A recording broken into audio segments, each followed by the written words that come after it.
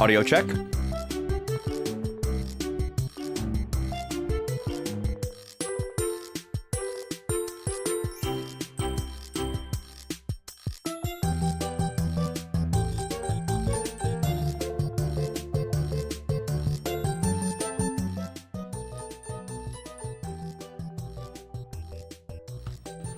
Hello, and welcome.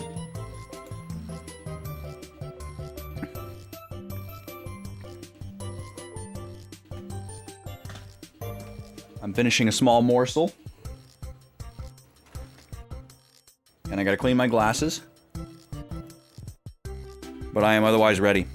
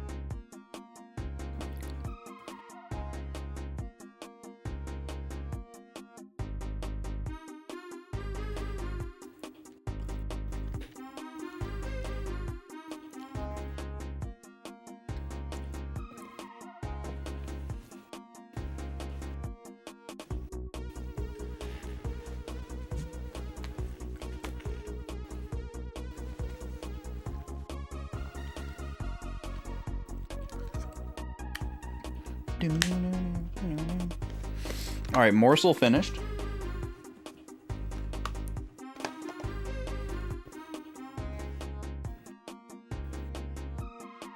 Now I'm cleaning my glasses.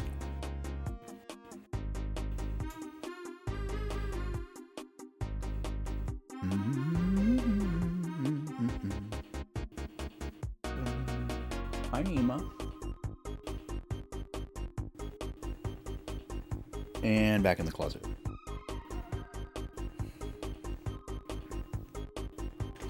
Okay. Now I'm really ready.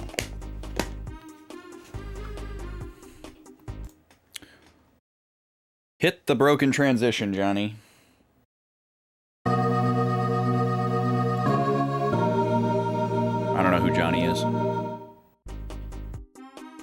Welcome in, everybody. How's it going? It's Friday.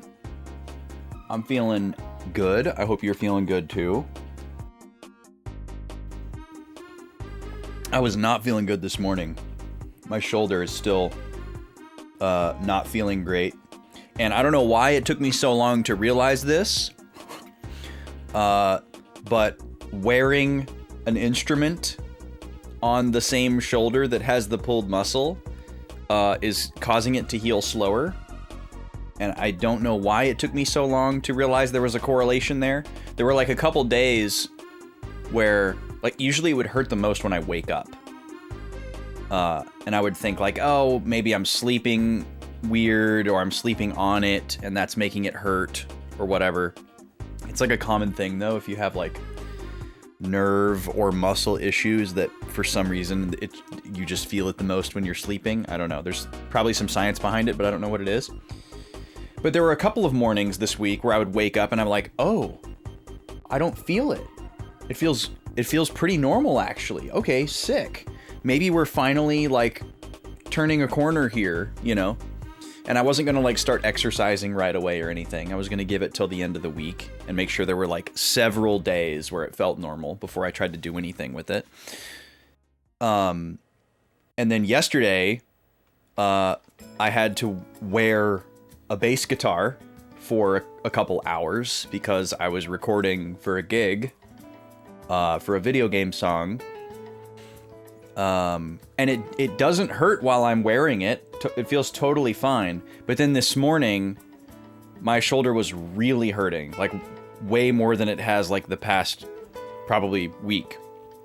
And I was like, what the hell? I thought we were through this. And then it finally clicked. It's like, okay, some of the days I'm spending a lot of time practicing like guitar, and some of the days I'm spending more time practicing keyboard, and maybe some of the days where I wasn't practicing guitar as much or at all, and I wasn't wearing an instrument, were the days where it it didn't hurt as much the next morning.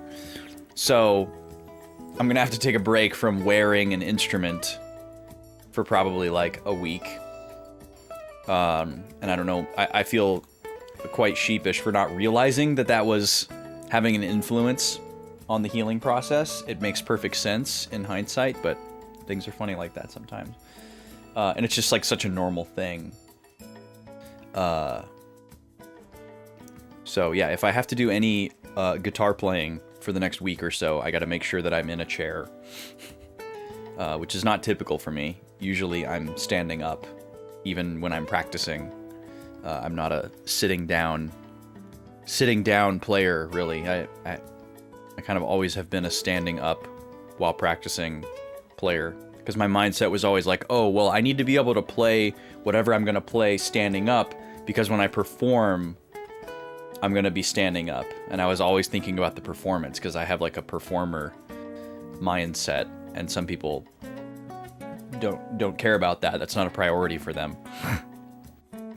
But pretty much everything that I do, well, I guess that's not true, but a lot of the things that I do are the things that I care the most about are like, I need to be able to play this in a live setting, and I'm going to be standing up, so I might as well practice it standing up.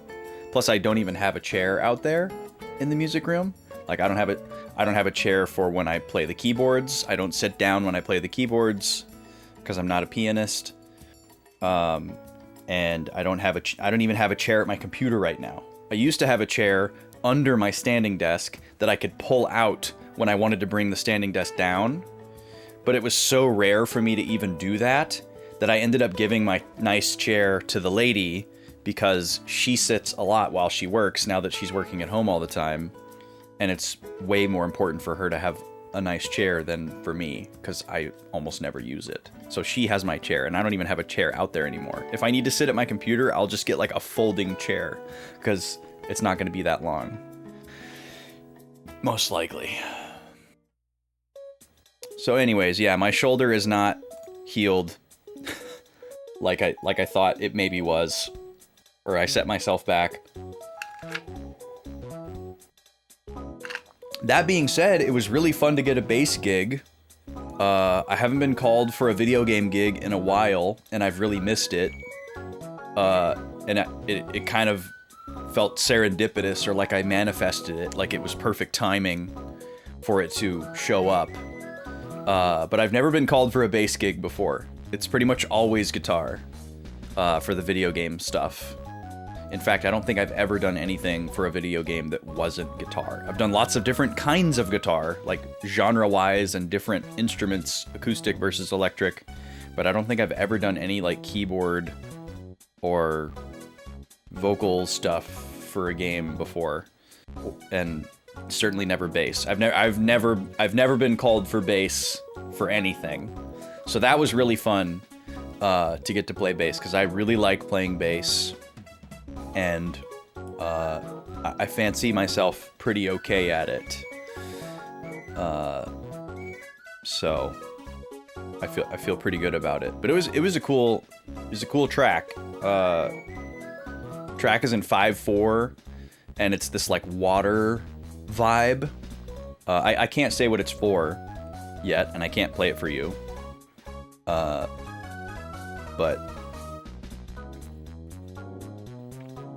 yeah, I can't say what it's for, because it would be giving away something that I'm not allowed to give away. But I'm excited about it. I'm stoked to be a part of it. It's a composer that I've worked with before, so we had rapport, which is always nice. You don't have to like get to know somebody. I mean, we don't know each other that well, but just having like a working relationship and kind of having an idea of like, okay, this person kind of typically gives me this amount of information and data, and then they know what to expect from me. But it was fun. Just recorded some parts last night, and it was cool because I had to record after the little guy went to bed, which means I can't turn on like a loud amplifier. Or if I did, I would, be a jerk. Like, no one else was home, but wouldn't be very kind to the little guy who's trying to start his sleep for the night. but you can do this really cool thing with guitars where you record the direct signal. So basically, plug the instrument in to a box, a DI box, and then that goes into the audio interface. And so in the headphones, I can hear the track that I'm playing along with, I can hear what's coming out of my bass, and I can, you know, put some stuff on it to make it sound more like a bass and not just like a computer. And you record like your performance. You know, you get the takes and everything that you want all set.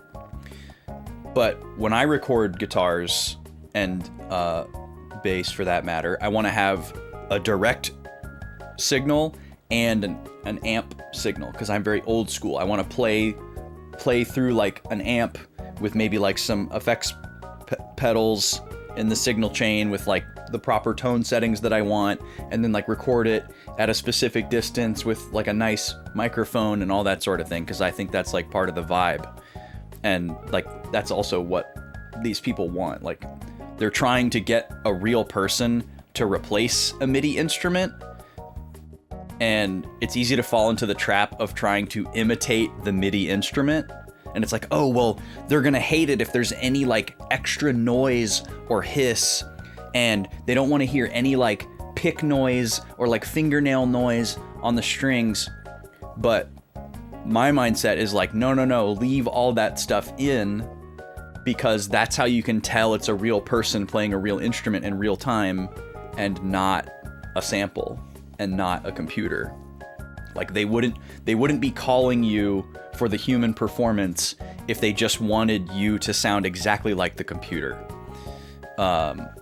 But anyways, there's a cool thing that you can do with guitar recording and bass recording called reamping, where the idea is that basically, oh, well, we might change our mind later on about what we want the tone to sound like, because we're making this recording like for a record or an album or something.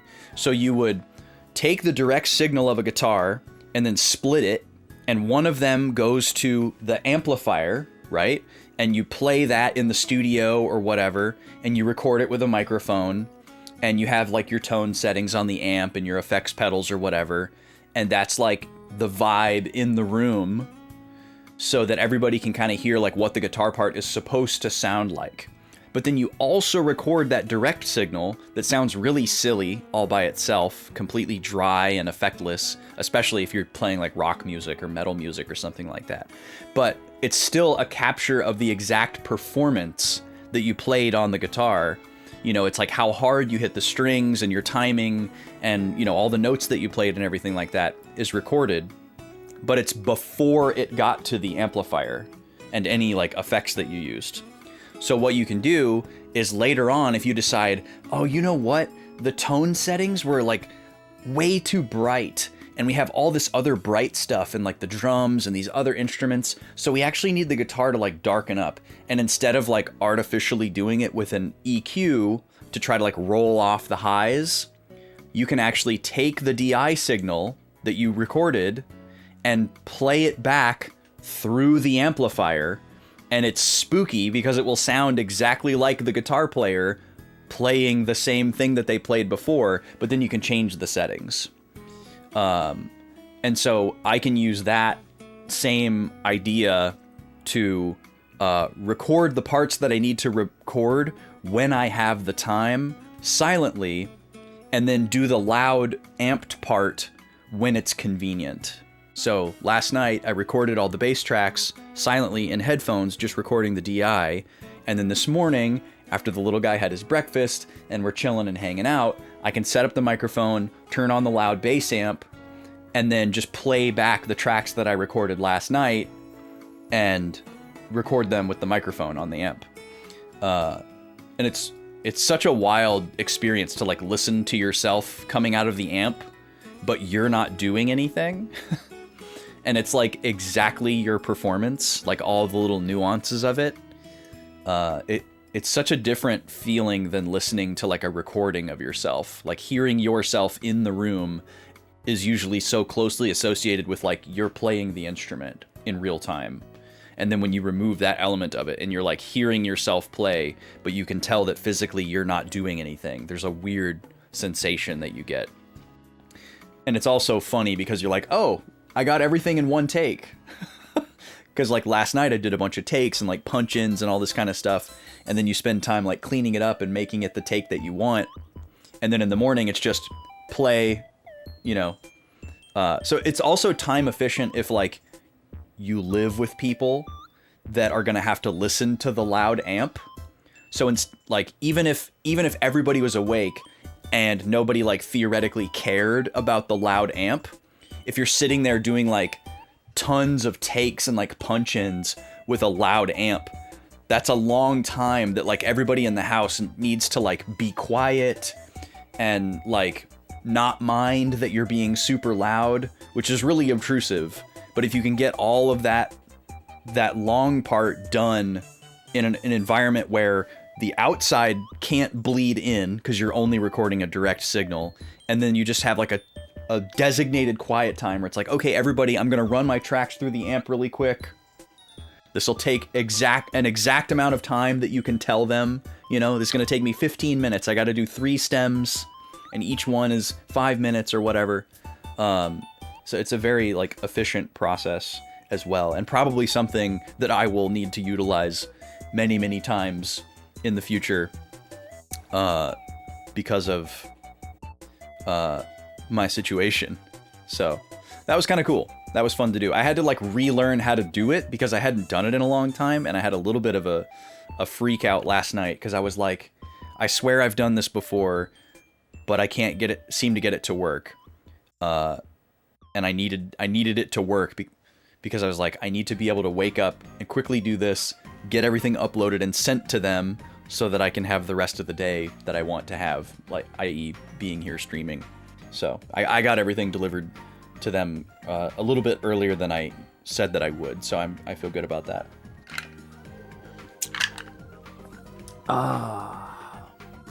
I put some sweetener in my matcha today. It's another rainy day here, which means rough day for Nima and for Gobi for different reasons. But again, it's not actively storming right now, so I don't think there's going to be any power concerns. Fingers crossed. We did okay yesterday.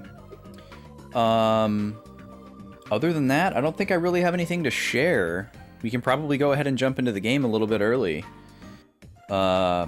Still working on prize wheel changes. Not a whole lot has changed since yesterday, so what could I possibly be updating you with, right? I still haven't color-coded my movie night notes or reread them. I still haven't started watching the anime again. I did start working on timestamping the VODs, so I'm a little bit behind. I'm hoping this weekend I can get caught up. It'll be a lot easier once the lady gets back because I won't be doing all of the housework anymore. I'll just be doing the housework that I'm normally responsible for, which is like, you know, roughly half. Once we get back into the swing of things. I am wearing pink today in remembrance of a family member that unfortunately passed away this week. It was their favorite color. Their remembrance ceremony is happening, I think, like right now, actually. And I'm not able to be there, despite wanting to be there.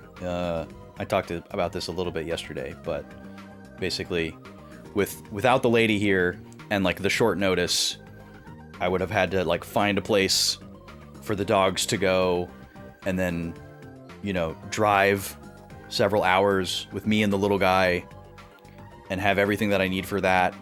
Maybe have to like stay overnight and then drive back.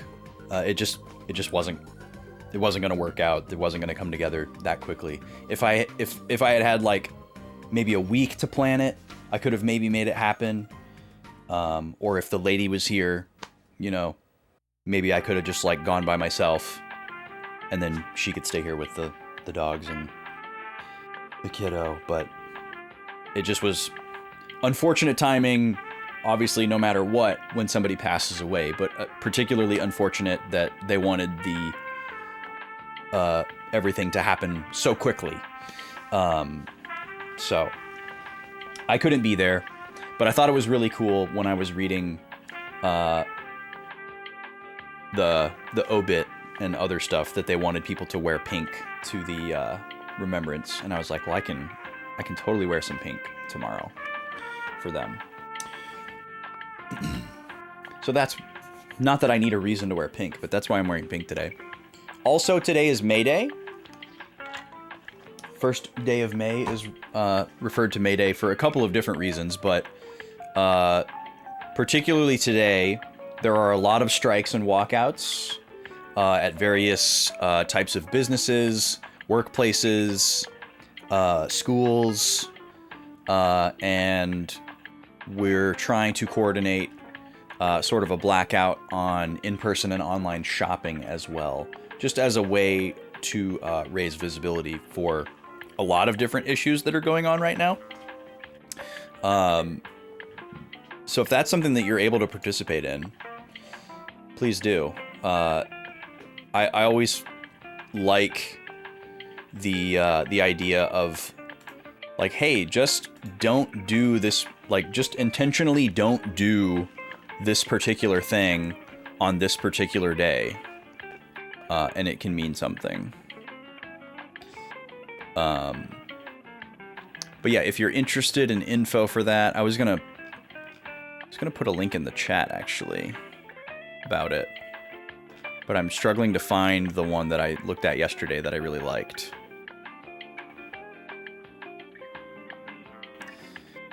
But yeah, there's a lot of not great stuff going on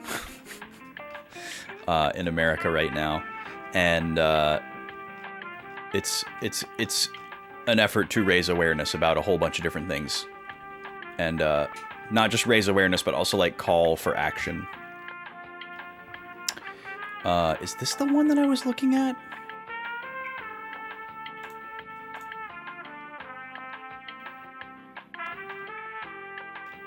This is not the same one.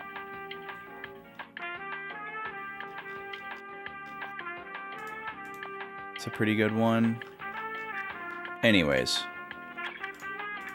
that's what's going on today. So if you can avoid shopping today, you've probably already done your work or schooling for the day by this time. But if you haven't and you can abstain, it's a good excuse to miss work. Who wants to go to work anyways, right? All right. Let's play some Dot Hack, shall we? The mostly fixed camera in Sword is very annoying. What's up, Kiki? How are you? I honestly don't remember. It's been so long, and it bleeds into Scarvio for me. I think that the main thing that I remember not liking about the camera in the Switch Pokemon games is that this is a common problem for me in a lot of like 3D sort of isometric games, like Xenoblade. What else? I thought I was gonna have more examples than just Xenoblade. Or even like maybe a Zelda game sometimes. But a lot of those games where there's like a big sprawling area and there's like enemies or Pokemon or whatever, and you want to try to get like more of a lay of the land to know where you are. A lot of times I always feel like the camera is too close to my character, and I really appreciate games that allow me to zoom out and make myself smaller on the screen so that I can see more of what's around me at once. And I get really frustrated when that kind of Z-axis is like locked or doesn't go as far as I want it to. I think Dot Hack actually does a pretty good job of it. Let's jump in, shall we? You're playing it for the first time?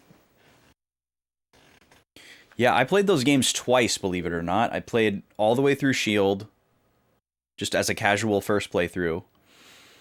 And then I did like a basically speed run, got through Sword as quickly as possible to get like the version exclusives and the legendary to trade over to my Shield and complete the Pokédex.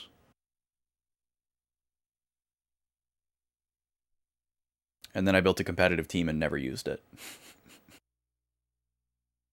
I was so worn out by the time I finished everything in that game, and I kind of regretted it. But I did like it, obviously. But I definitely liked Scarlet Violet more. We're gonna load slot 4 today. This is gonna be the fastest recap ever. My notes from yesterday is literally 4 lines, and all 4 of them are save files. We very diligently ignored these emails that I'm probably gonna ignore again until we get caught up, which we almost are, actually. We're gonna do 2 more side quests before we acknowledge our emails. But yeah, we did a character quest for 3 different characters yesterday. For Nuke, Marlowe, and Gardenia. And it was just like a little bit of character development for these characters that I'm pretty sure are optional characters and we don't have to have in our party.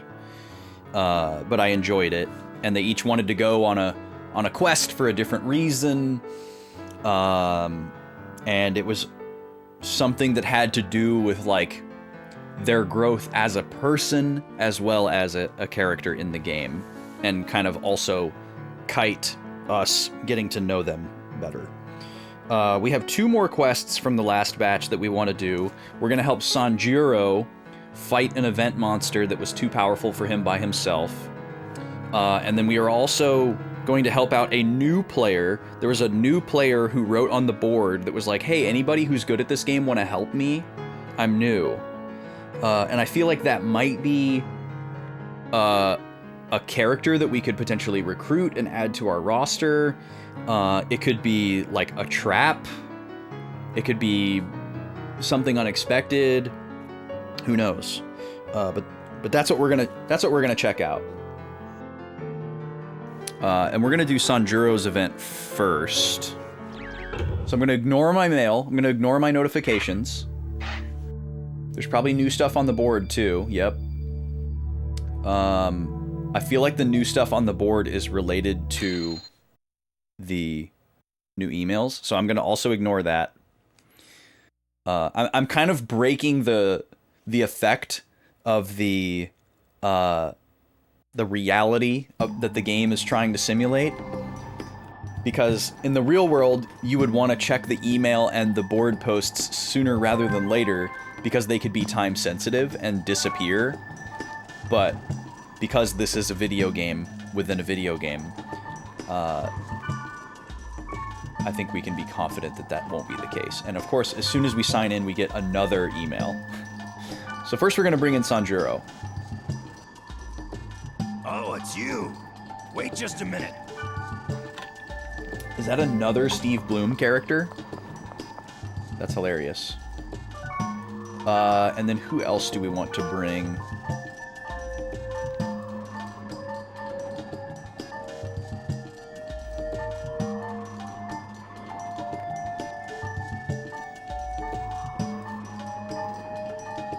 We don't have a good magic caster, which is really unfortunate.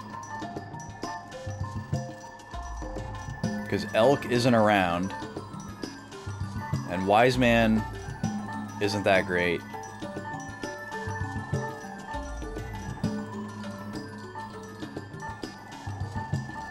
I bet Balmung has some great magic. It's tempting to just say screw it and bring Balmung and just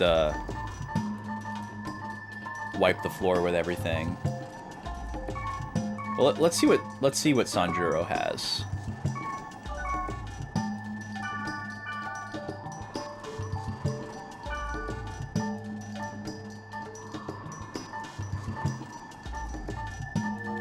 Okay, he's got 1 magical attack. It's a level 1. That must be what the M stands for, magic, and then P must be physical.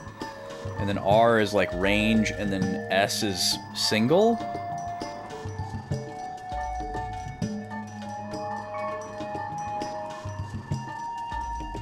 These must be other swords that we've given him over time.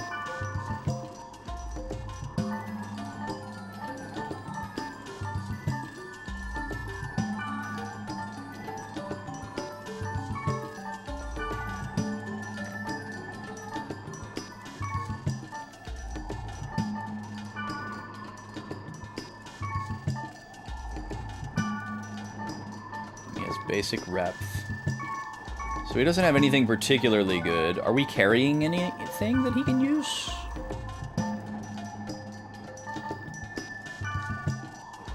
Oh yeah, he could use this. For sure.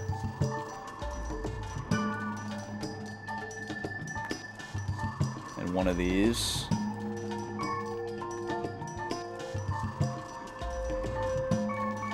Alright, let's go look at our storage over here.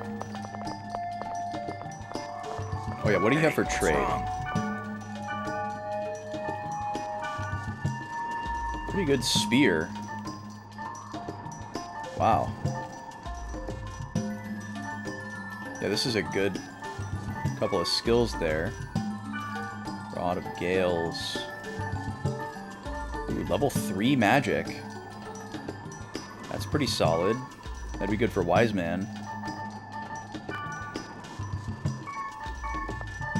Alright, let's go to item storage here.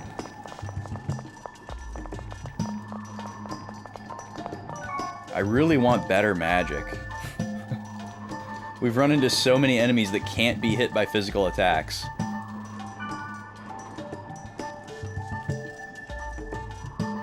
$19,900. 26,800. And it has critical and Appcorv.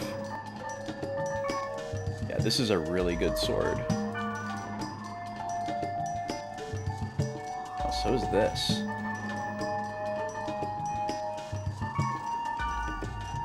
This one's better. You lose the evade, but gaining critical hit is worth it. And they both have Appcorv. Plus we have 2 of them, so. Because we want to make sure we don't give too much good stuff to Sanjuro, because he's the same class as Black Rose, and we want to give the best heavy blade stuff that we have to Black Rose. We can give one of these to Sanjuro. And then helmet-wise, what do we got here? Increase accuracy, that's pretty cool.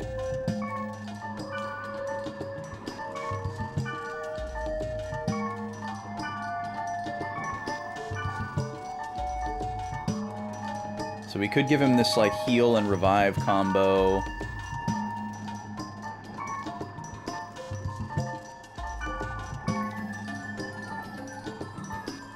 But maybe save that for somebody else. We got 2 of those technically.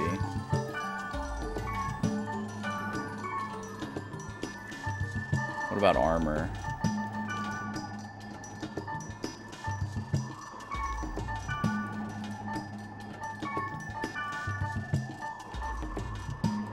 That's 1 spell.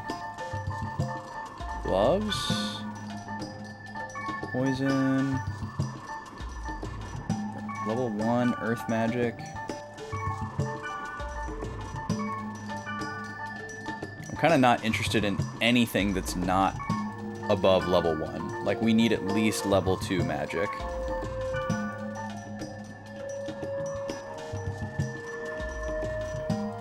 Decreasing movement speed sounds really great. But who can we actually hit with that? You know? Okay, what about boots?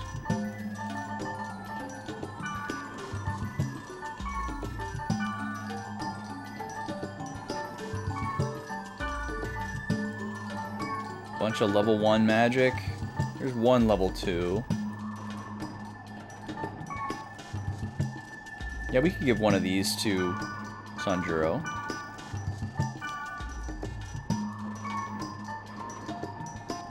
a good item. Oh, this is a level 3. Lowers some of the physical properties a little bit. So this is probably better for a Wave Master. But yeah, let's grab one of those for whatever other character we get.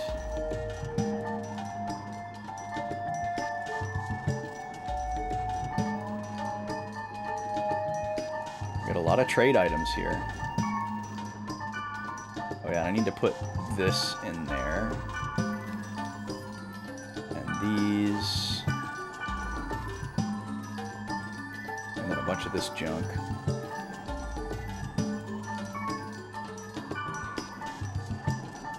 This was the spear that we got from the spring. A little bit womp womp.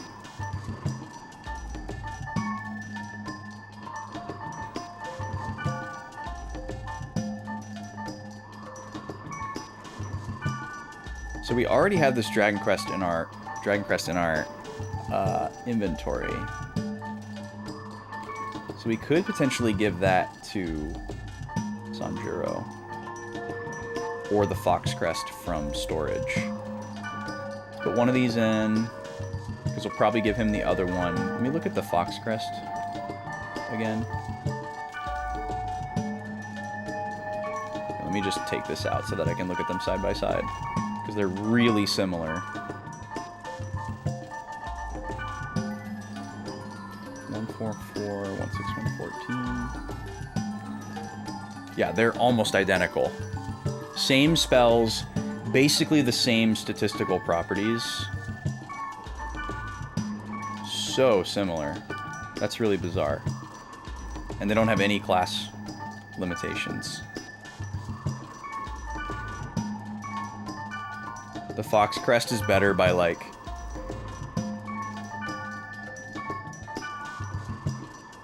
yeah, I mean, it's points here and there. They're really pretty much identical. Hey, what's wrong? So let's give him this. I wish I could show my gratitude a bit better. Thanks a lot. Hey, what's wrong? Whoa, look at that sword. Whoa, it's like a beam sword. Whoa, that is so cool. We've never seen anything like that before. I've never seen anything like that before in this game. Usually all the weapons look like weapons. That is really cool. And then we're gonna give him the Dragon Crest. So he will have some basic healing. I wish I could... Hey, what's wrong? And then we're gonna give him... which one of these? We're gonna give him the Solarit. I wish I could show my grat... So Hey, now what's he's wrong? got some attack magic. And then do we want to give him this too? Let me compare. 1-3, 1300, 1319.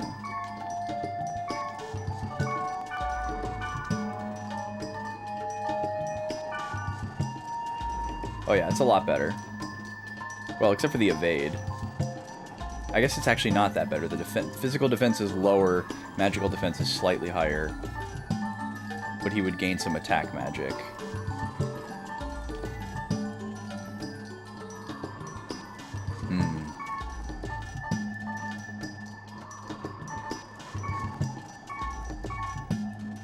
BRB, one sec.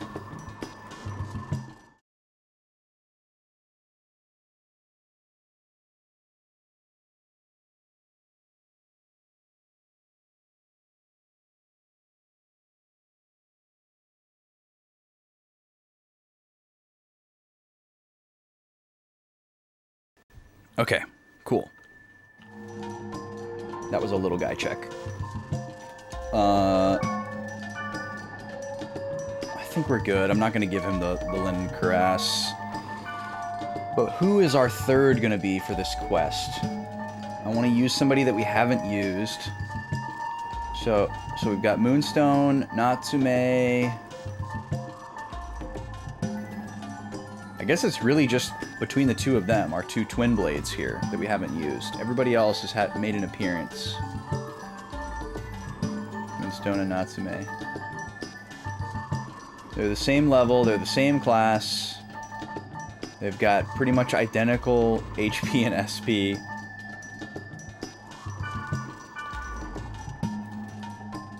Thank you for choosing me. I will do my best. Let's see what Natsume's got. I guess a good thing about using a twin blade is that we have a lot of hand-me-down stuff. Because we are also a twin blade. Yes. Can I help?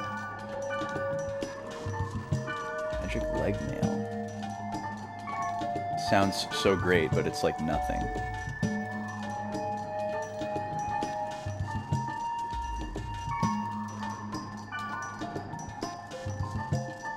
This is pretty good armor. 8 points of defense is a lot.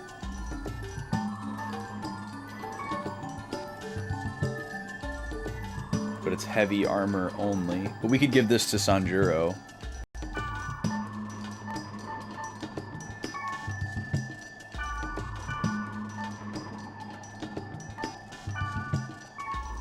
Okay, she likes that. Oh, perfect. We don't want this spear. Alright, you can have this spear. Yes.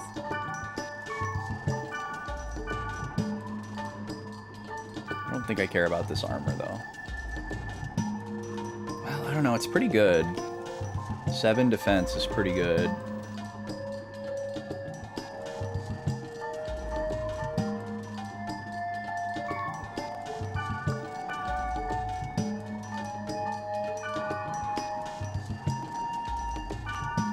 I think this is worth it. What's the defense on the leather cuirass? Or linen cuirass? Yeah, 3? That's totally worth it.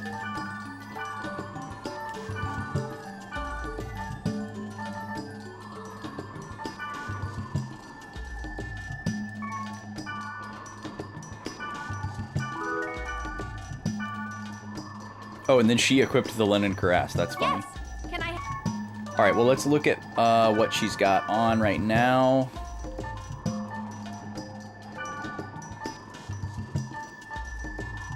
So she's got no magic. 4 attack. We could definitely do better than that. She's got basic reps. That armor we just gave her. Basic. She has like the most basic equipment on, basically. She's basically default. So anything that we give her is going to be an upgrade.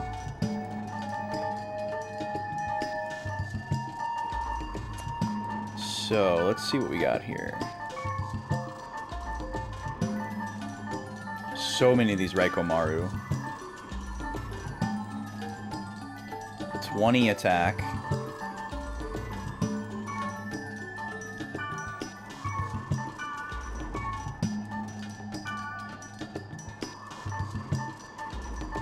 This has some really interesting stuff on it. Skill drain is cool. I don't know how enemy SP works, but this is a really good weapon, actually. I think Raikomaru is going to be the play.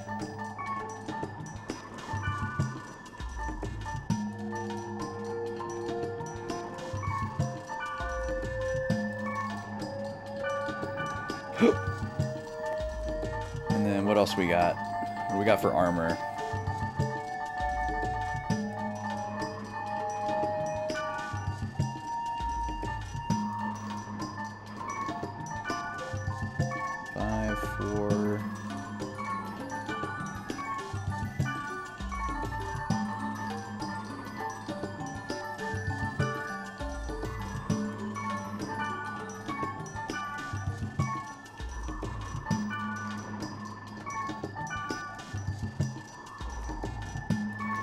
She can't use these because they're all heavy. So this is the best one we could give her, which is pretty junky.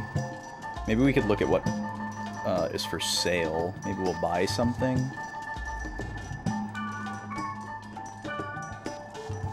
Oh, and this is the best thing we have in storage for light armor. Okay.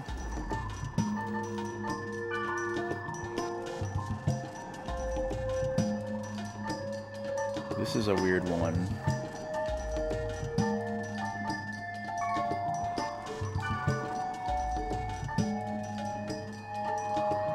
It's pretty straightforward.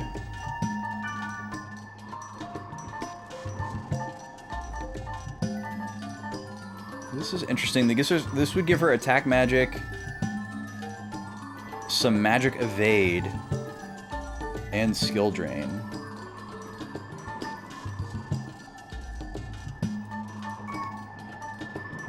Pretty versatile.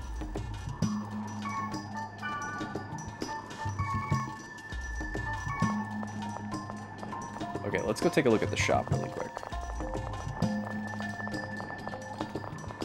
I can't get over Sanjuro's beam sword. That's so cool. I'm excited to see that in action.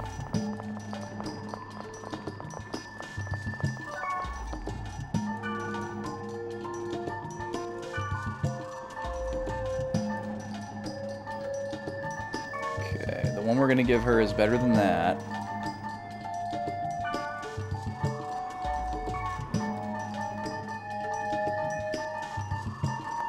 Let's see here.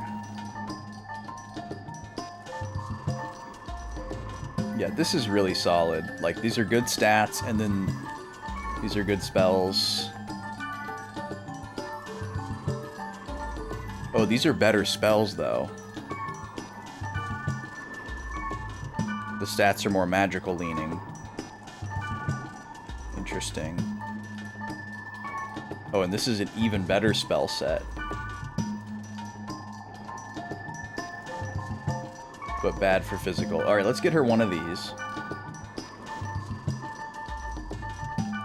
We just traded for one of these.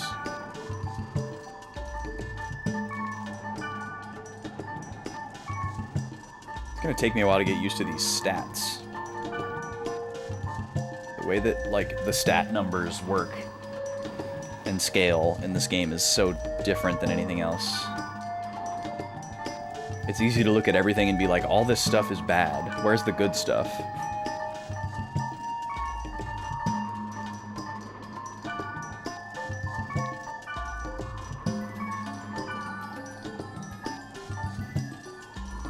Oh, this is some level 2 magic. Interesting.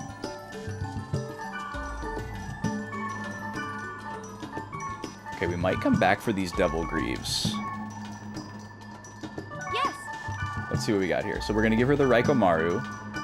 What a wonderful item. Yes, can I help you? We're going to give her Demon's Cap. Yes.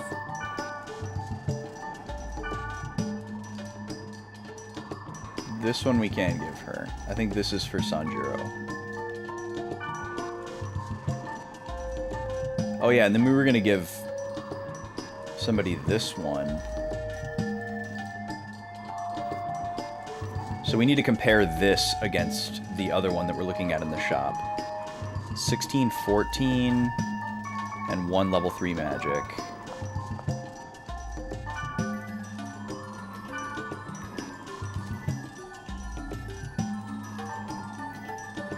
Versus pretty much the same stats, but then 2 level 2 magics instead of 1 level 3 and 1 status. I kind of like this one. Yes. Because I think the Stone Greaves is better for, like a true mage.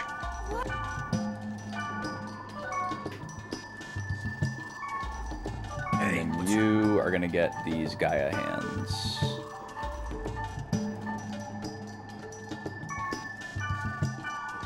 I wish I could show. Okay. I think we're good now.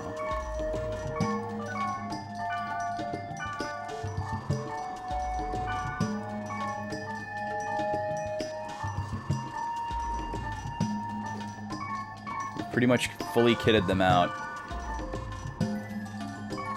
So everything else can go in storage, and then we can save and head out.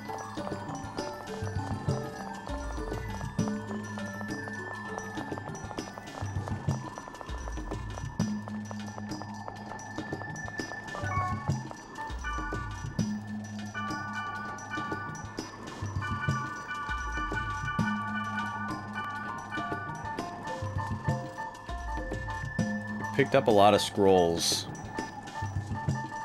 Well, I guess not. We can get rid of these status ones.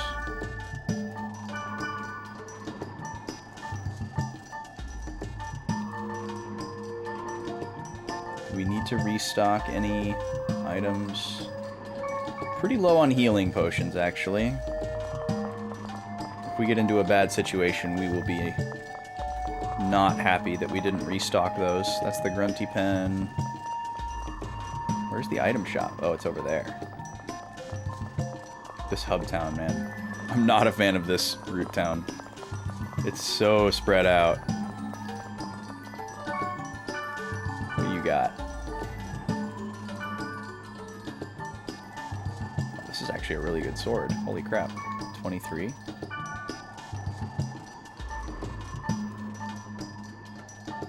This has got a summon on it. This is a good rod. Frost Solar it.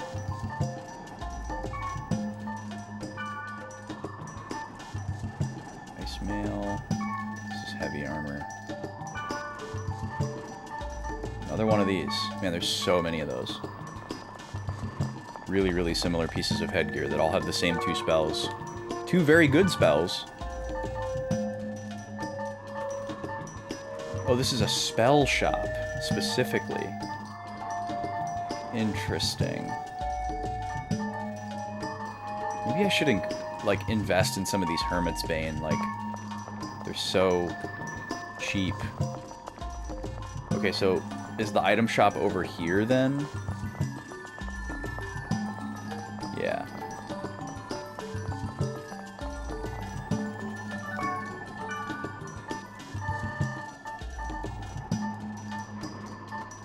Oh, this place, that's right, this place has the higher potion and not the lower one. We'd have to go to the other root town to buy healing potions.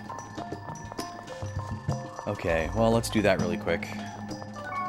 We're not quite at the point where an 800 heal is, like, the normal heal. That's still kind of like a high heal for me.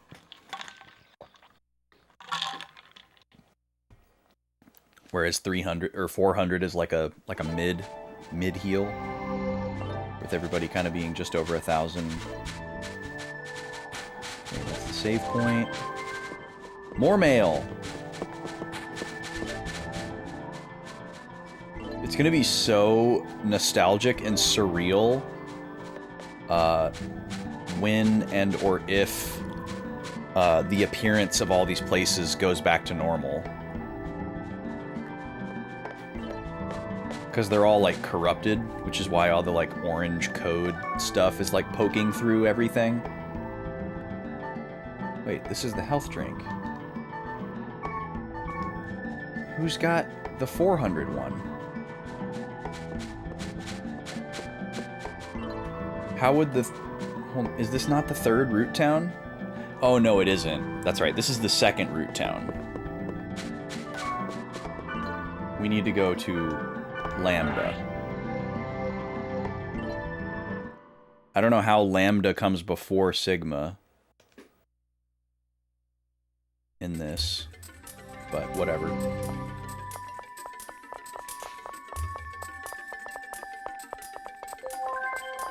So much mail. We have so much mail to check. It's giving me a little bit of anxiety.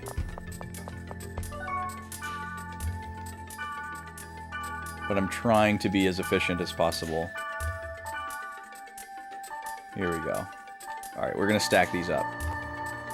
Speaking of efficient, it's time for another ad. So with a full stack of potions, we are now ready. I'm gonna warp back to the other root town and drop a save. And then before we head off to Sanjuro's side quest, we're gonna run the 4 o'clock ad break. Soaring Sky Madness Compass.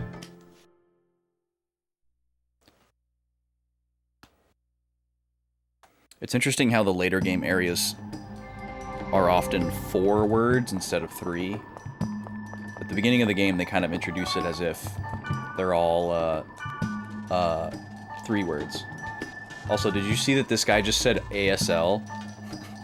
That's incredible. I just randomly decided to look at the trade list.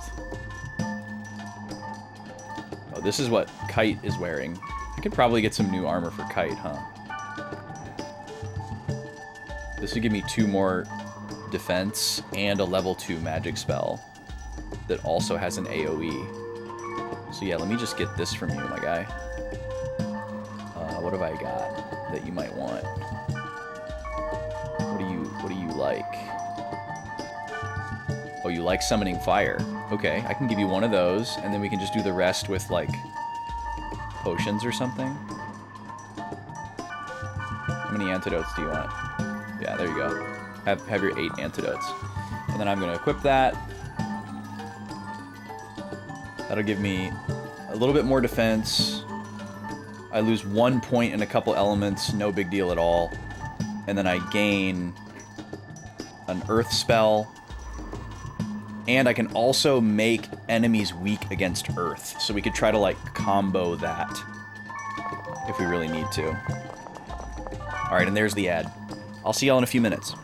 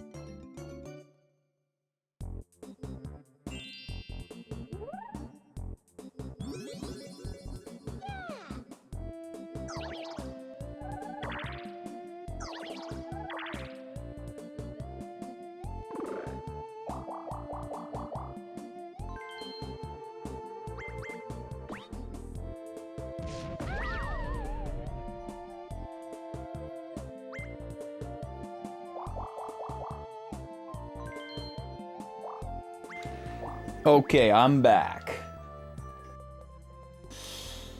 Deep Bloober Sea. Great song.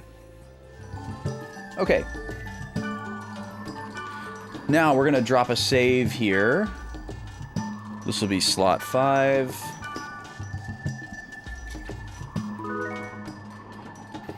And we'll call this Sanjuro Prep.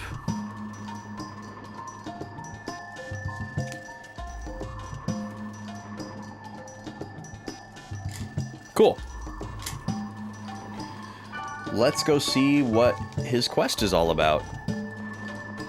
Presumably we're going to have to fight Oh my god, this guy's typing in leet speak. You got anything good? Oh, this is a good spear. Oh, we already saw this one, actually.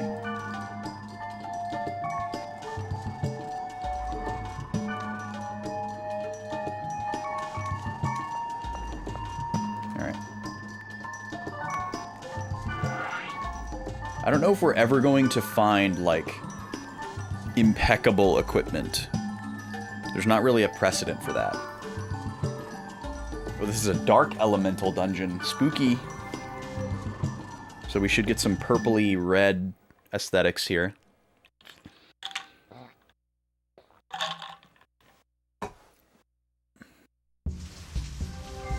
It's raining. God, that sword is so cool. Oh, we have a spring. We have a spring. I guess I could just throw in this old armor that I just got rid of. We can try that. I'm also going to remember to use a fairy's orb. Here we go.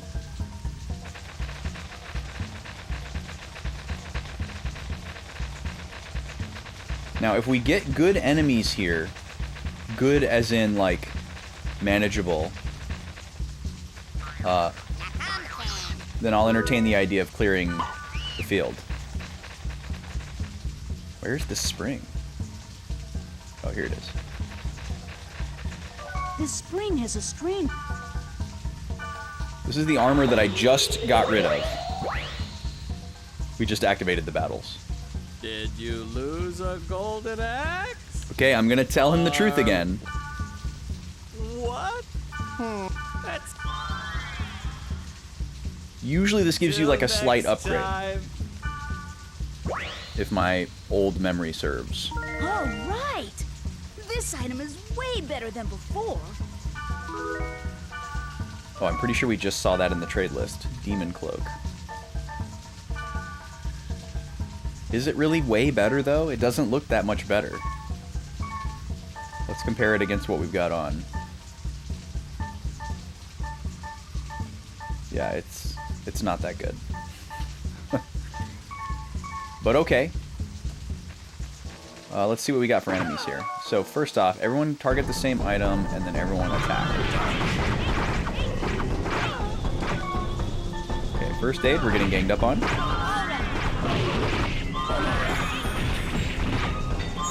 Oh, somebody's got physical tolerance.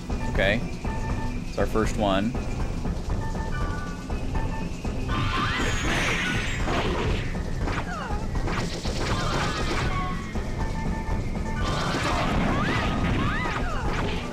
Okay, Natsume is getting devastated.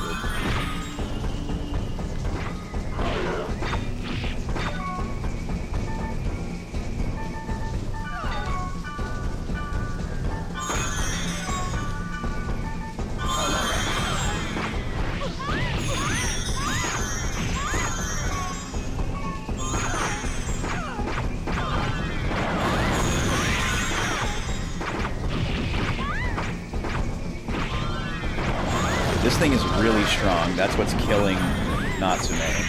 Didn't realize that that guy was there. Okay, now we need to use magic. I'll get your SP back.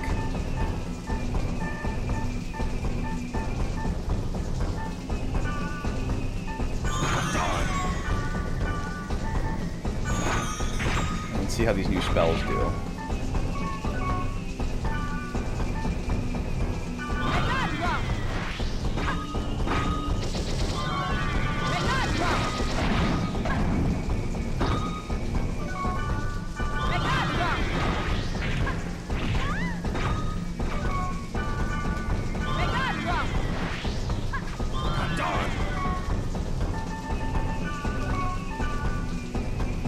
Seems to be working okay.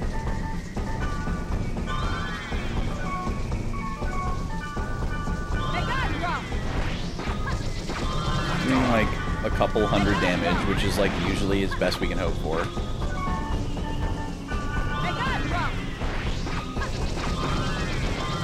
But one of them is just using physical attacks.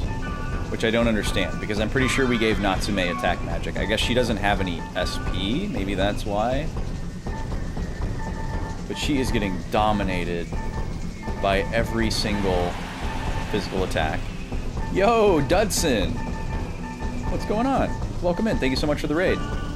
How was the stream today? What were you getting up to? Thanks for bringing everybody over. Welcome in, Raiders. Welcome in, Dudson.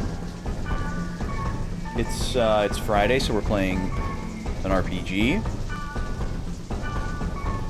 And my current playthrough is Volume 3 of Dot Hack, the original set of 4 volumes. I'm resuming a over 13-year-old save file from Volumes 1 and 2 that I played back in like 2012 and 2013.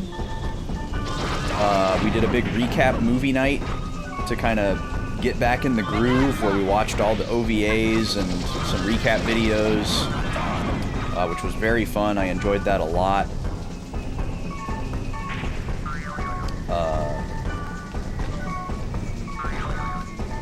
And this is day 3 of actually playing the game. And I love this series so much.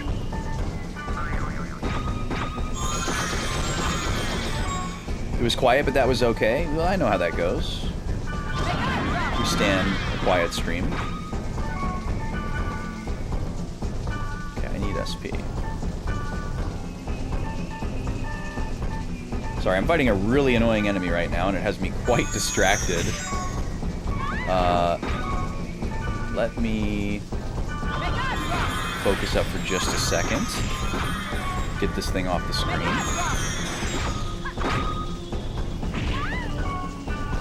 One more. Alright, get out of here. So yeah. There are certain enemies that,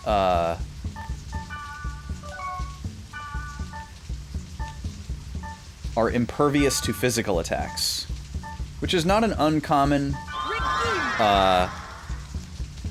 gimmick for an RPG to employ, certainly.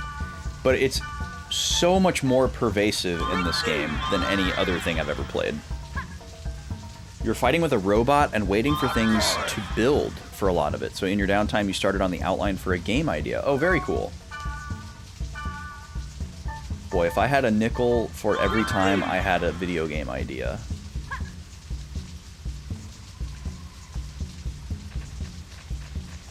Well, I don't know how much time we're going to spend in this field if those are the kind of enemies that we're going to run into. Every other ones were pretty reasonable. Let's see what we get here as we head closer to the dungeon. Okay, this is like the same mob. Okay, Natsume, what is your defense, my girl? 4238, 4529, 3136. Why is she getting so wrecked? I guess 31 is quite quite low compared to 42 and 45. Because she's just dying immediately. We might have to just leave and bench Natsume, unfortunately, because we just gave her like a whole bunch of gear. But I think we might just need a little bit more power. Maybe we do just bring Balmung. Maybe we do just say screw it and bring Balmung, you know? Four different documents for 4 different games? Nice. You started learning Godot in your limited downtime? Well, you're farther ahead than making good on those ideas than I am then. Alright, Natsume, I'm sorry, but you gotta go. We need somebody who can actually withstand attacks. Maybe that's Pyros? Pyros is our only heavy axeman. He of fair eyes. He's absolutely iconic. Adventure. He's basically Wallace Shawn in The Princess Bride without the lisp. What are you wearing, my guy?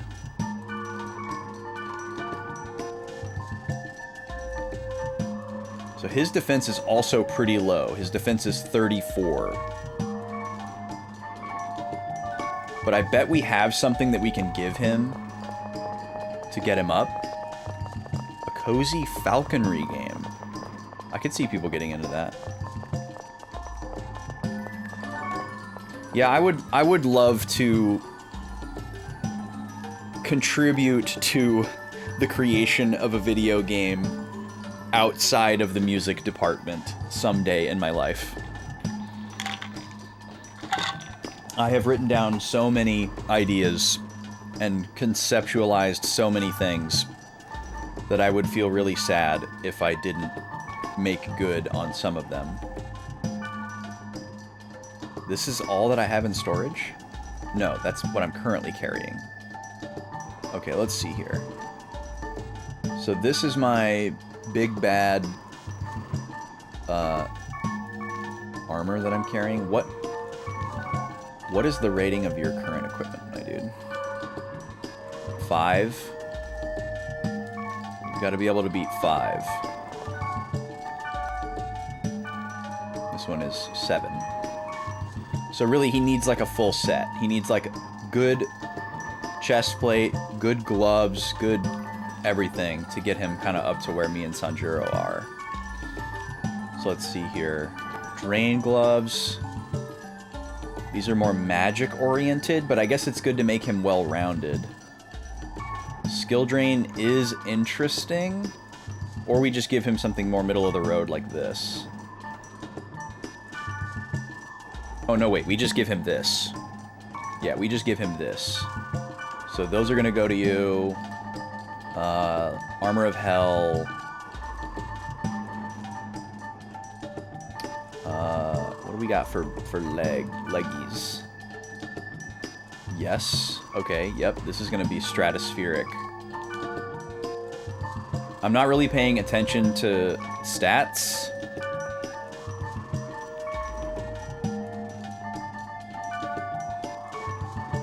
Because if he can draw aggro, even if he's not doing damage, if he can draw aggro while me and Sanjuro do spells, that is useful. Okay, so I bet his defense is going to go up to like 50 now. So we're going to give him this. We're going to give him this. And we're going to give him this. And now his defense is 49. Excellent. Magic defense 20 is a little concerning. Because a lot of these physical tolerance enemies are also magic users. But let's see what we've got here. He's got an earth spell. He's got 2 earth spells. And a fire spell. They're level 1, which is pretty bad. Also, his magic attack being 13 basically means that it's going to do, like, no damage.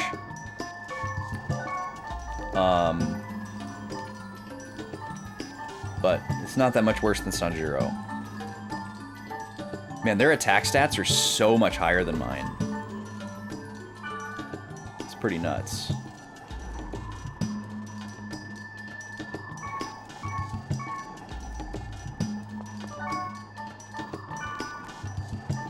I think I have to find a way to break away from the weapon that I'm currently using. Like, the abilities are really good, but we need more just straight up attack prowess as well. So this would give me some great skills plus a debuff and a little bit more attack. Something to think about.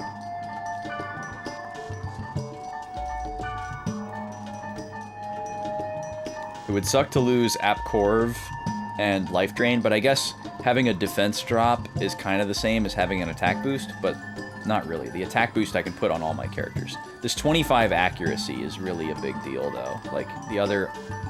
And also these, like, 10s. Like, there's a reason why this is a rare weapon. So, I don't know. Maybe we do stick with it. Okay, let's go back in with this configuration and see how we do.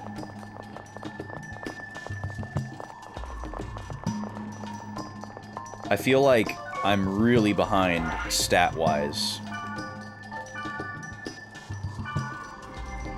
Like I'm at the right level for this dungeon, but I don't think my stats are where the game like expects them to be with this level, if that makes sense. Also, enjoy your lurk, Dutson. Thank you again for the raid. I appreciate it. Wait, why do we have different music?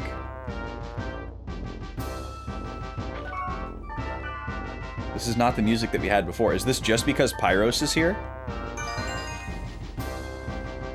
This is very Pyros-coded music.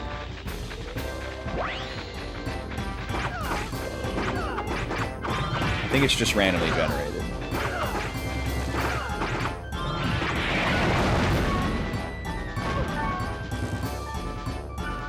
And I'm dead.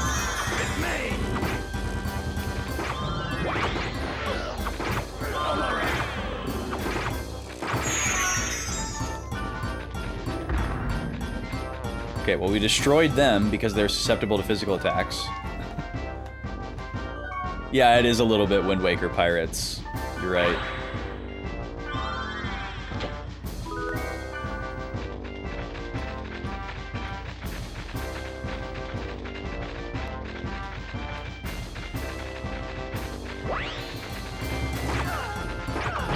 Okay, we need to go after this dog sled thing first. Because it does the most damage.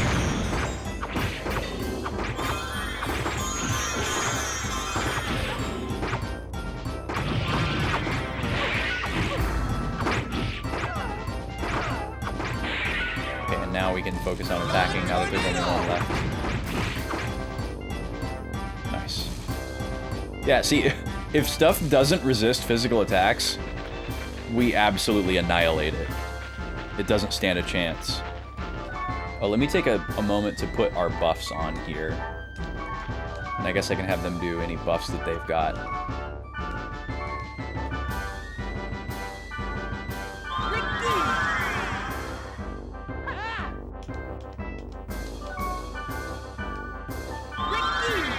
So we have an accuracy.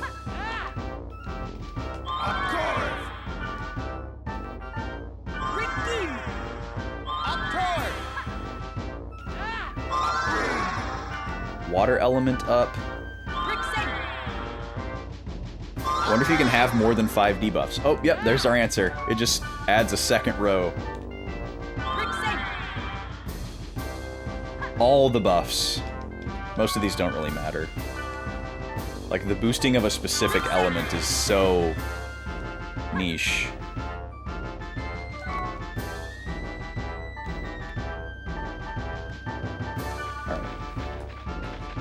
The rain has picked up again. It's really coming down now.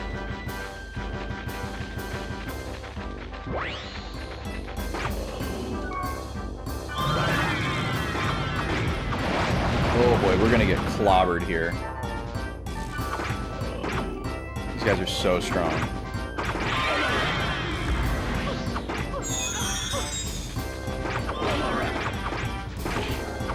Come on.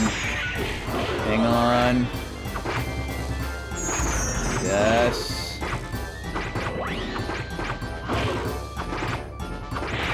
Alright, cool. Oh, I thought there was 4 of them. There's only 3. Summon Knight. What do we got? Oh, we already had Aptorv. I'm just gonna go in the dungeon. Oh yeah, I saw the picture that you posted in the Discord, Kiki. It looks really nice. Look how inviting this place looks, huh? Don't you just want to go right in? So inviting.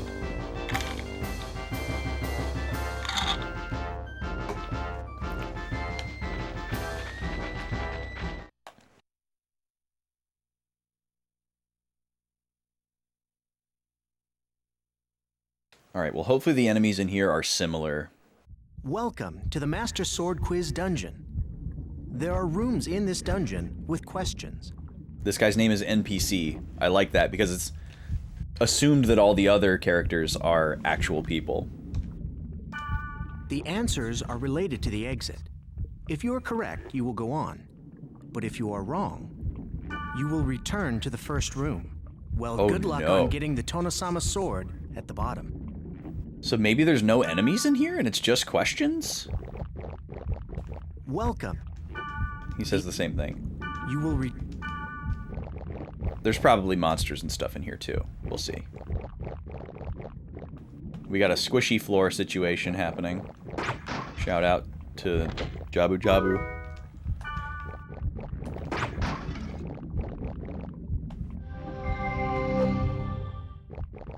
What? What was that? Oh! Oh, it's like Lost Woods. Okay.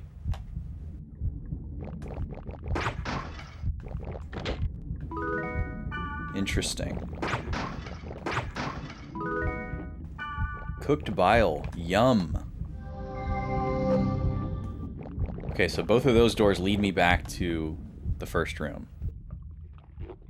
Complete the following sentence. A blank earned is a blank saved. North, money. West, lover. East, penny.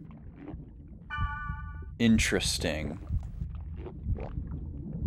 Well, he said that the wrong answers will just take you back to the beginning. So there's no reason for us to, like, investigate what happens if we go the wrong way, based on the precedent from the previous section. Complete the following sentence. Patience is a blank. North, virtue.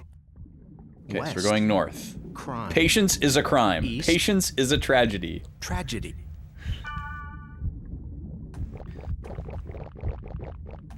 Some of these might be difficult if you were a 14-year-old in 2001. Look at this thing. Holy crap. Giant, spiky, rolling starfish. What a cool enemy.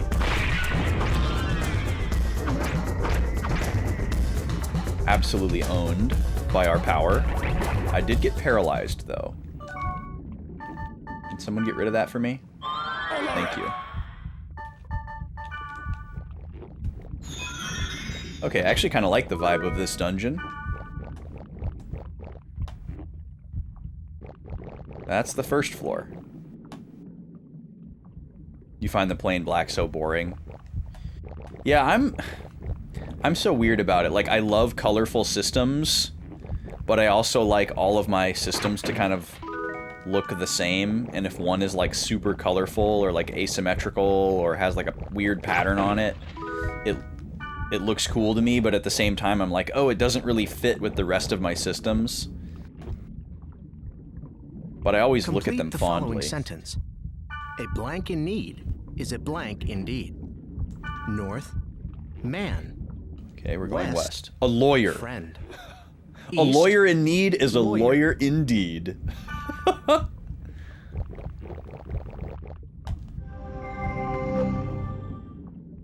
Complete the following sentence. Two heads are better than blank. North, nothing.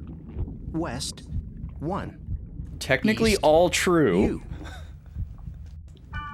Two heads are better than you.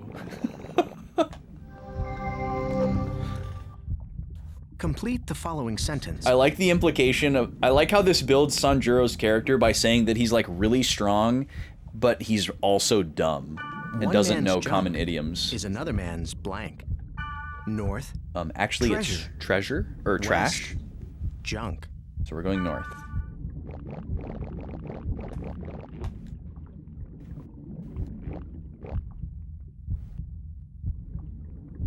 Kobe, what are you wagging your tail about over there? That was silly. Wonder if she's asleep wagging her tail. I couldn't even see her face. Oh, we lost our regions. Oh, this is all dungeon portals already.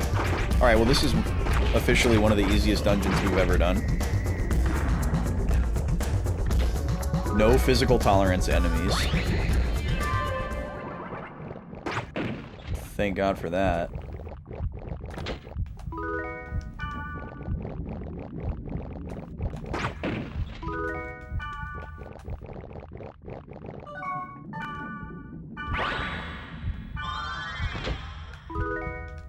River Spear. And a treasure. There's the Tono-sama sword. Oh, it's a key item. And then So some trade this is stuff. it. Give it to me. Don't worry, I know. Oh, we don't get to Thanks keep for it. helping me again. Here, take this in return. Look how cool that sword looks. Just a giant purple neon thing. It's very Smash Bros, actually. Oh! That's probably another permanent stat upgrade item. I'm a game inventor. I've invented games. You have a skinned Switch Lite and the Animal Crossing Switch one, so the plain back doesn't fit with your Switch vibe. I see. That makes sense, Kiki. Smashy, welcome in.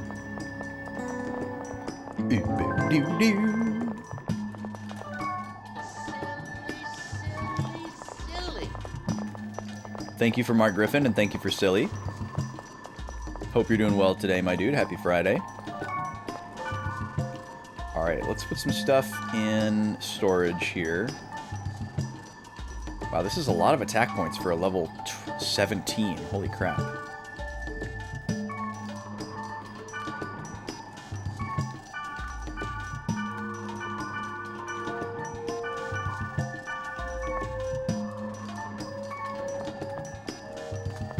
Big. What a name. Thank you, Smashy. I am doing well. Okay, we have one more quest on our list here before we get to our backlog of emails. Now, I don't know if I'm gonna need an open spot in my party for this, because we might be recruiting someone, or what.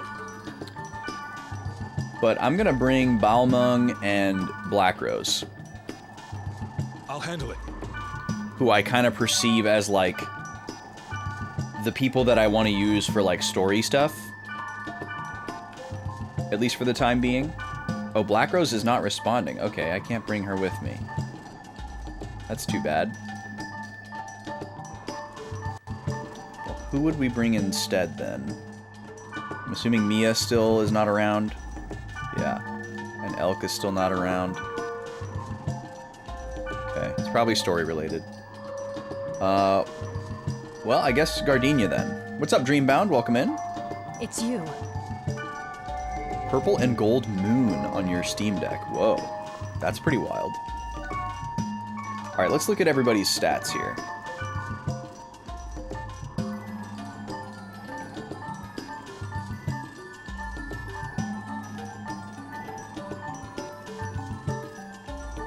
So other than physical attack, we're pretty on par with Balmung.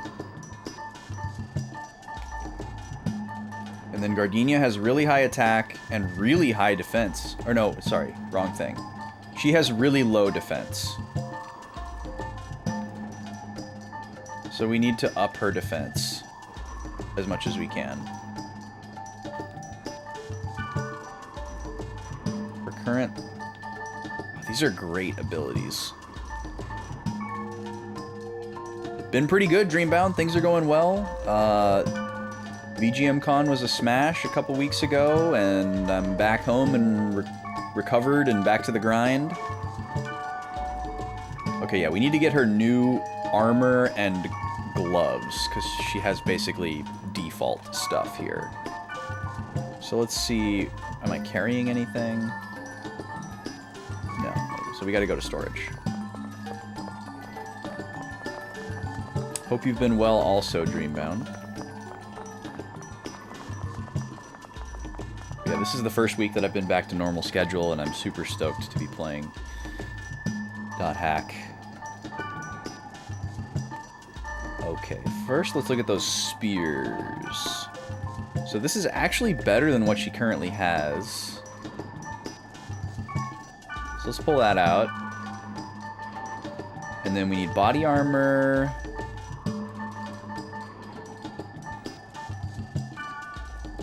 That's better than this, because this is what she has. So we might need to buy something.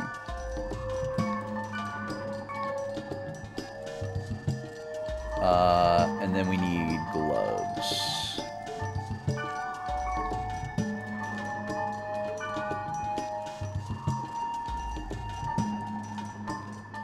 This would probably be pretty decent for her. The accuracy and evade drop really sucks, but I guess we could also do this. It's a little more generic.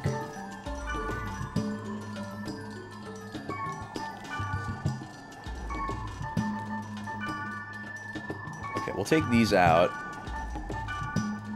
and then let's go compare with the shop. Pink, blue, and purple unicorn. Man, you were just going all out, aren't you, Kiki? I was not aware how hard in the paint you went for making your systems colorful.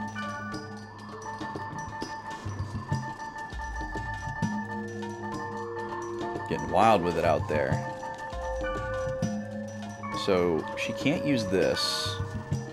But what about this? It is a little bit better than the Linen Caress. Plus it would give her a Thunder Spell.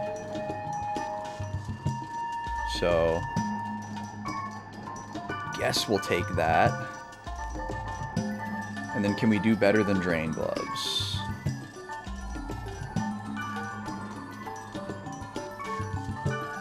Not really.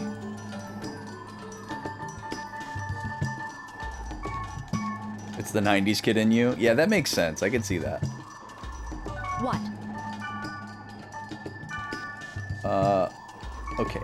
You take this. What? And then you take this. An expensive item. What? And this. Now, how are we looking? Still really low defense. Her magic defense is the best in the party. What is holding us back here?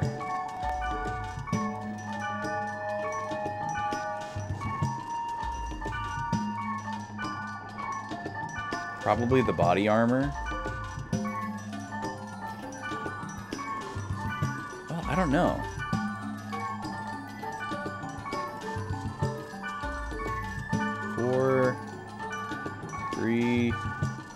Three, 2. Yeah, it's the helmet and the body armor.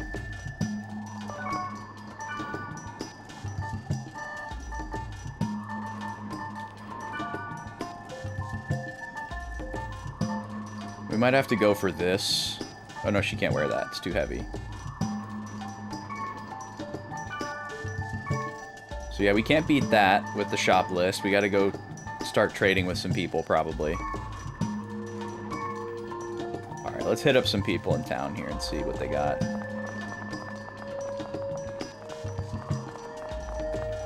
Where is everybody?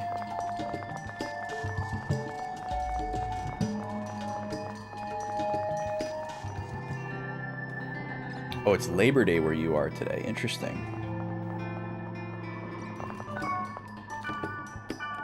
What do you got, Mackie?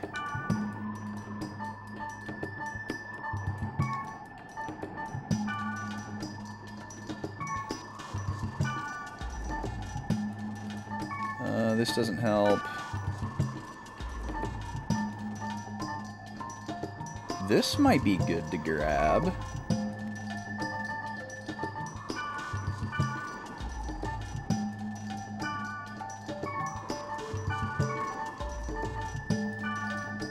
Perfect. You can have my fire scroll.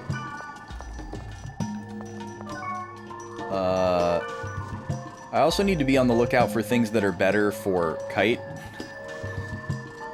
Because Kite has had the same equipment for a very long time.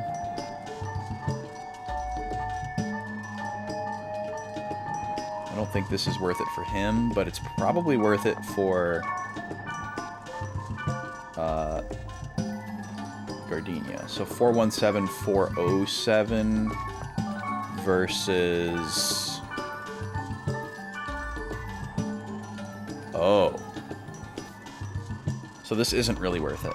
Okay, so we're not going to use that. Who else is around here? All your systems are colorful or patterned. Wow.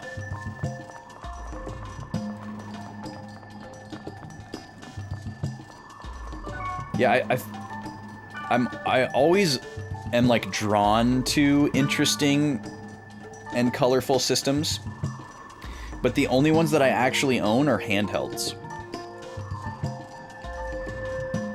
Or have ever actually owned. Like, when I was a kid, the GameCube that I wanted was the orange one, because orange was my favorite color at the time, and I thought it was so cool that there was an orange one. But we went to like 3 different stores, and nobody had the orange one. They just had the purple one and the black one. And I just eventually was just like, well, I have the money, I want the GameCube so bad, so I just bought the black one. And my childhood GameCube was the black one. But then I got the orange controller, like, as a present or whatever, and I was super stoked about that. Maybe I just get another one of these. This is the same one that Kite is wearing, and I could give this to Gardenia. This is a good item. We could get rid of this.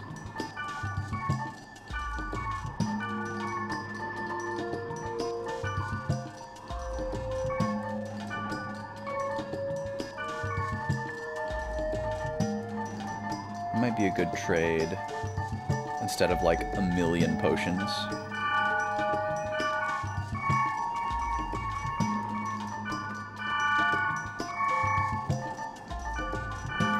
Yeah. Let's just do it. Turn that right around. Because this one is 417, 407, and then she has this. It's really not that big of a difference other than the evade.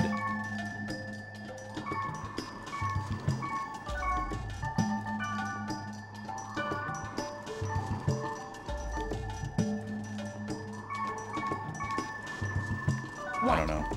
It's not that big of an improvement, but I guess we give it to her anyways.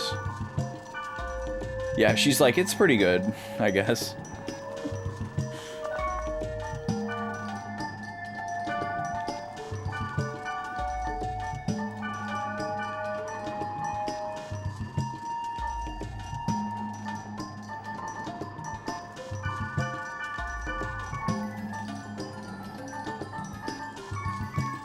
Oh yeah, I need to start using those Beast Bane too. Yeah, I don't know. I'm a bit confused. Like, I feel like my stats should be better than they are, but I don't know how to get them there.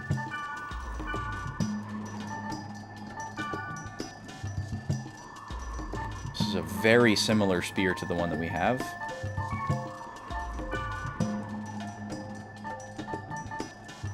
Too heavy. Oh, this is a good helmet. I just got rid of all of my stuff, but I'm happy to give you some of these summon scrolls. I don't care about them.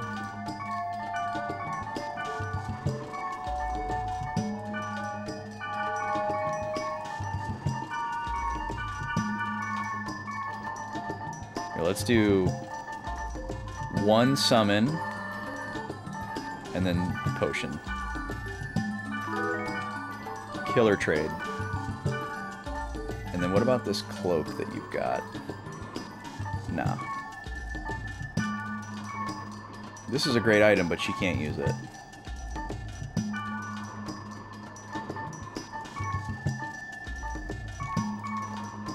What? Here you go, Gardenia. Put that on. Wait, she didn't even put it on.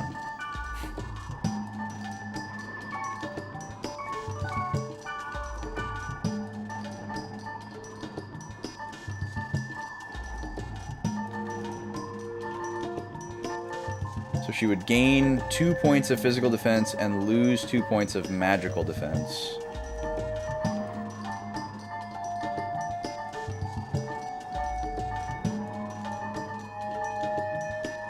Yeah, I guess it is pretty negligible. And she would lose the revive. Yeah, dang it. Alright. Whatever. Well, she's probably gonna die a bunch. But we're gonna do it anyways. Let me drop another save here.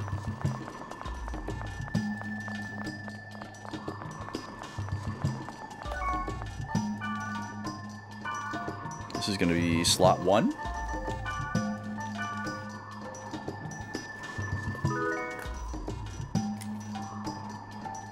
And we'll just call this new player quest prep. And I'm assuming if I can't do this quest with people in my party, it's gonna tell me right when I try to set out, because that's usually how it goes.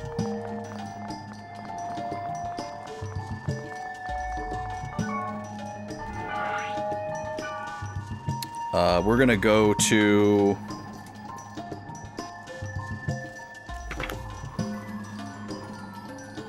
Cracked worst milestone.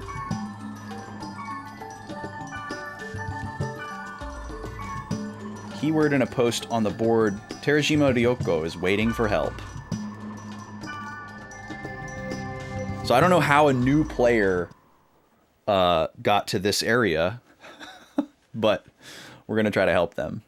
Oh, you have the silver GameCube. Very cool, Kiki. I have the purple one now, because I gave my childhood GameCube to a friend during college times. Because I was like, oh, I have my Wii that's backwards compatible. What use do I have for a GameCube? And I gave him my CRT at the time and my black GameCube. And I would not be surprised if he still had it. But then, longtime friend and friend of the stream, Brack, gave me his purple GameCube when we lived together. Do I have anything to throw in this spring? I have nothing. So we could, like, YOLO something that we're wearing. Oh no, you can't do that. You can't unequip stuff, huh? Or at least not in a zone. Oh nice, we got a defense up. Well, let's see if we can pick up a piece of equipment to throw in that spring. That's a chest, love to see it. That's a scroll. Rain's picking up again.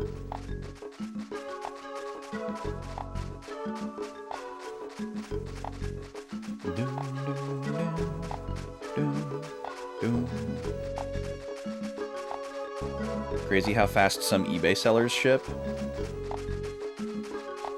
Oh, I can burst your bubble a little bit on that, Kiki. So, I know this because I sell stuff on eBay sometimes. If you're somebody who sells stuff on eBay a lot, you're probably buying your shipping labels from eBay rather than from the post office.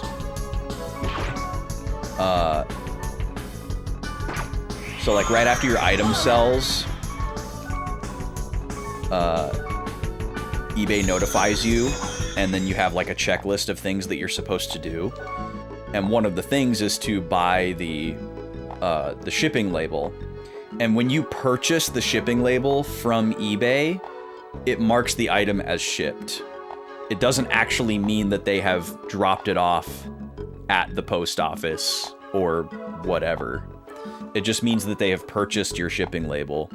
So like I'll purchase the shipping label from eBay, but it won't actually hit the mail until like the next morning or maybe even the day after that, depending on my schedule. So that's probably why that's happening. That's why you're getting like an immediate shipping notification. It's because they're just buying the shipping label.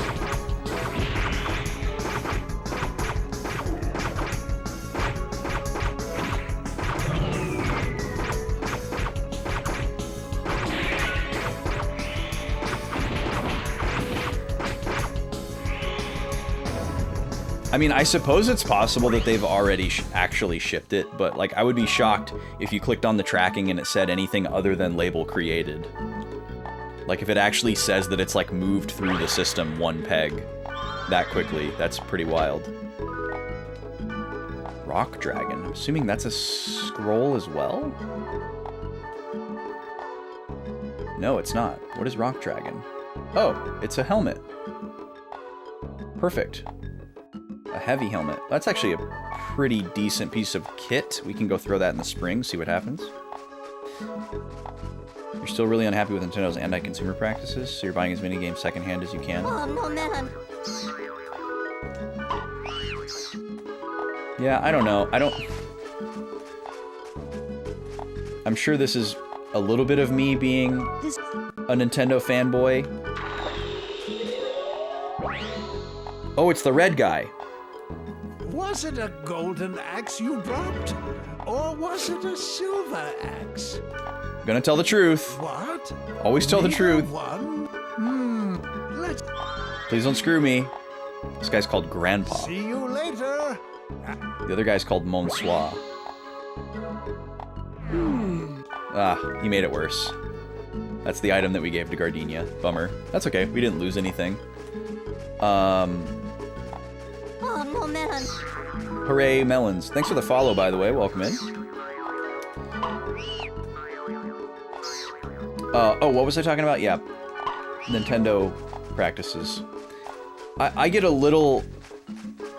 my feathers a little bit ruffled because I feel like all of the games industry is similarly committing like poor practices, but for some reason people like to gang up on Nintendo as like the easy target, as being like the worst or worse.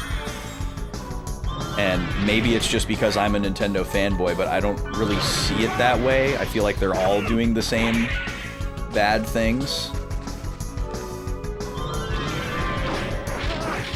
But I don't know, maybe they are the worst. But it's also just like complicated.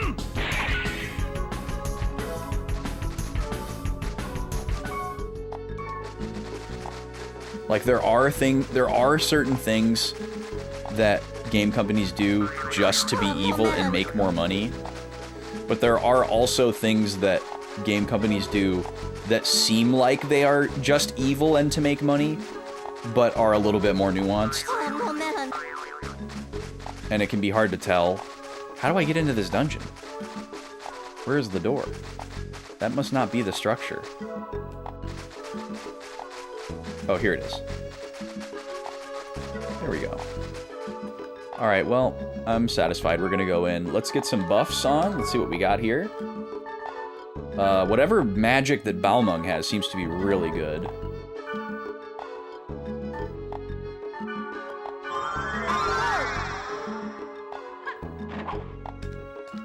Am I the only one with buffs? I might be.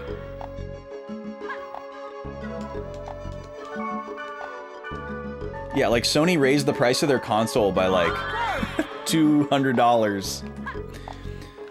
And I would think that people would be way more up in arms about it than they are. Like, obviously people are upset about it. Oh, we're getting wide. Stretch it out, everybody. Laterally. Oh god. Look at this. One of me is wide, and one of me is not. Shout out to that. That's incredible.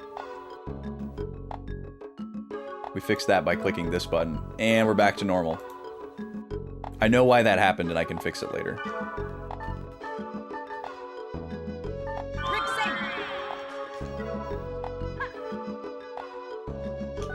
Yeah, that's also fair. Like, if you're like me and you're primarily a Nintendo fan, you're gonna be more focused on what they're doing versus the other two.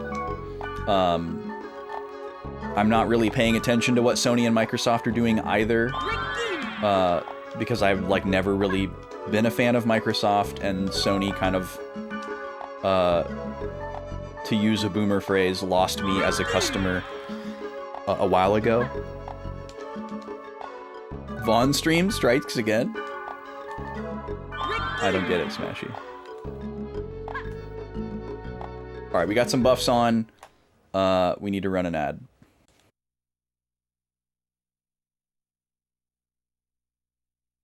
But yeah, it also, like, I don't know. Oh, it's the ad. Okay. We'll talk more about this when I come back.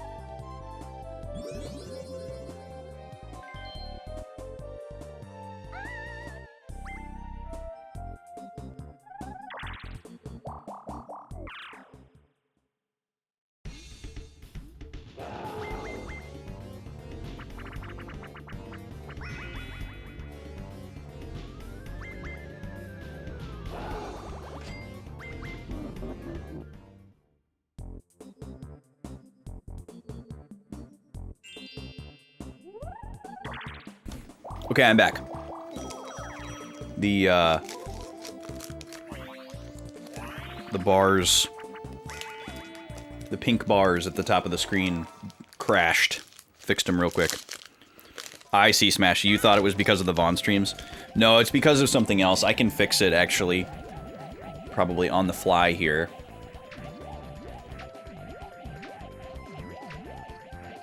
While I finish this snack. And we watch this minigame.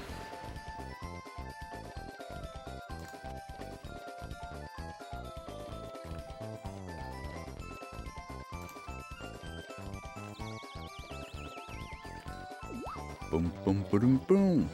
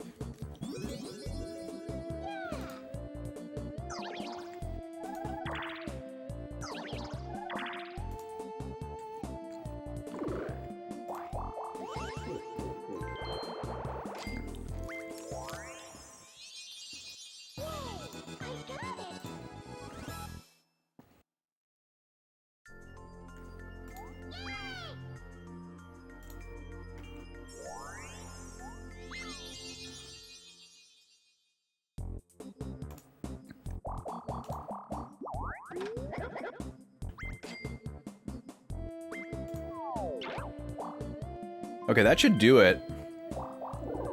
Well, hold on.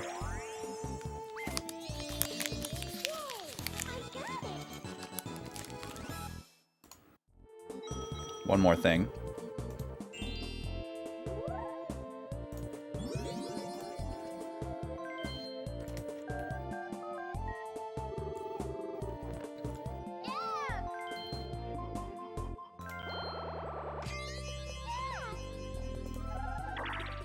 Alright, it should be fixed now.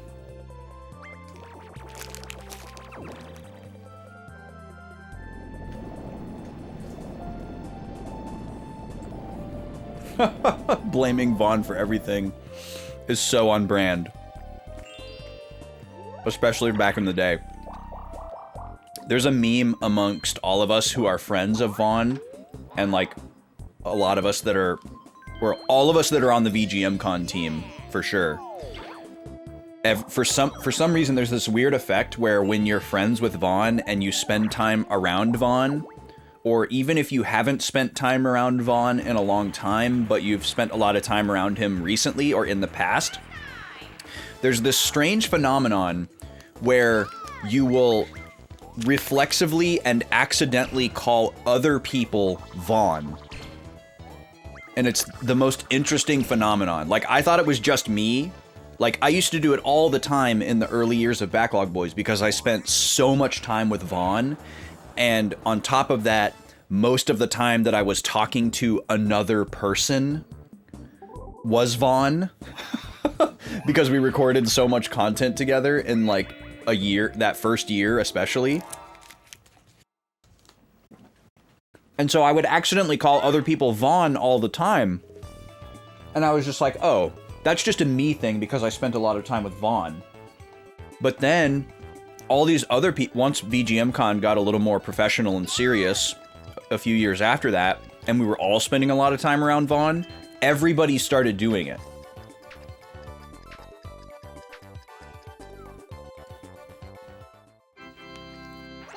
So there's this weird thing that happens. But yeah, like, it also became a thing, like, there was a common thread, to go back to what you actually said, Smashy. There was a common thread in the early Backlog Boys years, where, like, something bad would happen in the game that was entirely my fault or the game's fault, but Vaughn was sitting next to me. So, like, the bad thing would happen that Vaughn had nothing to do with and wasn't his fault, but I would be like, Vaughn. like, as if he had done it. And he would be like, what? I didn't, you know.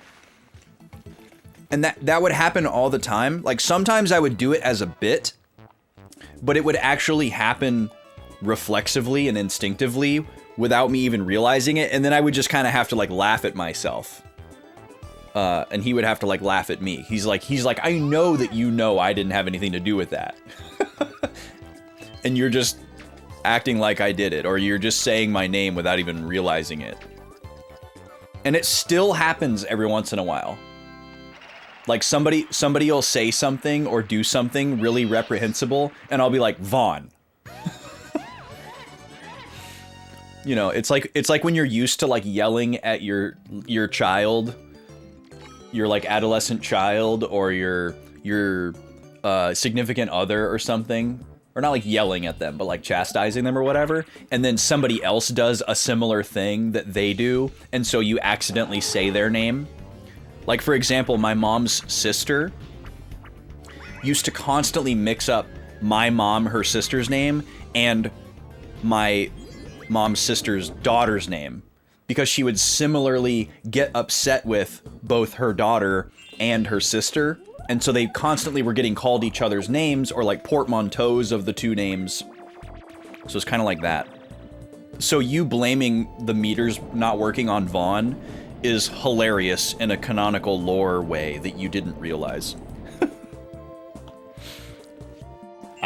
Also, I don't know why I'm telling this story on the Mario Party screen. I need to pause this and get back to .hack. I finished my snack, and that was a rhyme, by the way, and I fixed the alert. Wide should work properly now. Well, it worked properly, but it shouldn't have two instances of me on top of each other.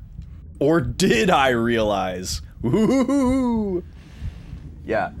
Smashy dropping that he went back and watched all 1,500 episodes of Backlog Boys since the 10-year celebration less than a month ago would be the wildest truth bomb I could possibly imagine. Okay, so we're in a dungeon. Our buffs are on. What's up with you? I saw the post and came. Have you seen Terajima Ryoko? Oh. So you're here looking for the new player. Okay, I feel like this is a trap. I feel like we're getting baited into something here. And that there's not actually a new player here. And that they're trying to lure in high-level players here for some reason. But we know this is going to be a side quest. Not a story quest. Terajima Ryoko. And I don't think we have any reason to believe that that's a significant name, but we'll see. Oh yeah, so before the break we were talking about capitalism. Like you said, Kiki, ethical consumption is not really possible, so, you know, if people are making an active effort and doing the best that they can, I think it's perfectly reasonable to make conceptions in different places.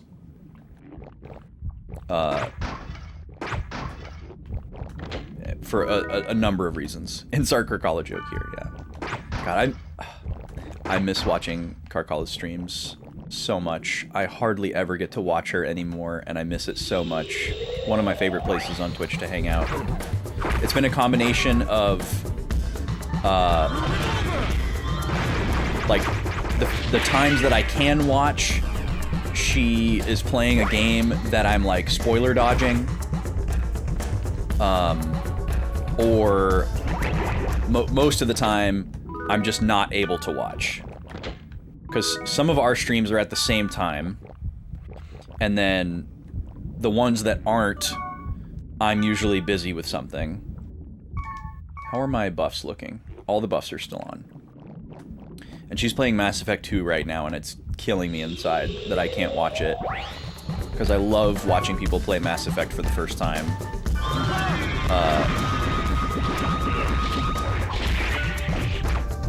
Oh, we have a magic tolerance. Okay.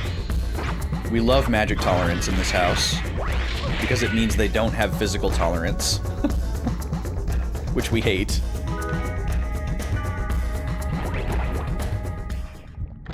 You dislike action-y, shooty games? Yeah, it's an interesting case study, Mass Effect, because, like, it's the perfect game for, like, the story heads. Because there's just so much going on. Like there's so much that you can talk about and react to and investigate and like really get into the weeds with narratively. And while the gameplay isn't as intense as like a traditional quote-unquote shooty action game, you do still need to be able to have a little bit of that kind of acumen. And if you really bounce off of that type of stuff, it can be like, I feel like there's a lot of people who end up playing Mass Effect that are like pushing themselves through the gameplay that they don't super enjoy just because the story is so good. And I think it does a good job of being a game that's manageable enough where you can get away with that. Because, like, I'm terrible at shooters, and I don't particularly care for them. But the fact that it's, like, cover-based, squad-based, third-person, like, I can get by. And yeah, it's like, I don't hate it, but it's still my least favorite part of the game. The best part of the game is the conversations and the overall narrative, right? But there is a little bit of a kind of a locking out of certain player types by having it be that kind of gameplay model. But I think when you look at it when it was made, it makes sense. Like they were just kind of making a standard video game at the time as like a base, so that like normies could play it and would be interested. Like, okay, I'm a guy with a gun, I understand, because that's what video games are to me, right? Like in the mid-2000s, that's what video games were, and for many cases still are. Like, you gotta be a guy with a gun. It's become quite the meme at this point. But that was like the state of the union, if you will, in 2007. And then they put their BioWare spin on top of it. You know, they couldn't make it like pseudo turn-based like KOTOR and win over the normies. So I think they made a smart play there and tried to kind of like bridge the gap as best as they could. And I think they did a good job of it. But it is too bad that like certain people won't be able to enjoy the masterpiece of Mass Effect because there is a little bit of like action gameplay that either they just really don't like or don't have the right skill set for, and like it's not worth it for them to cultivate that skill set because they're not going to use it for any other video games, all that kind of stuff. What's up, KB? Welcome in. Just playing some dot hack and talking about stuff. It's been a good day so far. And now I gotta do AppCorp again. I'd say it's definitely worth a shot, Kiki. There are, especially if you play like the Legendary Edition, it goes on sale for really cheap, so I'm sure you could find it for a really low price. And then on top of that, there's gonna be more like quality of life and tweakable stuff in the newer version, as far as like making the difficulty manageable and stuff like that. I'm pretty sure I played on the easiest difficulty because I'm not good at shooters and I was in it for the story.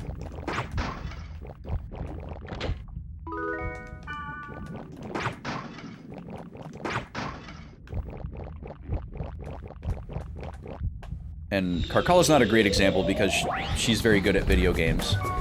Oh, these guys have physical tolerance. This will be a true test here.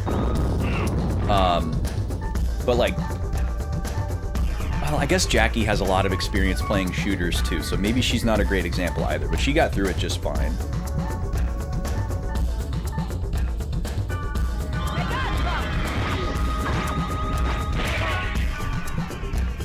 It's on sale for $15 right now on Steam. That's for the whole trilogy.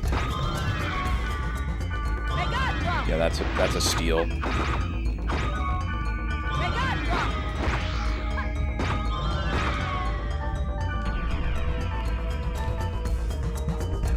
Yeah, I want to replay the Mass Effect trilogy, but I actually really want to replay it on a console with the controller.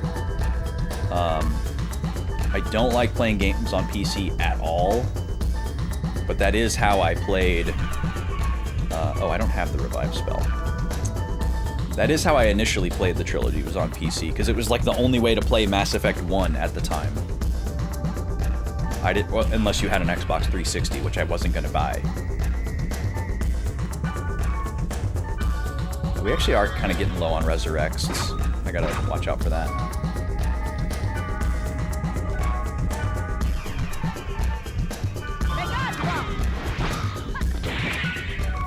Well, this spell is definitely better than the thunder spell that I had before. But it's still not as good as...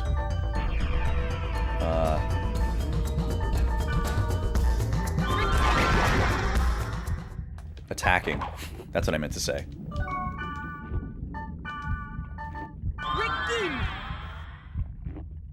What is your favorite Chuck Norris movie?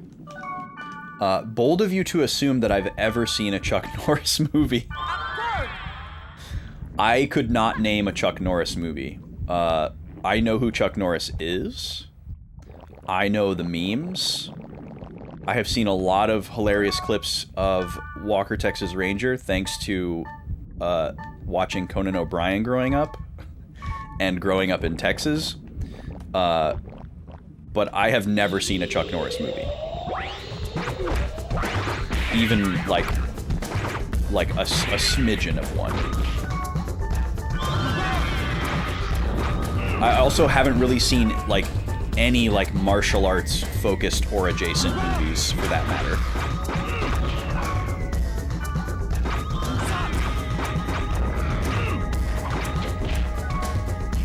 Do I think Dragon Ball is good on its own merits, or is it just nostalgia?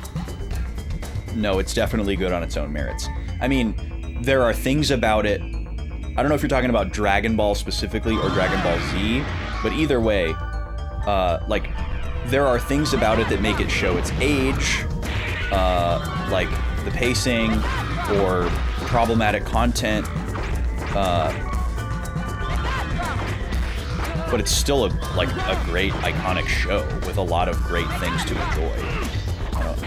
I don't really think that's debatable. I think the discourse is just more for the sake of discourse.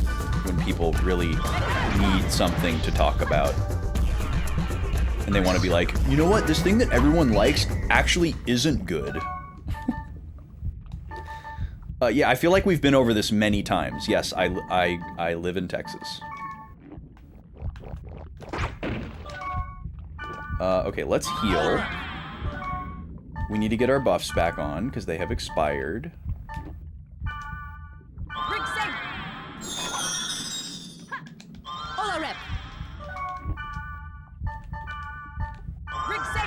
Okay, no more healing. Thank you, Gardenia. We're good. We're good now. And then you can do your water thing, I guess. I'll get this back on. Oh, we already have the water thing. What am I saying?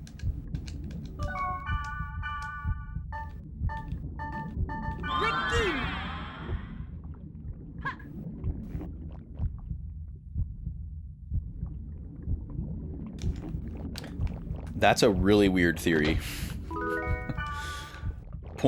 Saying that type of person was created by Dragon Ball is really strange. I've never heard that before, and it doesn't make any sense. I mean, first of all, that person is older than the computer.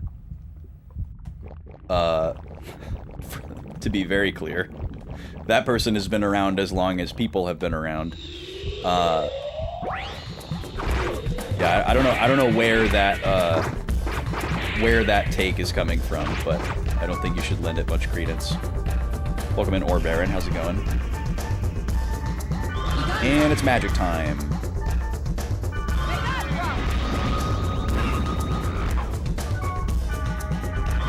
Does this little guy have... Oh no, he has magic tolerance. Okay, so we can get rid of him real fast. We love magic tolerance. Don't we? Don't we, folks?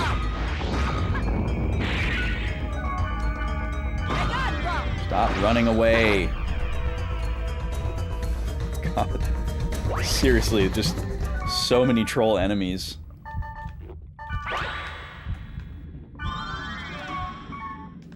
But yeah, the fact that it's already associated as a pleb take kind of means that you should just dismiss it, and it's not really worth discussion, right?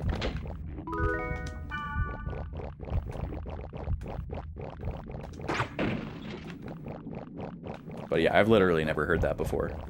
There are a lot of stereotypes about Dragon Ball fans, but I've never heard that one before.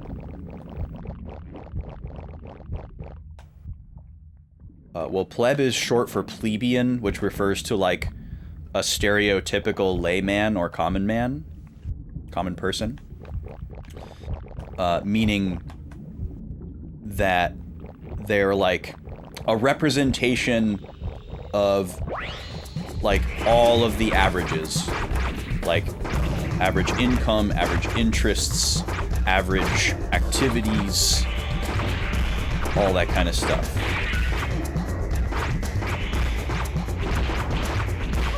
But in like modern internet speak, it's kind of more reworked into meaning like normie, uninteresting, loser, like that kind of connotation.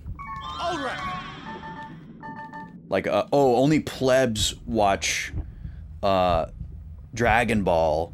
Real anime fans watch X show that I like and is more obscure. You know, it's like the opposite of a hipster, maybe.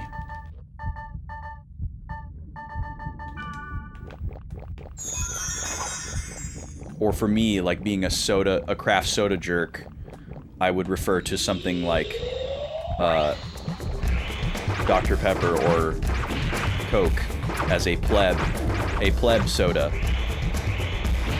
A common and pervasive low level.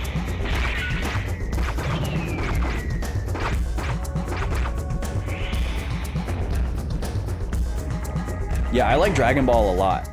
Dragon Ball is fun, it's silly, great characters, it's lighthearted, it's fun. Obviously there's some stuff that's like, whoa, we could do without that, but for the most part, it's a fantastic show. Very rewatchable, I would agree. It is interesting compared to DBZ as well. Like, I really like both shows for what they are. And I'm glad that they both exist. I don't think I would, like, change one to be more like the other. Oh, we lost all our buffs. I didn't even notice. Whatever. It's so annoying to try to keep them all on. Can someone heal me, please?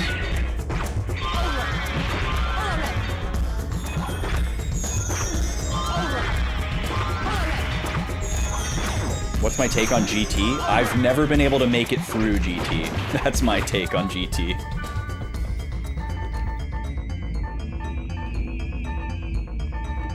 Like, even before I knew that it quote-unquote wasn't canon, it just didn't feel canon. And then that, like, finding that out kind of, like, put everything into place for me. And I was like, oh, okay, that's why this show just doesn't feel right. Like, I wanted to love it so much. Because it just keeps following, like, the power creep of DBZ. Which I was totally on board for. Oh, here we go. Gardenia's dying all the time.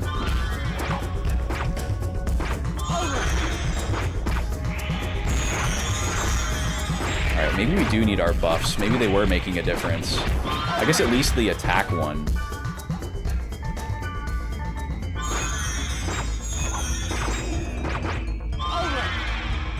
Alright, let me get these buffs back on. It just takes so much time.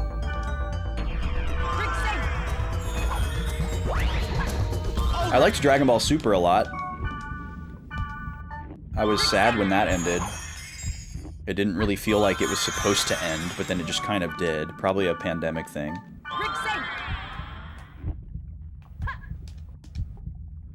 But yeah, I'm like... I am not ashamed to admit that I'm very, like, attached to those characters in that universe. I've spent a lot of time there. So...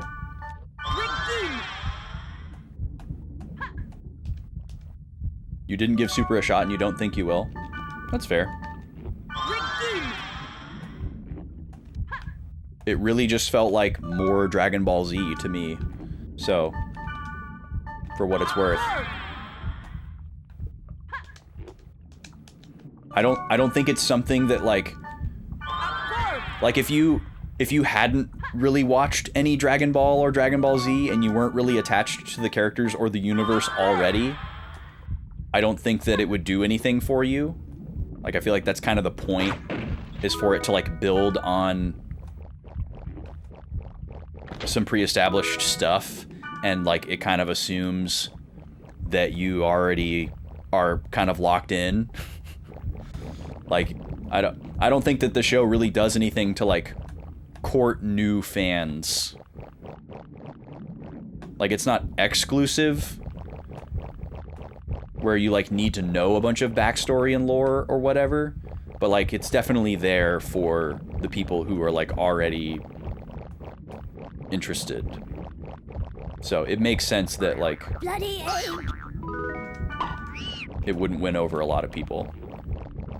And for some people it was nostalgia. Like, Dragon Ball Z was really cool when you were a teenager, but when you're like 30, watching more of it happen in DB Super, it's just kind of like, whatever, man. Like, I get it, you know? Like, I don't hate it, but like it's not doing anything for me.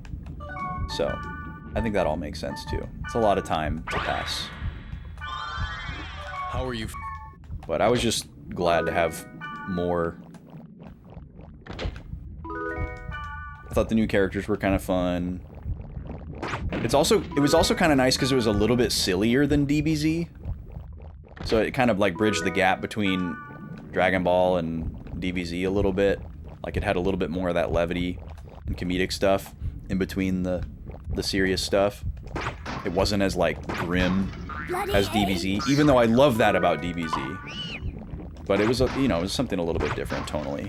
So that was kind of nice. It didn't do the exact same thing, but a lot of the same stuff. Oh, here we go again with the mimics. 4 of them. Thank God it's a small room. Is the criticism for the low animation quality merited? Jeez, I don't know. I watched the show, like, on, you know, like, Crunchyroll or some other, like, mirror site or whatever. I remember it looking fine, but I'm not, like, a stickler for anything like that. I don't really remember noticing the animation quality, I guess. So, maybe I'm the wrong person to ask, I don't know, but I feel like it would take a lot for me to watch an anime and be like, wow, the animation in this sucks. Like, that hasn't... I don't know that I've ever really watched a show where I felt like that, so I don't know what that would look like for me.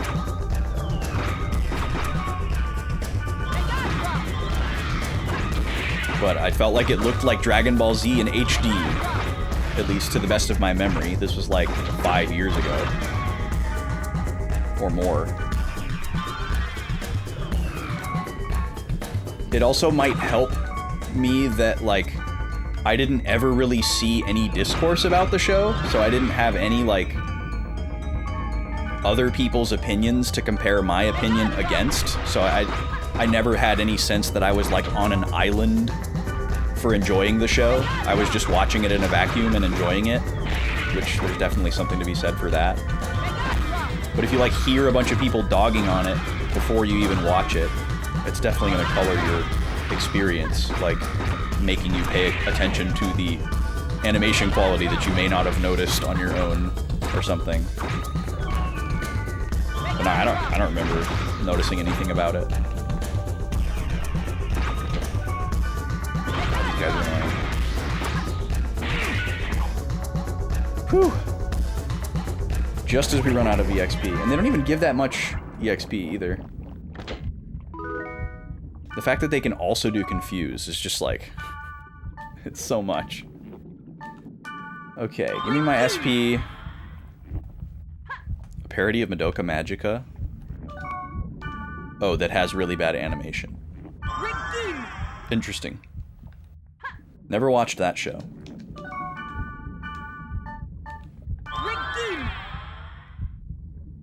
The lady and I are rewatching Denocoil right now. And the first time I watched that show, I was, you know, watching it off of like a torrent site in like 2007, 2009. And so that video quality was what it was. And now that we're watching it on Blu-ray, I can like actually see the quality of the animation.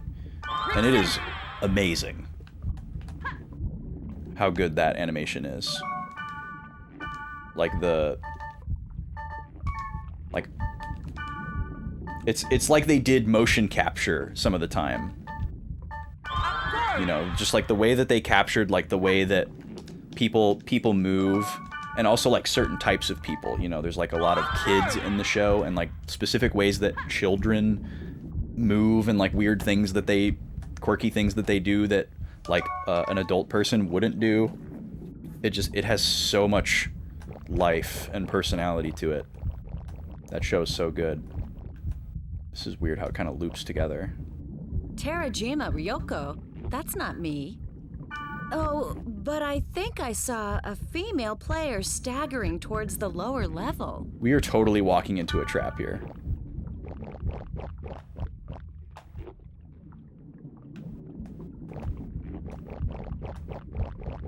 It's dark. It's your second favorite of all time. What's the premise for that one again?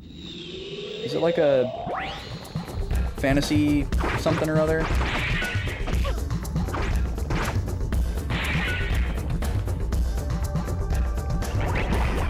Dark Magical Girl series. Okay. That's probably why I didn't watch it. Like, shout out to the Magical Girlies, but not really for me.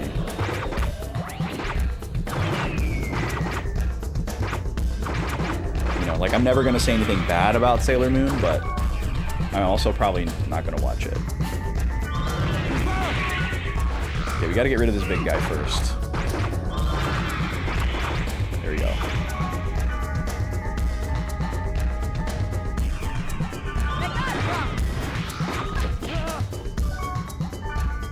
Okay, we gotta get this confusion off of my boy.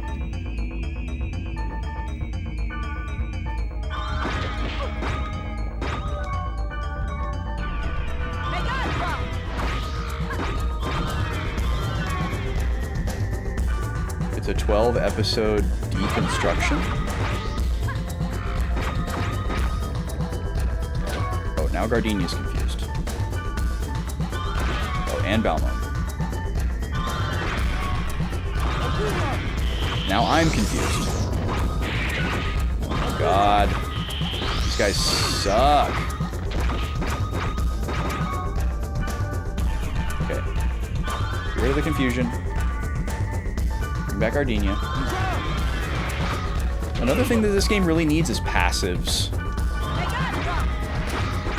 Like, there really should be, and maybe there will be at some point, but there really should be, oh god, he's attacking me. There should be items that have passive skills like Rig Same and Rig Beam.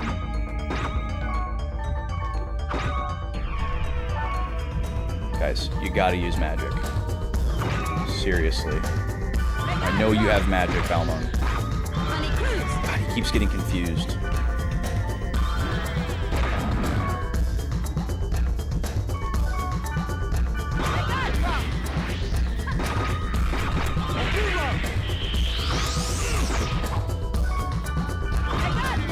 Okay, now you're dead. Ugh.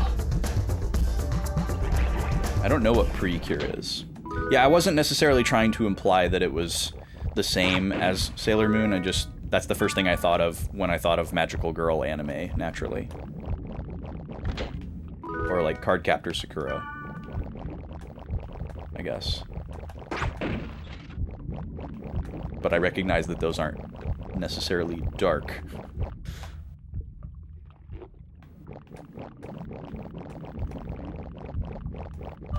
Yeah, I don't know. I've been burned a lot of times. I think I've had enough experiences to learn that my taste in anime is a lot different than most people. Because there's been so many times where somebody has, like someone that I trust, not just like a random person, but someone has like recommended me a show that knows me. So I assume they like have a sense of like what I like. And they're like, oh yeah, you should check out this show. It's really good. I think you'd really like it. And then I watch it and I'm like, I don't like this at all. This is definitely not for me. And it only happens with anime. Like, usually when people recommend me, like, games or movies or, like, other media, they're usually pretty close or, like, on the money.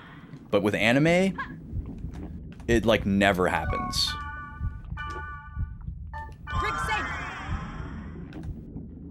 But I also just don't have a lot of time for anime. So, like, I have a short list of shows that I want to watch. It's just so rare that I actually get to them and get through them. And all of my anime time in the last couple of years has just been re-watching shows that I've already seen with the lady who has never seen them, because she's trying to get more into anime. Which we love. How deep does this dungeon go? We go way lower than B3. We're on B5 now. You didn't expect to latch onto the series so hard? Oh, not this dude. Oh, no.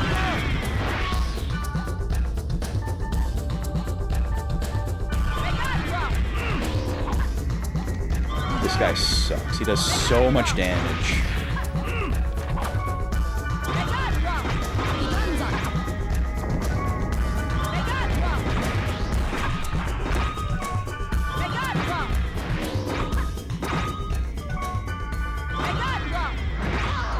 I love the little turtle that he has on his back, though.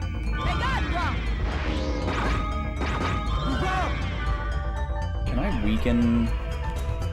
Yes, let's make you weaker to Earth so that my spell does more. And then, can we poison you?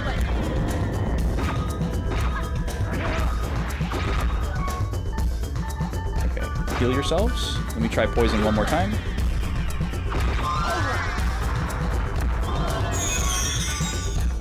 Go back to Earth.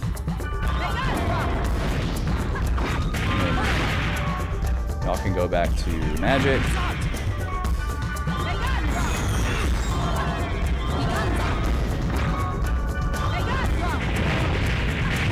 Okay, heal yourselves. Yeah, once he starts busting out that magic, it's like he's not messing around.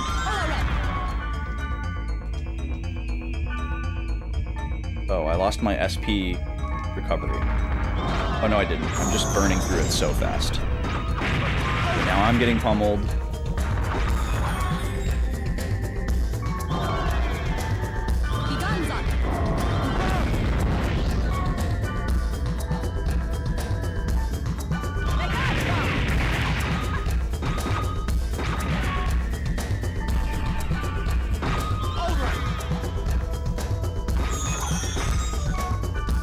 I don't remember what shoujo is.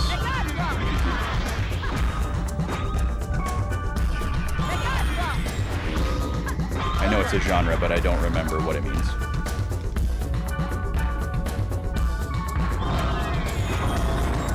Oh, it's the girl counterpart of shonen. Got it.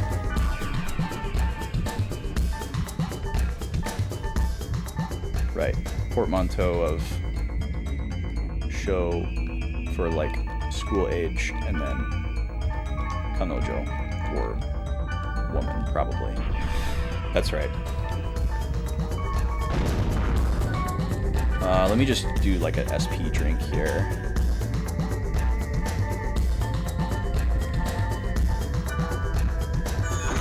Try to speed up the process a little bit.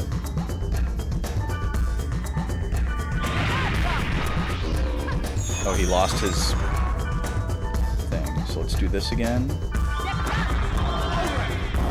I guess we got lucky with that. It didn't land that time.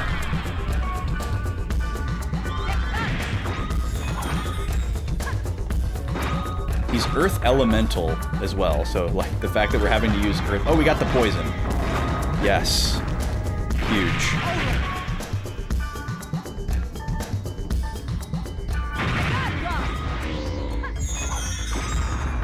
Oh yeah, let's just data drain this guy.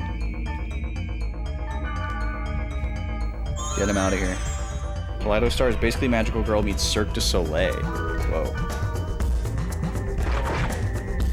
That sounds artsy and out there.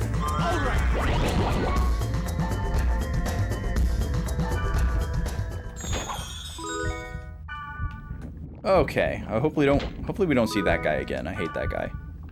That's your fave series? Yeah, my favorite anime is like barely an anime. Bloody egg. Bloody egg. It's basically a grounded drama that could have been a live action series but would have required an unbelievable budget, so is an anime. But doesn't really have the like hardly any of the trappings of anime. It's like super realistic, like very grounded. There's no like supernatural stuff. There's no like fantastical elements. There's not really anything in it that wouldn't be possible in like cinematography, which is usually like one of the main reasons to like warrant, you know, anime is like the fantastical and like the otherwise impossible.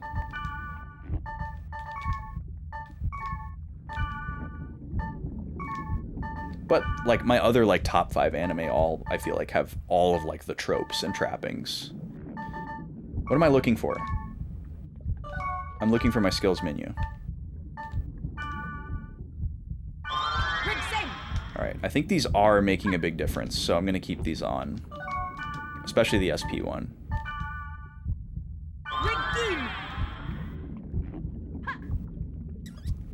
I used to live in Minnesota, so maybe that's what you're remembering.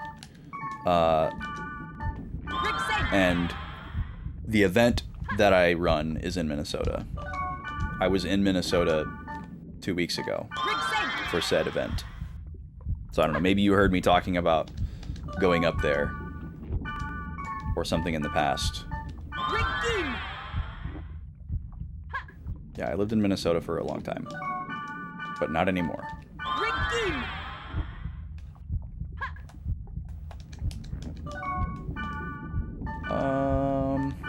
There we go. Okay. Continuing this way. Oh, it's the treasure. Well, now that I know that I don't get warped out when I pick this up, we grab this as soon as we see it.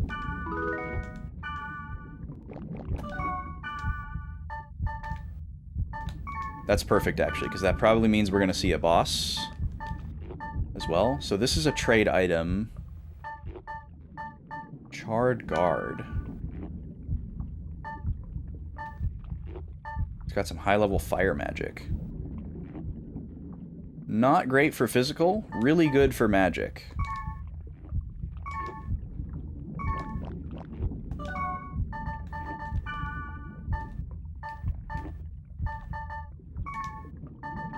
You're tempted to make me play Awakening, Kiki? Oh man, that would be spicy.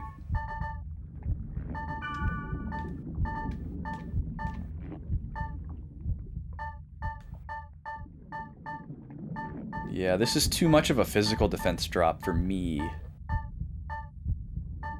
But it could be a good... It would be good for somebody.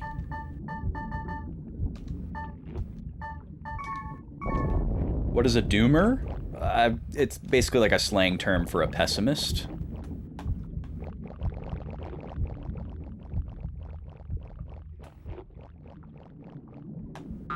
Golden egg.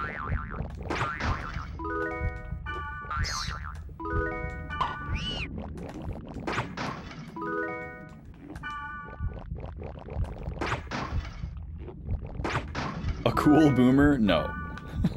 No. No, we don't really have those. Oh, not another one of these guys. Okay. Let's see if I can get this debuff on this time. No. This is the last fight, though. Well, it wouldn't count the boss if there's a boss. God, that spell is so unreasonably strong. We get the poison. No poison. Okay, now it's time to heal. No, this is not endgame. No, this is day 3 of this game. We're at the very beginning. I mean, it's technically part 3 of a 4-part series. So it's not the very beginning. But no, we're like, as far as like the narrative scope of this volume, we are just beginning. What we're doing right now is not story content either. This is side content. Alright, he's poisoned and he's weak to earth, so we got the perfect recipe here. Or, not really perfect recipe, but best case scenario.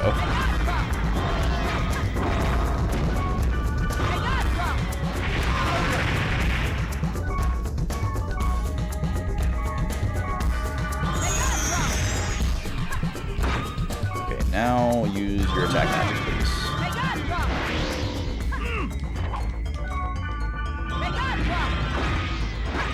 Yeah, kind of like running errands. We're gonna find out if we got lured into a trap or not.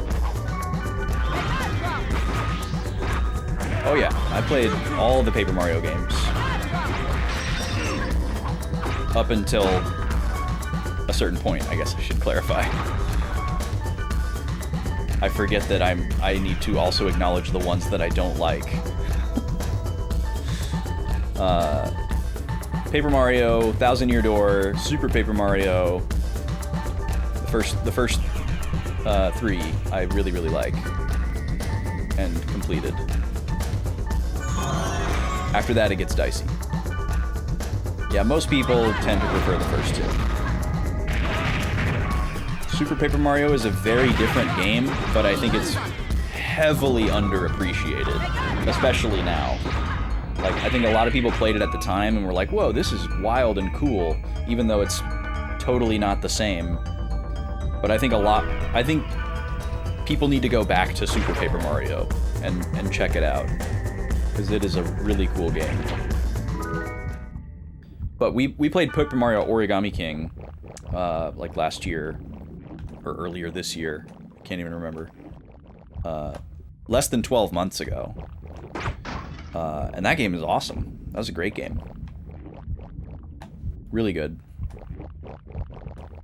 There's a couple of certainly divisive things about it that certain fans of the old games wouldn't like, but it's definitely the closest that any Paper Mario game has gotten in a long time.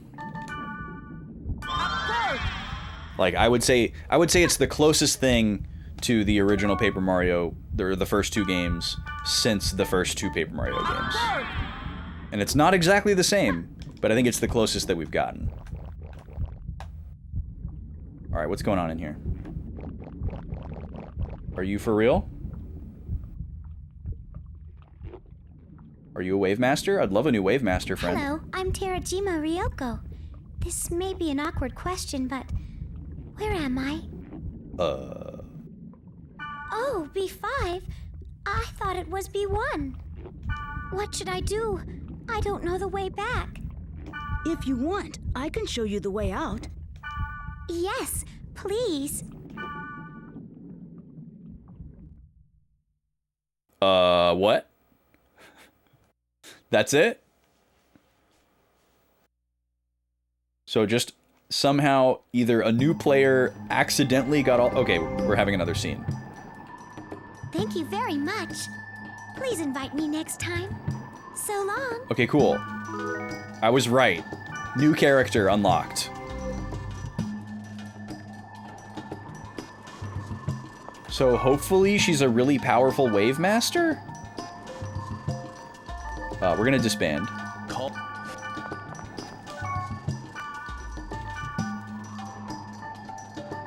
Terajima, level 1! No way, dude. She's actually level 1? And she's an axeman.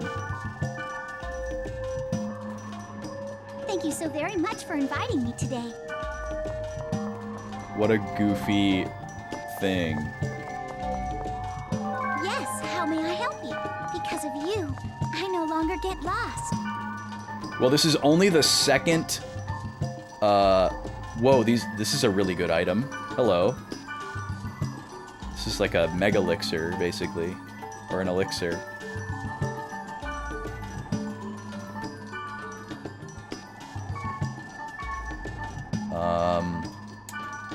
What do you want for it? Do you like... Oh, you like summon scrolls? Oh, what a deal. What an incredible deal. Yes, how may... So, what we could probably do is fast track this character a little bit. Because we have some gear that we could give her, and then we could go to like a low level area, and she could probably gain like 15 levels in like 5 minutes. Because the experience in this game is scaled. All level ups cost 1,000 EXP, and the amount of EXP you get is based on the disparity between you and the enemy. So if she could survive a couple of battles, she'd be golden.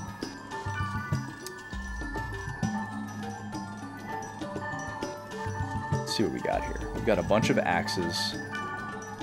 So here's the actual golden axe and silver axes that you can throw into the springs, which is very interesting.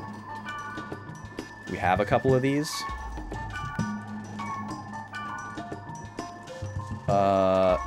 Axe of Mobs, is that the best one we have? 25 attack power. Yeah, it seems so. I kind of want to bring one of each of these along. Just for, like, a spring.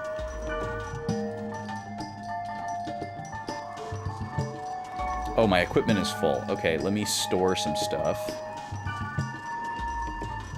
We could probably give her one of these helmets, so let's take a look.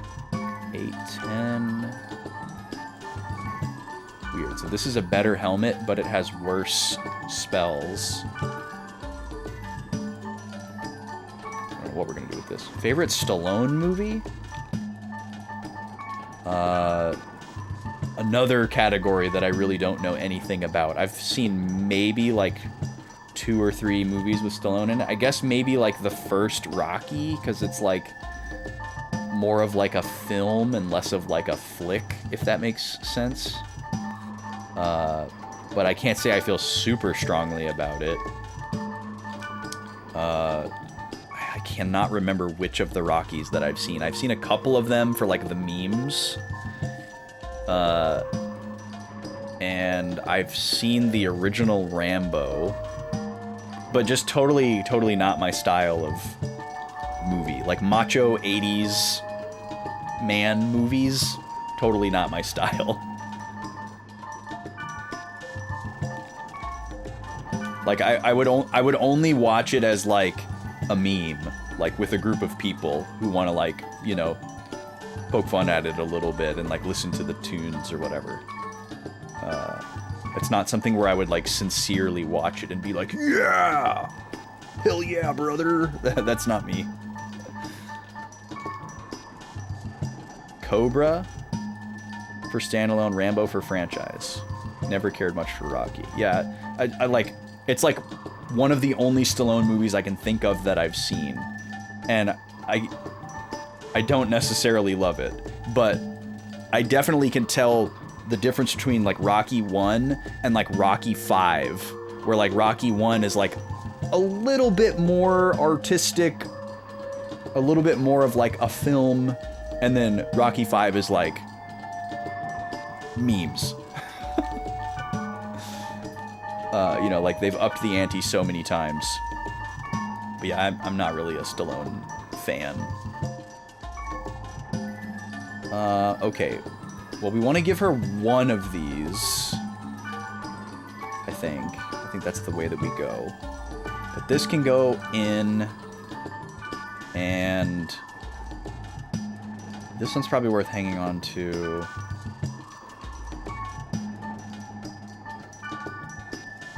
We could give her this just because it's on hand. This we want to give to somebody else, though.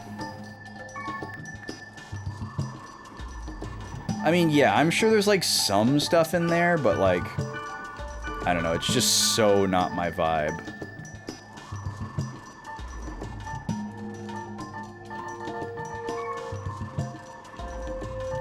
Like, I'm not gonna go to a monster truck rally because I like fair food. You know what I mean?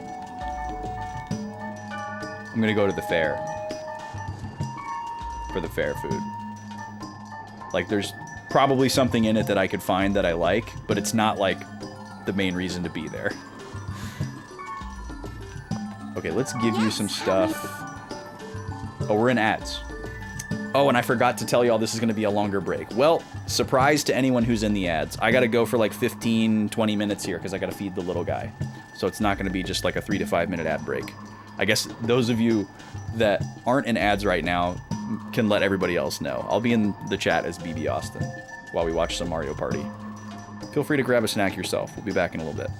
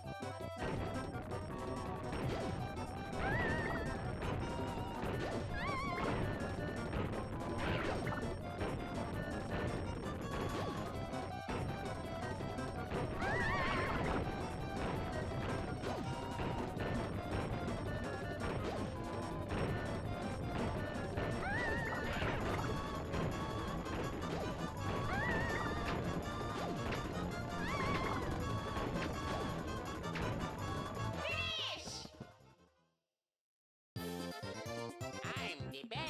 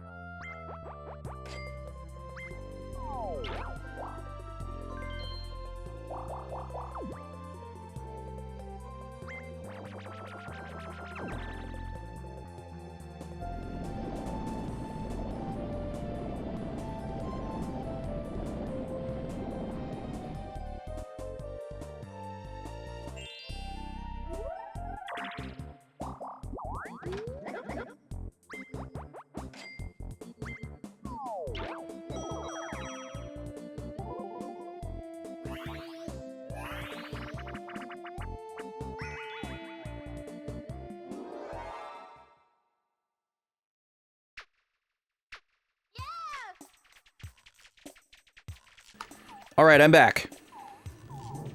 Thanks for waiting.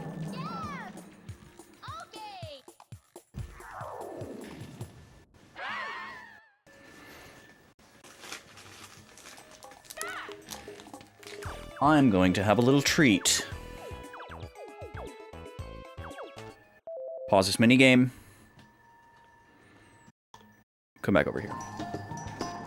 Alright, welcome back to the .hack zone. Thank you for sitting through the extended break. That should be our last extended break for the foreseeable future. I had to do those this week because I'm flying solo. Normally, the lady gives Backlog Baby his 6 o'clock meal, but she's not here. So, we are in the process of getting some equipment together for this new character that we just recruited, who is a heavy axeman. And we've got a lot of heavy armor, so that's really easy to do. Such a wonderful gift. Thank you so very much. You've made me so... Yes, you're welcome. And you can have this one that I'm wearing. Such a... Yes, how many... This one we're not going to give to you.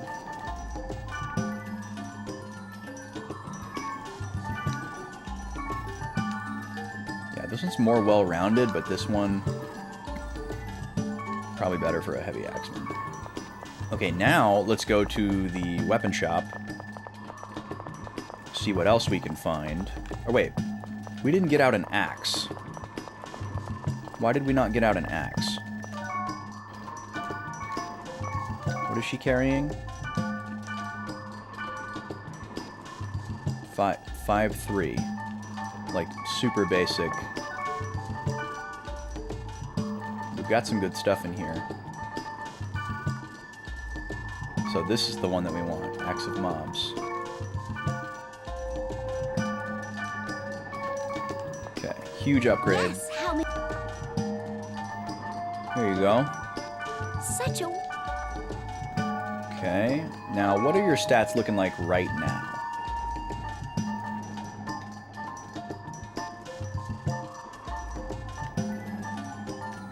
Whew. I guess a defense of 19 is probably really, really good for level 1 compared against, like, she has close to 50% of my defense, and I'm almost 60 levels higher than her, so that's probably actually a really good spot to be in. The only thing we haven't upgraded is her shoes.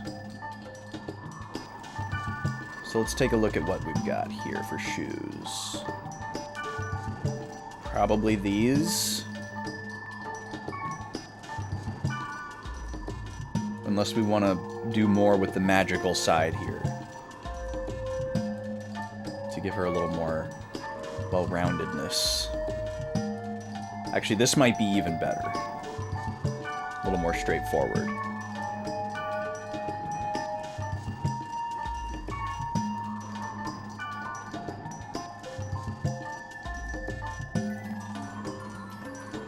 Hard to say.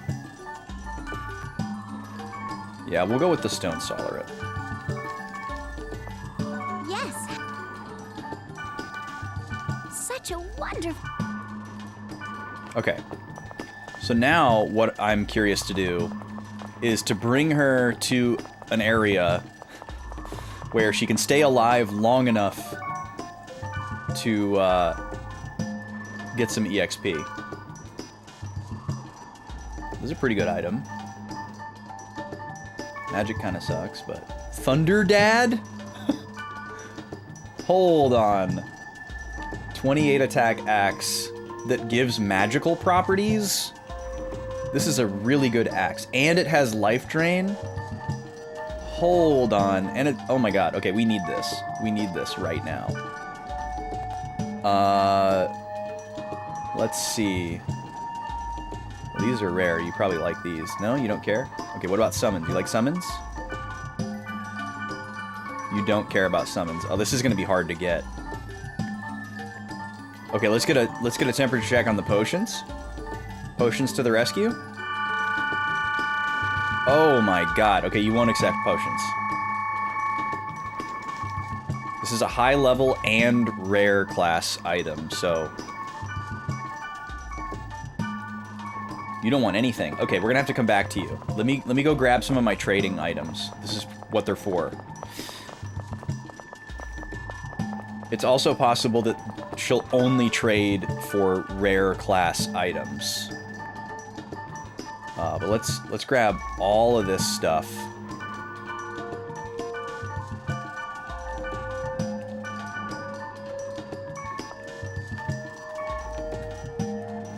Where'd you go? Teria is her name. Where'd she go? There she is.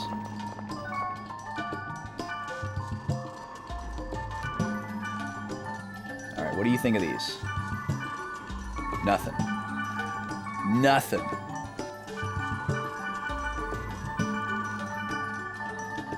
Girl, please. What do you want? I might just have to give rare type equipment, and that's the only thing that will even remotely make it happen. I need that axe, though. It's so good. What do you have, by the way?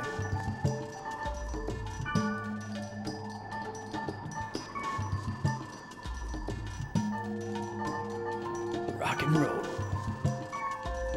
It's a good sword. Decent armor.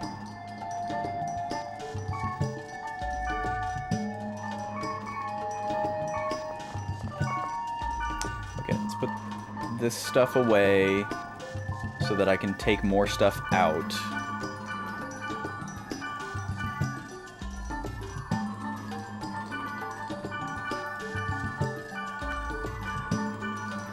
And then all I'm gonna pull out is rare class stuff. So what do we got here? Crimson Raid. Bombardier. We have 2 of this one. Okay, let's grab one of these. That can go.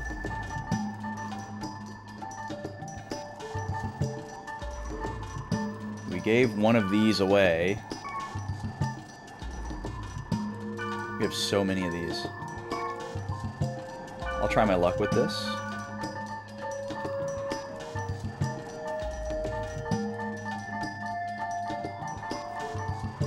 I don't want to give up any of my goblin stuff, because I worked so hard for it, and I might get something if I have the full set.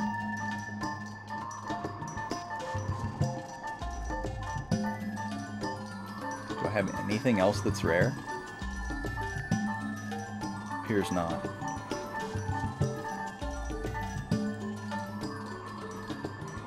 Why would you want to use this?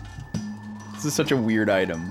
Why would you want to decrease your maximum magic attack? There's no rare scrolls. I don't know. We don't really have a lot to offer, huh? In the way of rare stuff. Unless I wanted to give up my gold goblin stuff.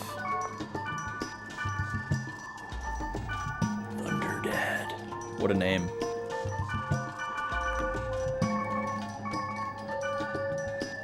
She's just not even budging. Okay, do you want something specific? I'll trade 1 flame leg mail for 6 sport drink. Maiden's Plot. Now we're talking. Now we're talking. Okay. So she wants a specific item. Let's write this down. Teria in Sigma Root Town wants 1 Maiden's Plot for Thunderdad parentheses rare spear. I have no idea what a Maiden's Plot is. It sounds like a consumable.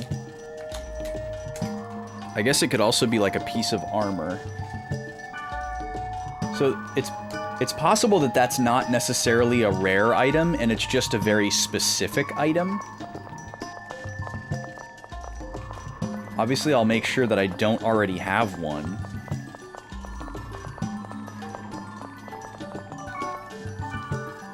Let's put away all this stuff.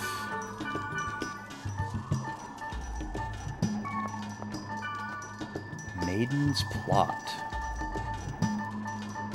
Maiden's Plot. It kind of sounds like a scroll as well.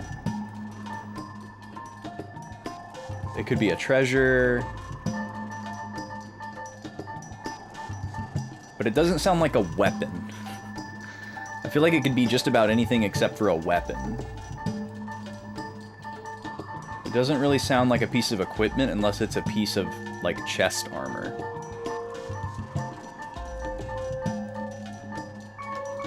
Okay. Maiden's Plot. Gobi, stop.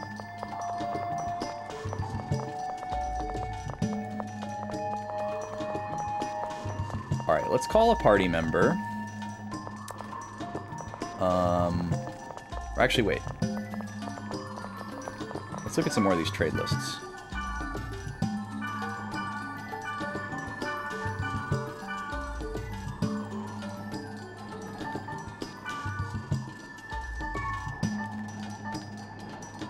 Did we already look at this one?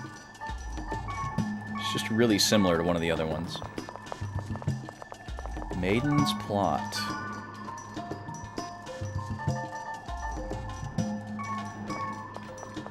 I'm guessing it's probably not something that I can buy. And it's something that I have to find. Hello, quests.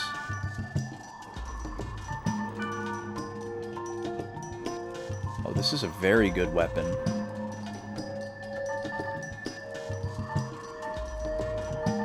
Wood magic. What do you want for this? Oh, you're kind of proud of this one.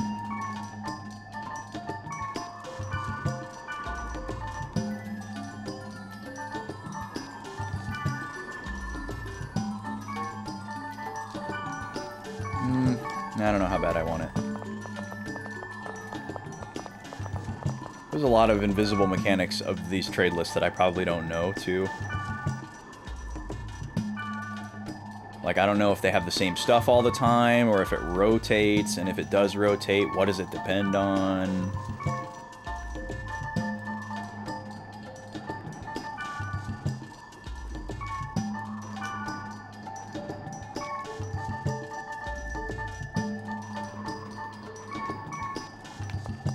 Okay. Well, let's grab, like, Balmung or something and go see if we can get some quick levels on Terajima. Because I'm really intrigued by her for some reason. Like, I could see it being a thing where they give you a level 1 character, and most players are like, oh, that's dumb, I did all that for a level 1 character, and they just bench her forever. But maybe if you, like, get her up to a certain level, certain quests open up, or maybe she just has, like, an amazing stat curve and is, like, really strong if you invest a little bit. You know, I could see something like that, so I'm just kind of curious. Let's grab... Actually, will Black Rose join me now? No, it must be story related. Alright, let's grab Balmung. Because he's super strong and well-rounded. And then... I know where we're gonna go next for the story.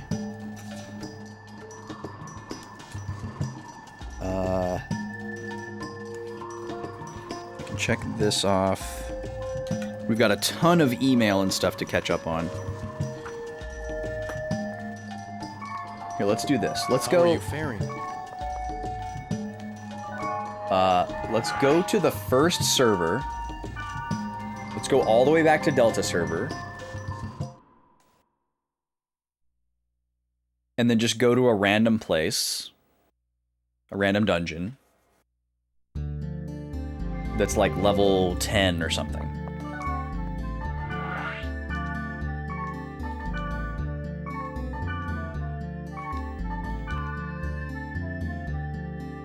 Actually, yeah, 22 is fine. There's monsters here? Yes. Revealed by Linda. Revealed by Bob. This is the first place in the game, level 1. We're gonna leapfrog that a little bit. All right, let's do this one.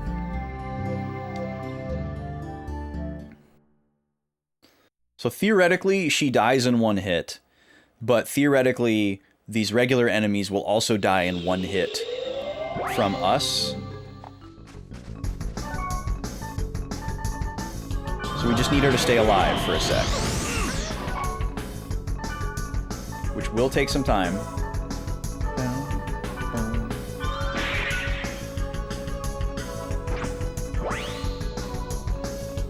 Okay, she was dead when the experience doled out. So we missed that one.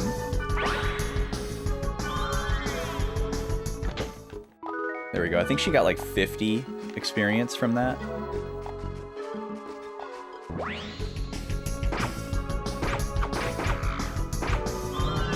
Oh, these ones don't have the resistance. Okay, perfect.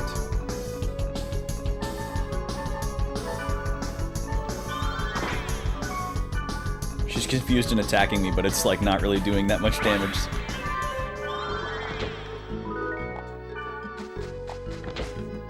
This is just going to be a bunch of junk items that we're going to have to get rid of and sell.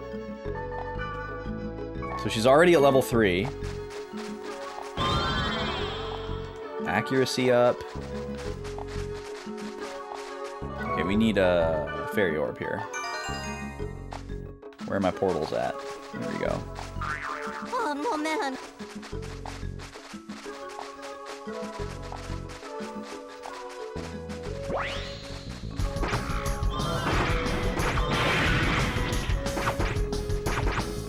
She survived an attack.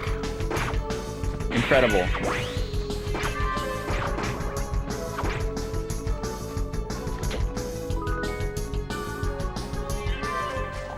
There we go.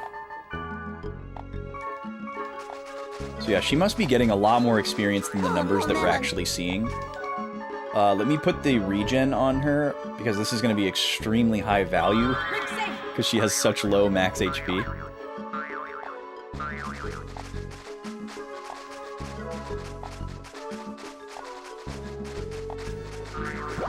Oh, man.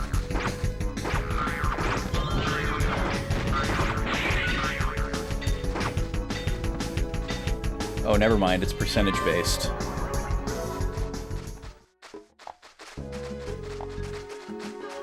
So instead of getting like 30 HP at a time, she's getting like 5.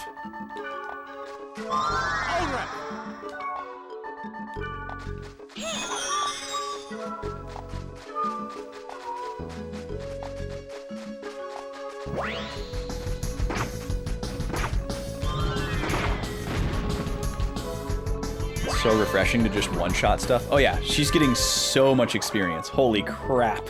I thought those were saying 50. Those are saying like 520. So she's level 8 now.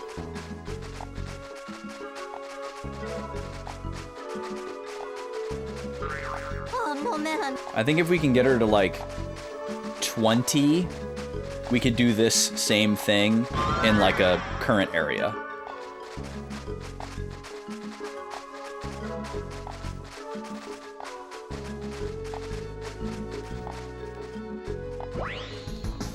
It's at like level 60 or whatever.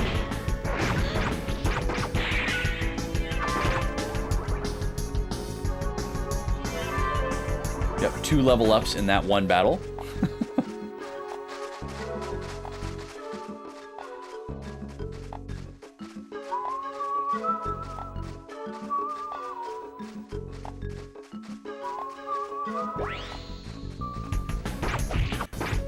Try to clear this field, which we don't usually do. Another level up. I'm not going to go in the dungeon at all. I'm just going to do field stuff. Because it's very easy.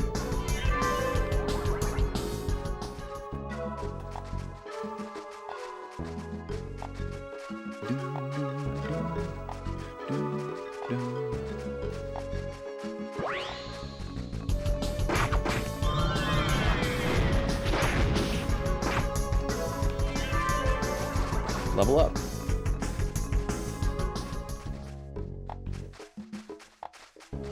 Yeah, getting anything over 100 experience for an encounter is like quite a lot. So getting like 500 is pretty nuts.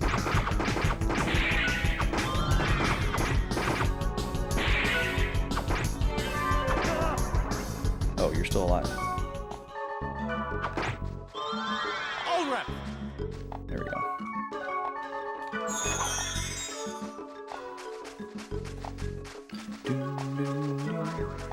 Oh, man.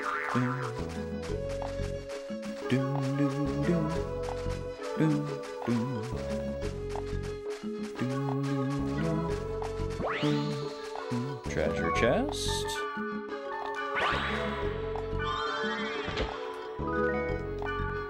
Junk item, most likely. You're counting on me? Well, that kind of makes sense, actually. You probably should be counting on me.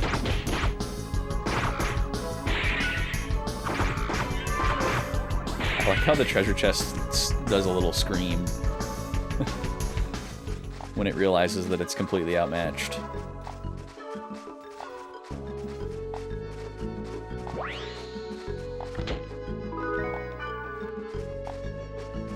Isn't it nice to just kind of mow everything down?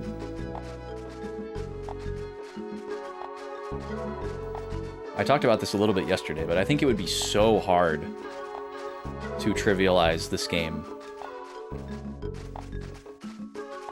I'm sure there's a way to do it, but I feel like it would take so much time.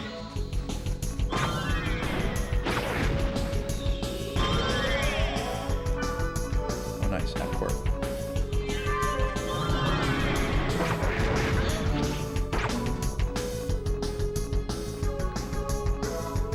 So precipitously dropping off her EXP yield. She's down to getting like 130 now instead of 520, which 130 is still a ton. Is this the last portal? Oh, man. I think so. Yep, all field portals open. There we go. So how did we do? She's now level 16. Incredible.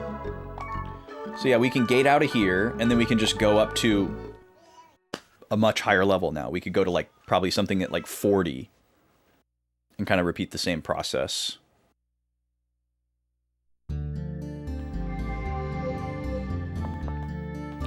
Let's go to...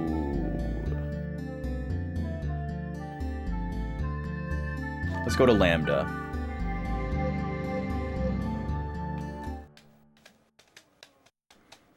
Which has a check mark next to it because that's where our next story point is.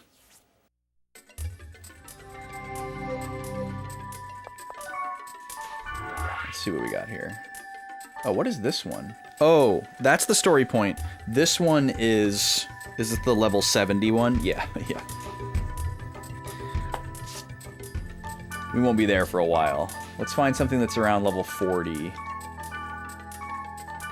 Couple of 42s, 38. Let's go with a 38 here. Oh, but there's no monsters here.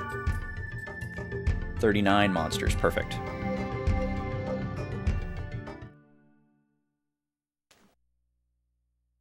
Bottomless, hopeless footstep.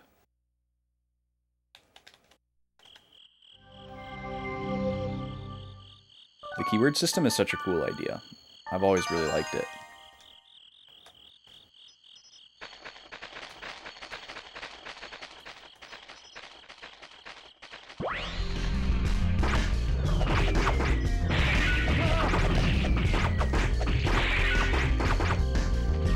As long as we don't run into stuff that runs away or has physical tolerance, this should be very easy. Let's get the buffs on, because they're going to matter a lot more this time.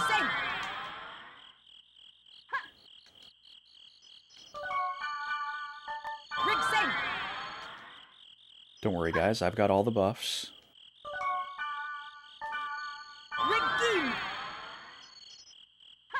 Rigged game? Maybe.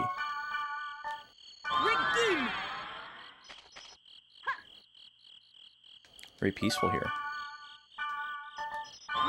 I'm still amazed that my triangle button is so sticky on this controller. It's not a big deal. It's very manageable. It would be a huge problem if the X button was this sticky, though. Or it's not sticky, it's mushy. The pad needs to be cleaned, is the bottom line. It's a used controller. It was in very good shape when I bought it, so I didn't do a deep clean on it. Mushroom. So, it's probably due for a deep clean.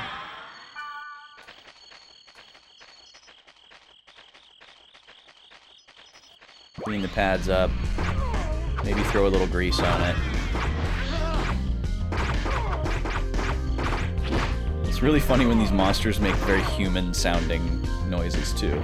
Like, this big snake to be like, is really funny. I love these random little buffs that you can pick up. So we've got a defense up, that's nice. Sounds very Majora's Mask at night out here.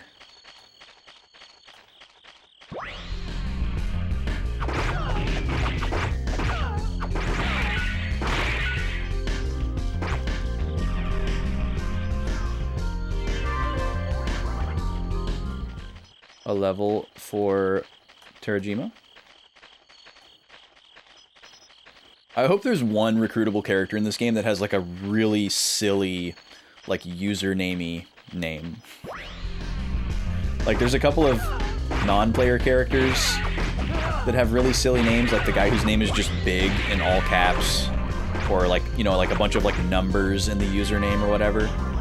It'd be really funny if there was a playable character, or, you know, not playable, but like recruitable story character that had a name like that. There needs to be at least one.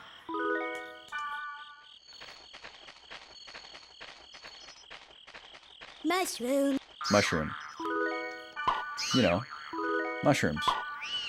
Totally normal, standard mushrooms. Mushroom. We need to check on some grunties. I haven't done any of that.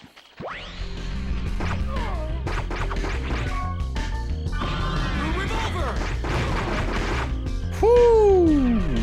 Balmung with the super powerful skill. Holy crap.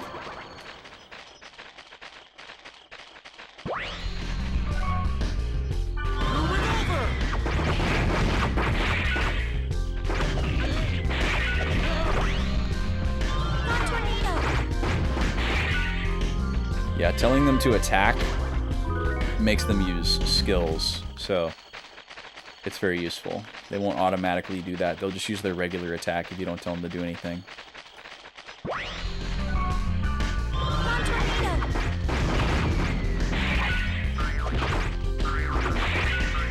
Just a casual 6,000 damage from Balmung, no big deal. Mushroom. The fool. Probably gonna have to unload our inventory after this.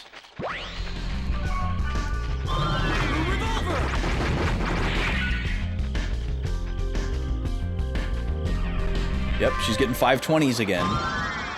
Perfect. Oh, we got a free region. Nice. Let me also put this on Terji. Me and Balmung are probably fine. You restore SP as you move. So the passive health restorer is a little bit higher value. Man, Balmung is so strong. It's awesome.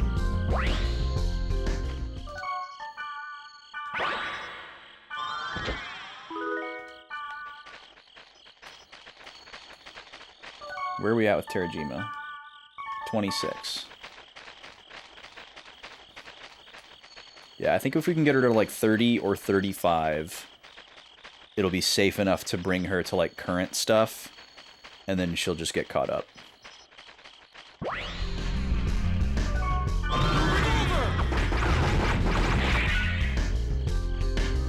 The ad is trying to start a little bit early. I'm gonna click snooze one time. Why is my mouse over here?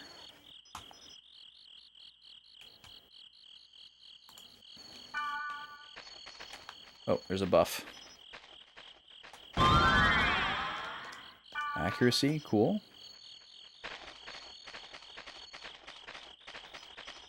Sure, we take it.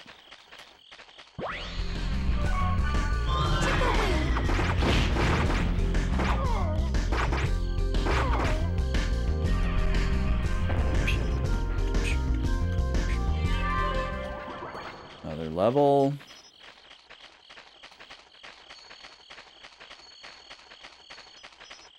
I love how Balmung refers to her as her full name.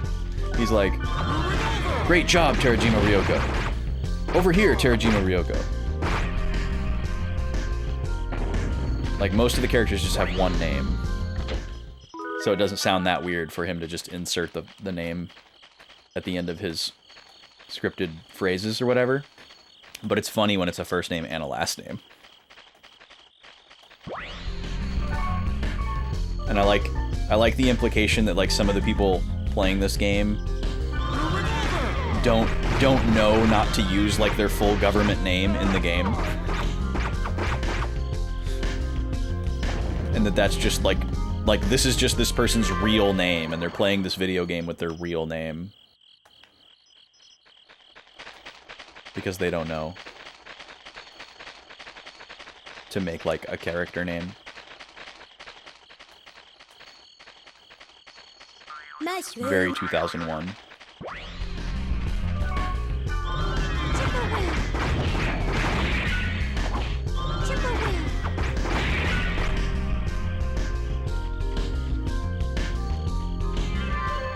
Another level.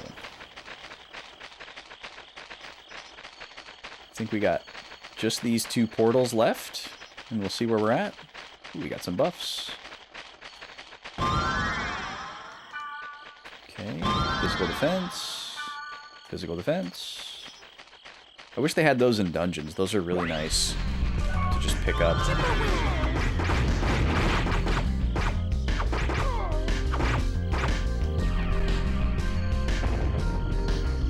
What if there's a way... Oh my god, I just imagined. What if there's a way to get Terajima and Pyros to meet and they're like soulmates? Like Heavy Axe soulmates. Because they have kind of similar energy. They're like very polite and proper. Pyros is definitely way more in character though. He's doing like the whole fantasy thing. He's like true LARPing. Maybe she's more like that than I realized, and we just need to get to know her more. We'll see. That was just a funny thought. All right, how far out are we now? All right, we're at level 30. Perfect. 31. It's exactly what we wanted. So now what I'm going to do is save, and then go check emails and the board and such, because there's going to be a ton of stuff, which is going to mean a lot of writing, probably. There's more mail. And then we'll see about either going to the next story thing or doing more side stuff. We're going to save in slot 2.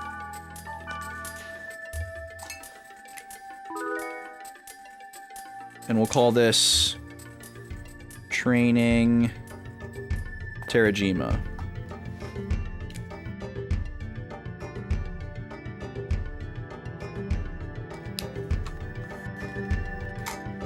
All right, I'm going to run the last ad break of the day here. I'll be back with another hour of stream. Thanks so much for being here. See you in a few.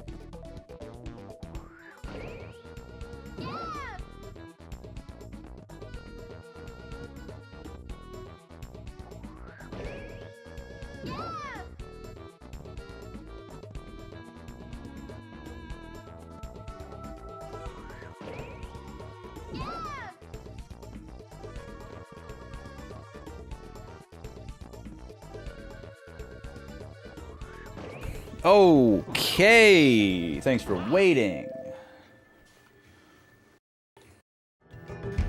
Let's check our email, shall we? We saved. We did it. We saved in slot 2. Okay. Cool. We're gonna log out.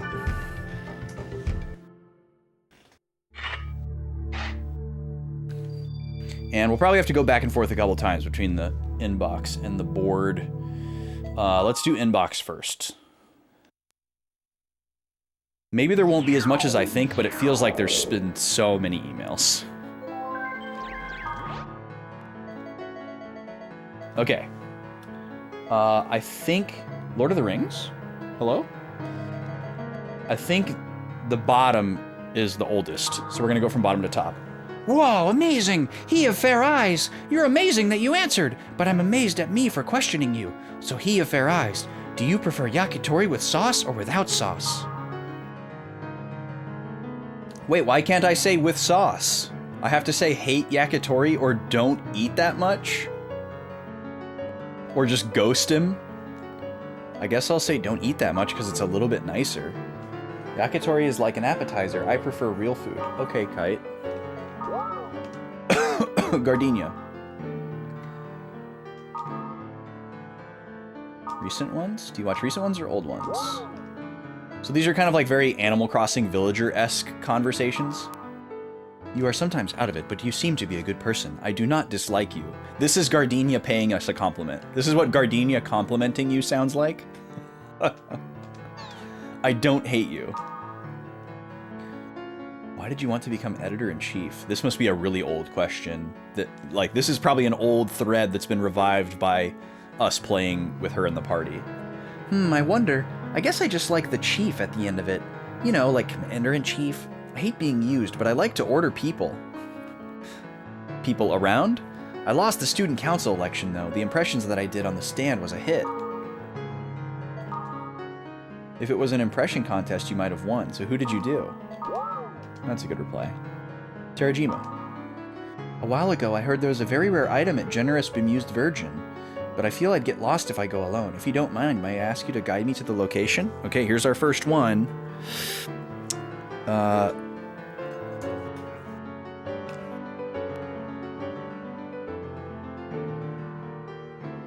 So, Sigma, Generous, Bemused, Virgin. What a combination of words that is. And then I'm just going to write Terajima, comma, very rare item.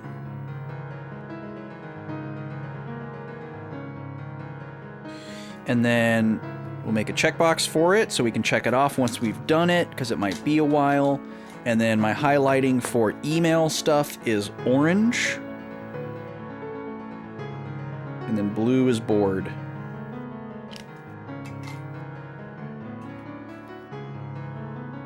Right?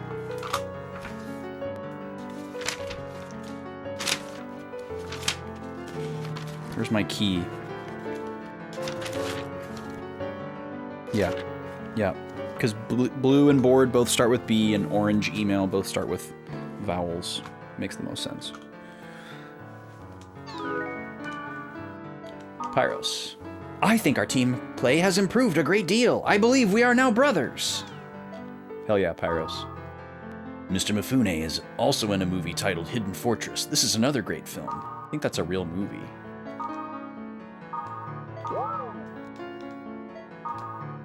If you need me, call me anytime. Depending on the circumstances, I'll help you out. Wow, what a nice message. Real name, Natsume Oguro. Okay, so she's just doxing herself. 9th grade, 15 years old. I'm a librarian at the school. I started the game to change myself. I'll probably cause lots of trouble, but thanks for having me on your team. I can just straight up ask where she lives. I'm gonna tell her that I'm in 8th grade. You're a year older than me. I started playing this game recently too. It's been fun. Do you know Lord of the Rings? It's a sequel to The Hobbit. Why can't I say I love Lord of the Rings? Is it interesting? I'm so happy I can play with you, Kite. I feel like I can change. Please call me up from now on as well. Alright, we're caught up on email. Only one of them led to a quest, so that alleviates a little bit of anxiety. Let's check the board. Sometimes this makes new emails pop in. Let's play tag returns. Oh boy, here we go. Don't think you're great just because you won against Stahoni T, Gob. Lightweight rules, Gob. Power ratio is like F1 race car, Gob. Waiting for you at Detestable Gambler's Messenger, Gob. Come alone, Gob. Alright, another goblin mission.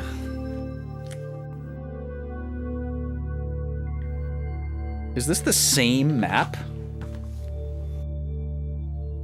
No, the last one was Detestable Gambler's Sunny Demon.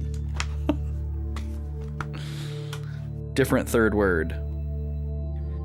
Detestable Gambler's Messenger.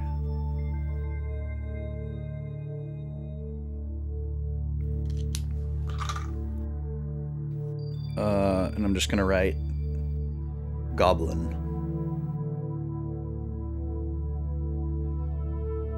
And this will highlight blue for board.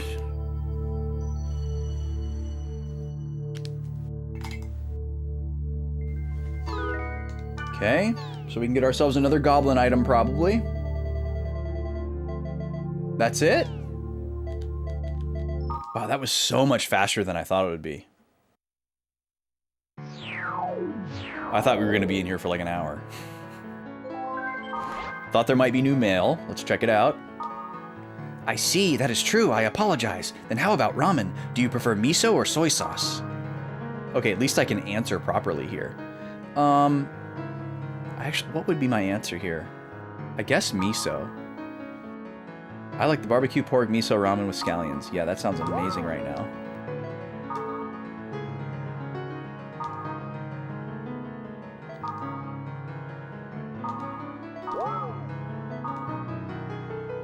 This is a famous story, but the characters from Star Wars were based on Hidden Fortress. Wow, this is a cool bit of lore. This is actually true. A lot of people don't know this.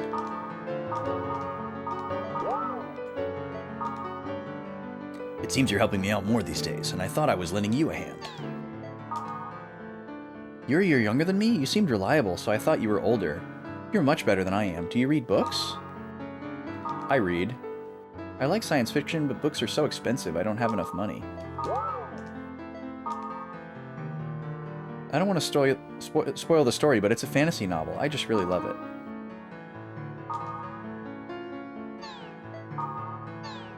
Oh, yeah. Okay.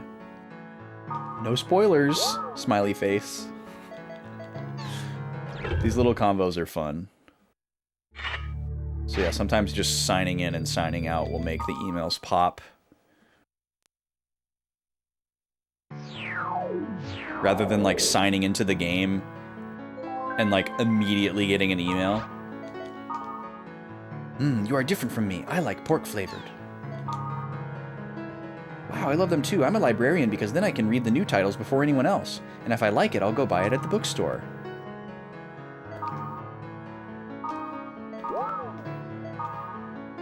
It's a trilogy out in paperback. It's very interesting indeed. Each book is filled with story. You just get sucked into its world. I won't go into details about it though.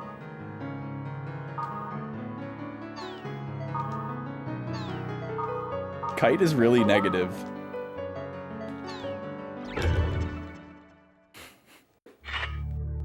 Alright, let's try one more time here. I don't want to just endlessly pop these emails. I'm assuming it's going to stop at some point. Thanks for the follow. Welcome in.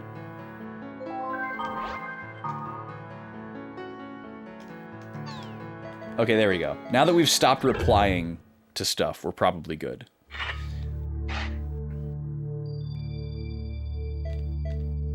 So let's log in. A friend showed off one of the Pikachu emotes. Nice. Yes, we call him Machu around here. Our Machu colored Pikachu, not a Machu Picchu, unfortunately. As low-hanging fruit as that would be. Welcome in though. Nice to have you. Yeah, we do love our cute little guy, our cute little emote mascot.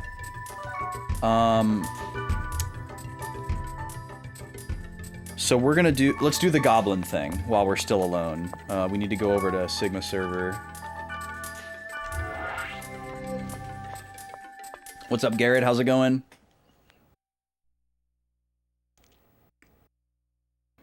Time to chase a goblin again. Last time there were 3 of them. And I gotta remember I can physical attack. Because that actually went pretty quick.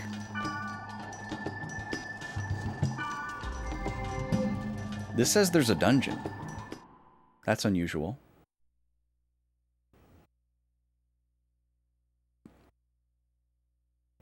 This is .hack Outbreak. Ooh, ice level. Lightweight maximum output. The power to weight ratio is F1 level. These guys are so silly. Okay, immediate speed charm, or whatever it's called. Yeah, speed charm, otherwise we'll never be able to keep up. Oh, you're welcome, Heather. Nice to have you. So these guys are stupid fast. You don't have to fight these guys at all. This is a side quest. It's very silly, but you get rare items if you can be bothered. Let me see if I have do I have like a slowdown? Yeah, I could try to poison him though. I gotta get in range. Which is very difficult. Miss. Oh, there's one hit. Okay, they do have a pretty decent amount of HP. You'll give any game a chance? It's a great series. There's a lot of like lore and stuff if you're into that sort of thing, but I don't think it's required to enjoy the game. It's very of its time, for better and for worse. It just kind of is going to depend on your preferences. It's one of the first, like, really ambitious multimedia franchise projects. Because there's, like, video game and anime and, like, standalone animations and anime or manga and novels that all kind of, like, loosely tie into each other.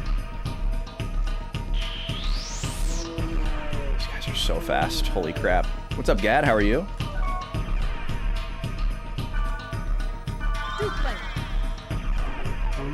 But yeah, it was like a marketing juggernaut. They basically took the idea of like a, you know, multi-disc RPG from the PS1 era and were like, what if we released the 4 discs of one story as like separate games kind of episodically, rather than try to like release it all together at the same time. And then each game, or each volume of the game, came with a DVD. And the DVD is like a standalone anime that like didn't air on TV or anything. You could only get it in the game. That kind of like loosely builds the story in the world. And then there's an anime called .hack Sign, which is a separate story from the video games and the standalone animes, which are called OVAs. It's a whole thing, to say the least. All right, let me try to get this guy in some magic here, because this is getting a little out of hand.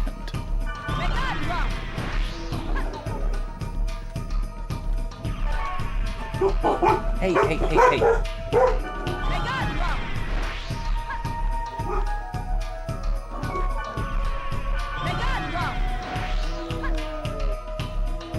Puppies are barking at the little guy.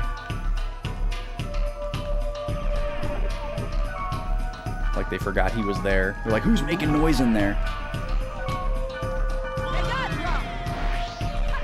So yeah, magic kind of like locks on and slows you down for a second.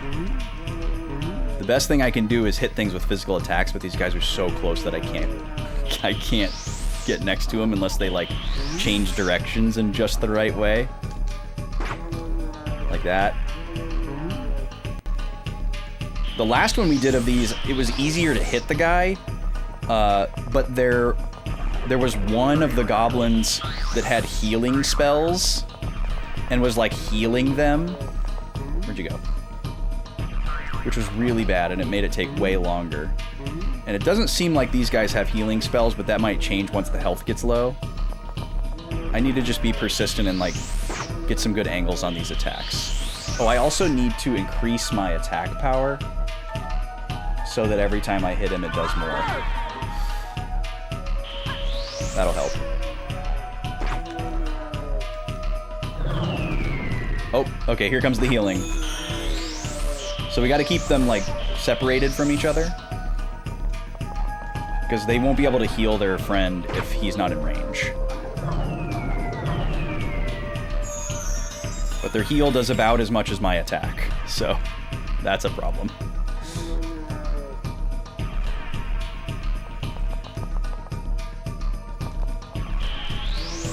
And it'll get a lot easier once the first one is gone. The first one is the hardest.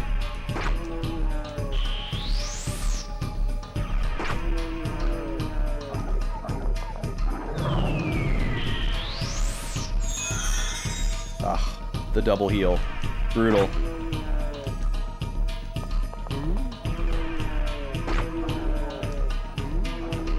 Come on. Turn. Turn. No, I don't need this white cherry. What is this buff? Magic attack. Might be able to make use of that. Where's another one? Same one.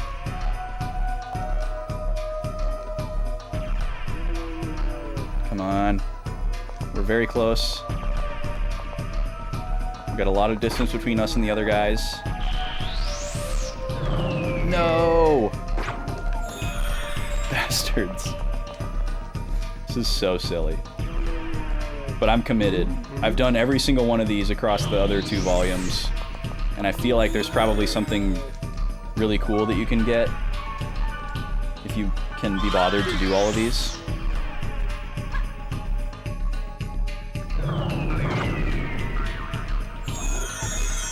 No, he just regained so much of his health. God, we were so close.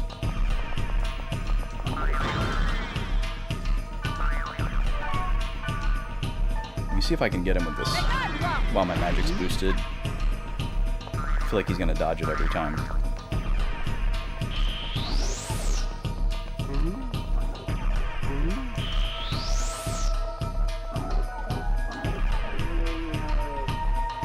But yeah, if there's like a way to cheese these, I don't know what it is.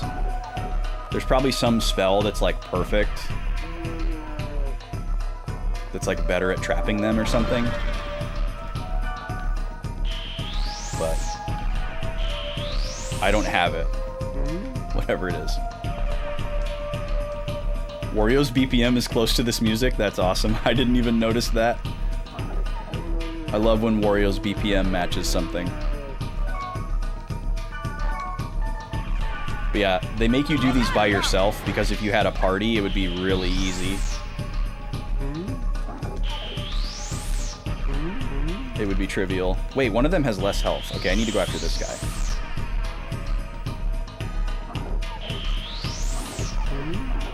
So it looks like they don't start casting the healing spells unless one of them's health is below 50%. Which is actually nice. If they were just topping off constantly, this would basically be impossible. But you still need a lot of luck. Boy, it would be great if we could pull off poison. But it's probably impossible. Plus, all their gear that they give you makes you immune to status. So, yep, there's the proc of the heal. Immediate double heal.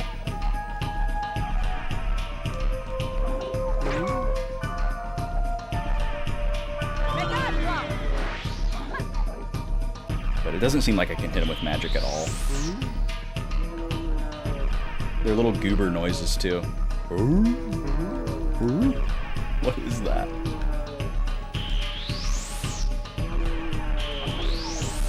Oh.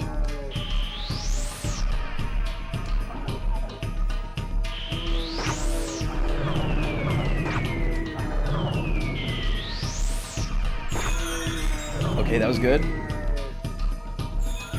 Now he needs to run way away from his friends.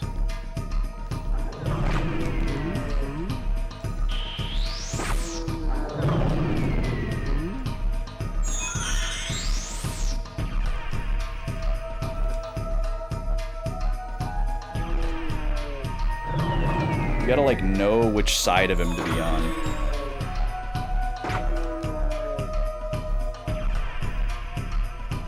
For when he's gonna turn.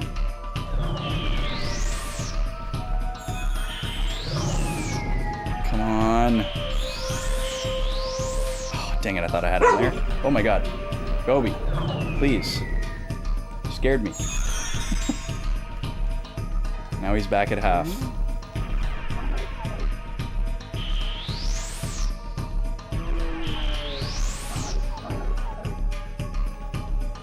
Dang it. Should have had him like 3 times there. Hey, stop it. Please. You're acting like somebody's at the door. But it's someone who lives here. Another creature just like you. A bipedal creature.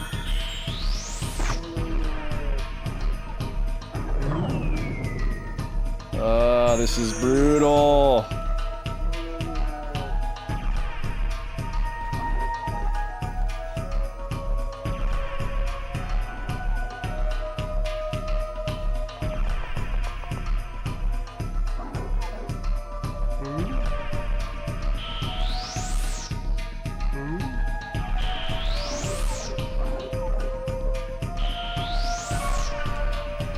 Hold on a second here.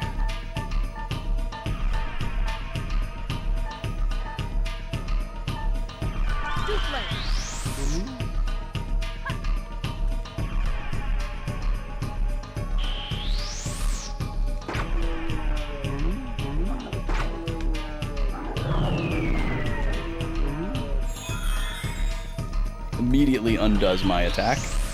Oh, my attack buff is gone. I need to put that back on right away.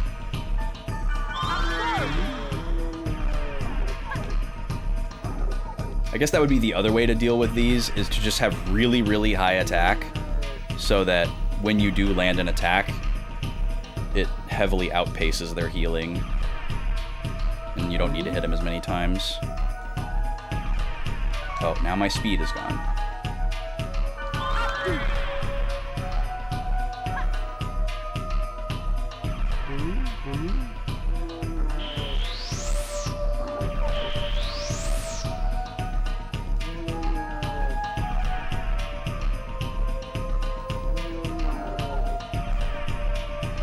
Kind of feels like you can influence which direction he goes to try to keep him away from the other two, but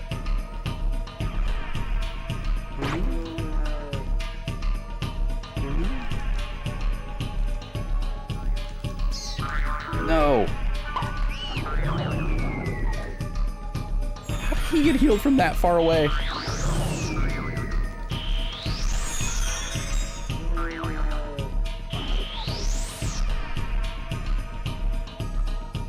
But yeah, unless they're susceptible to the thing that makes them move slower, which I feel like they wouldn't be, because it would defeat the whole purpose of this. Because if I remember correctly, the first time you do these, they don't call it a fight, they call it a race. Like they're like, in their eyes, you're racing them, not fighting them.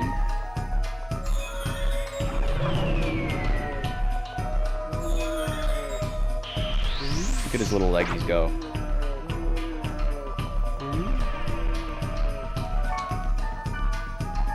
What if I just, like, try to do this? Okay, that could work.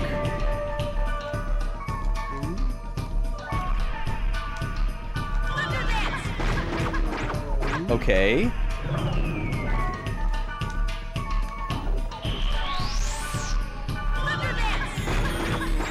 Oh, we're cooking now.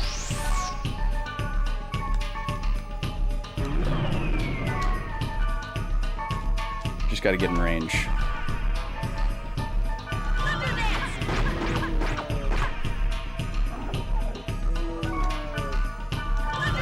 You're cooked. Alright, that's one. We got one. Okay, I need to put the SP regeneration thing on.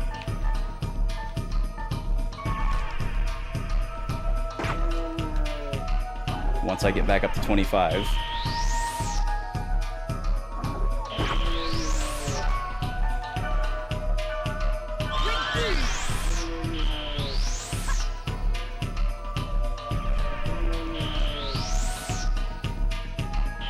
So now you can't get double healed, you can only get single healed, which is already a huge advantage.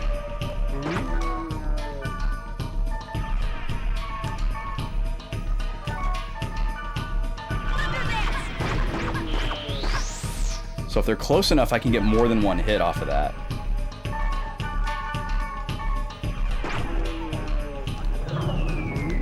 Okay, there's a heal. Okay, hold on, I need an SP drink here.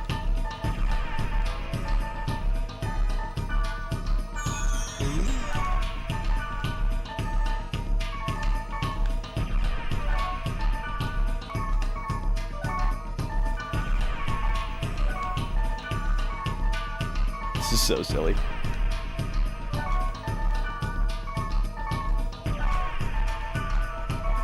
Just trying to catch him like on the edge of his range. There we go.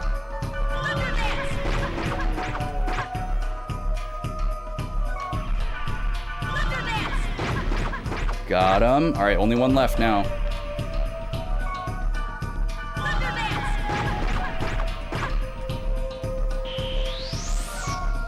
This guy won't be able to heal himself because he can't heal while he's running.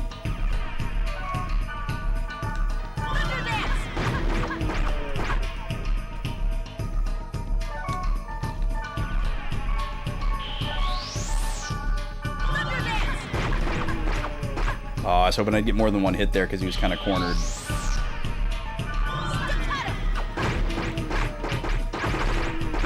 Too bad all those don't hit.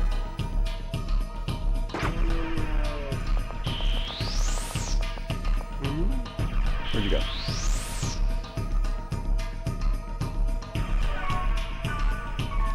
Out of range.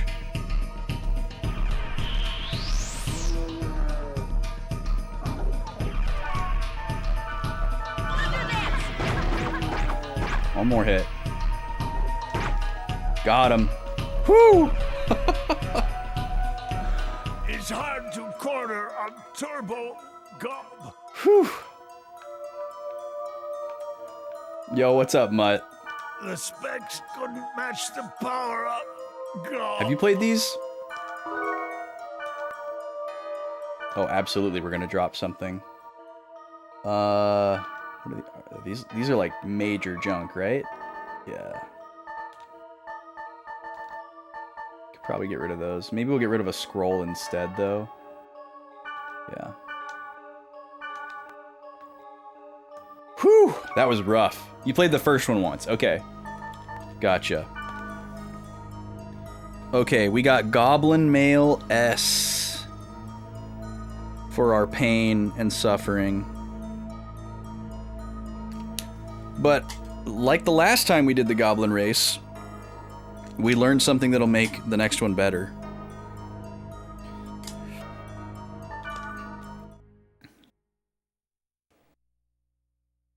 Also, .hackDs is wild.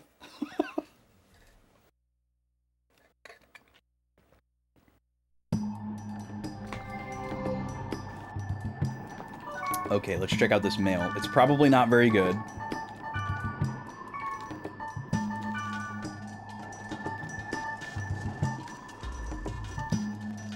Yeah, it doesn't raise any of my properties. It just gives you a ton of status immunity. That's the gimmick with all these goblin items. But I'm just collecting them. I don't actually want to use them, I'm just collecting them.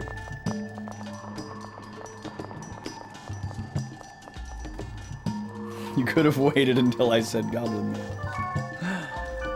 That's alright. You win some, you lose some, you know? Alright, let's put this in storage. This is all the junk that we were getting in those low-level areas when we were training. I want to keep the golden axe and the silver axe on me for the next spring. These are like surprise. No, these are bad. We're just gonna sell those.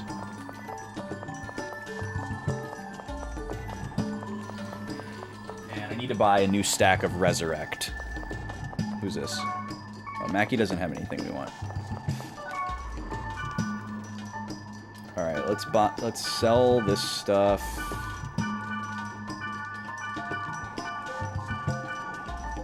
And then we need a stack of Resurrect.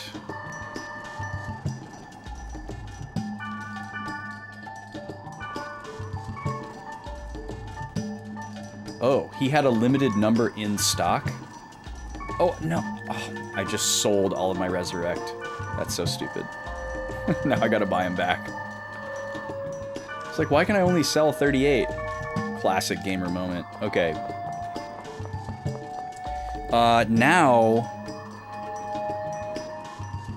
we're gonna do this Terajima side quest.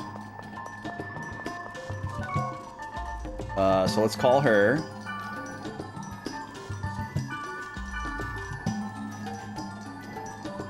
Thank you. And then what level is this area that she wants to go to? 62? Okay, yeah, we're bringing Balmung. Or Balmung. We're not playing around. I'll handle it. Okay, let's drop another save.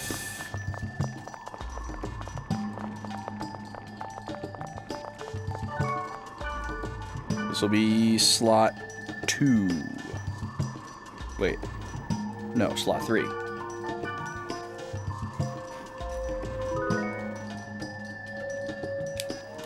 And we'll call this Terajima quest after goblins.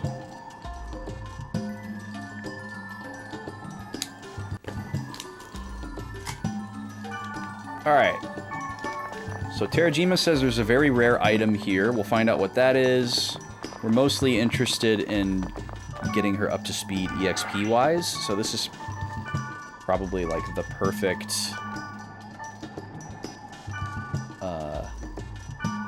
perfect opportunity for that.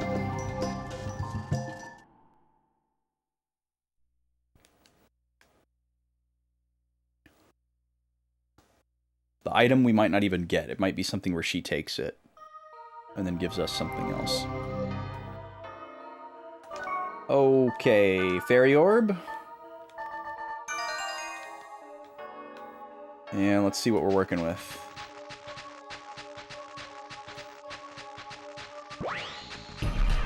Okay, this guy. We know this guy.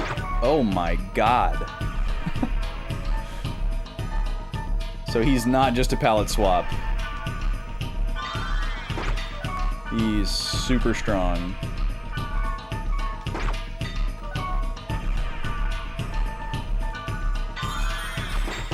Oh, wrong target.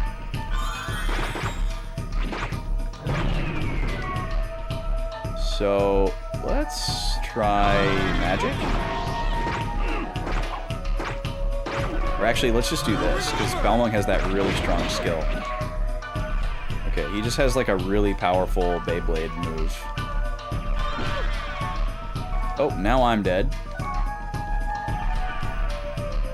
Terajima, I hope you have a resurrect on you.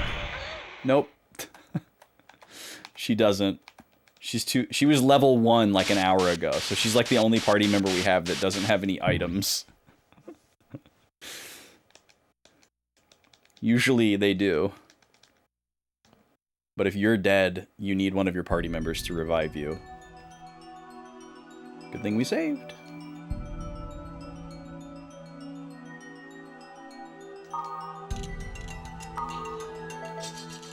Slot 3? Yeah. Based on that, I'm going to head right into the dungeon, because we're probably going to have to fight tooth and nail like that all the way through the dungeon.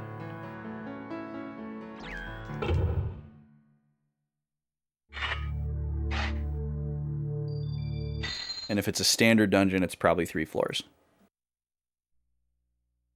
Most of the side quest dungeons have been 3 floors. But the last one was 5. So. Oh, I gotta reparty up.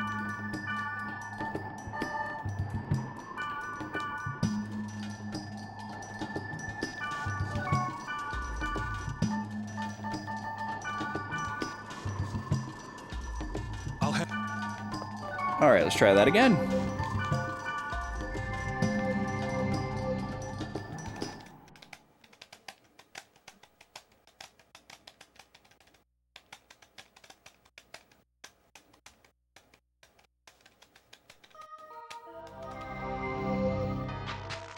Maybe, like, using this character to a certain point to get this item that we're gonna get from this quest is, like... Okay, follow me.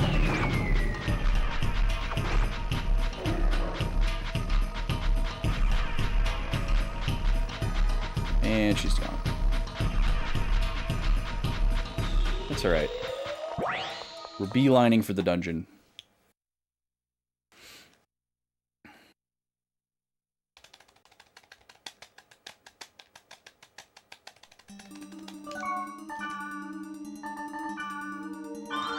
We got like a castle-y dungeon in here. Alright, let's get some buffs on. Switch this back to Union Battle. Strengthen.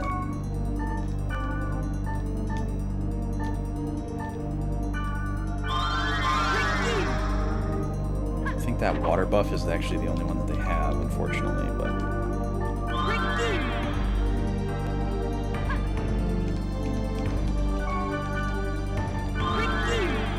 on. Get the attack buff on everybody.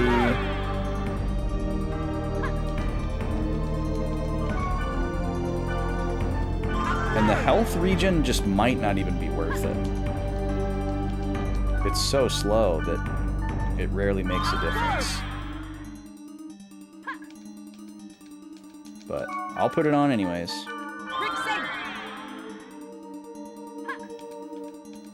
I guess I should cast on Belmont first.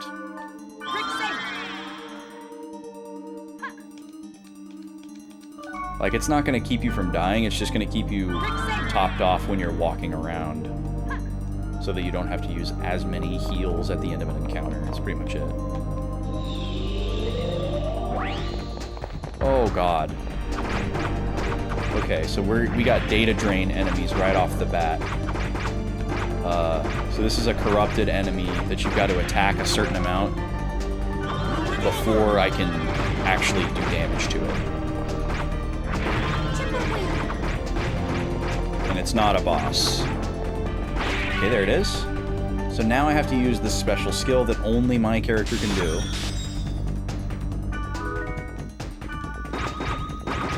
And he has physical tolerance. Oh my god. Okay. Well.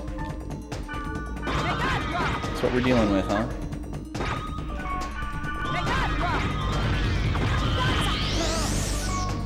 He doesn't seem to be that strong, at least.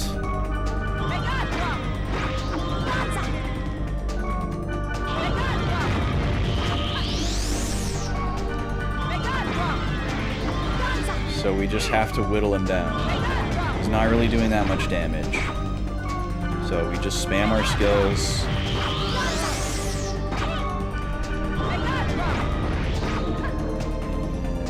Quick first aid now.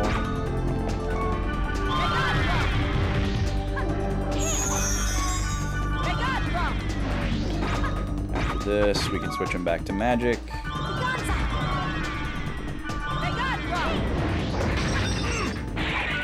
Oh, another protect break. Okay.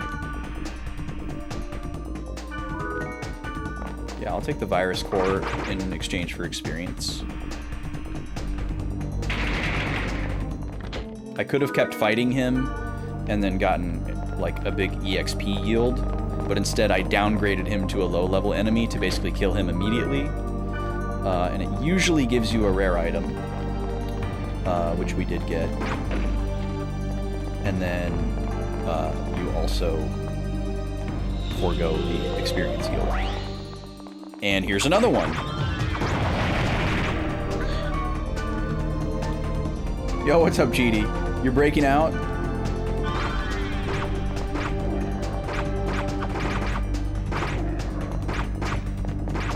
Congrats on your.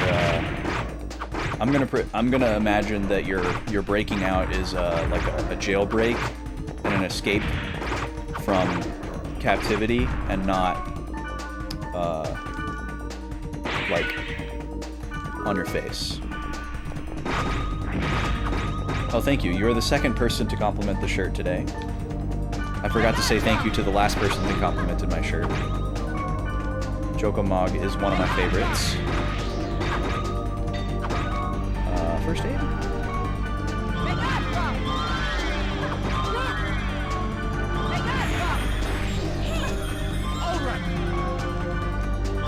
Hurry up, Balmong.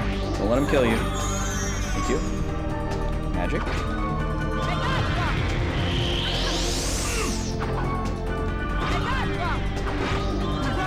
I probably should take the EXP on this one, because it'd probably be a level or two for Terajima. She is still very under-leveled, which is part of the reason why we're doing this. Ah, okay. My buff is gone. Let's do an item. How are you doing today, Cheaty? Happy Friday. Happy Friday to all those who celebrate. Anyone observing the Friday holiday. Let's put this back on. All the buffs are expiring. It's so tempting to just kill him.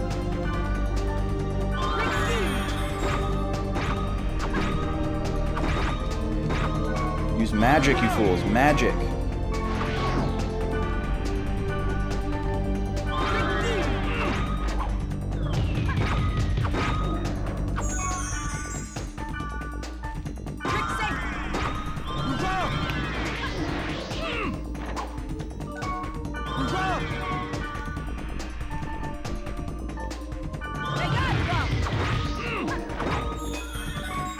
Oh, he's healing himself too? Come on, brother.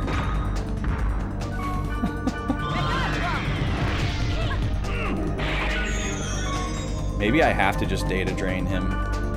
That's too bad. Well, we love our virus cores. Struggling a little bit. Oh, dude. I mean, I can't say I know exactly what you're talking about because I've never played FF11 or FF14, but like, what you're tapping into is exactly why I can't allow myself to play MMOs. So, as much as I can reasonably claim, I feel what you're feeling. That pain and that FOMO is something that I know very well, and it is very real and dangerous. Yeah, oh yeah, I know myself. I know myself. Okay, we've got some regular enemies that we can just attack. Thank God for that. But Terrajima's dying to everything. Look at their giant hammers. Oh, please bring me back, please. Come on, Balmung. Okay, good. I'm just gonna leave them on first aid until we can get a couple of them down.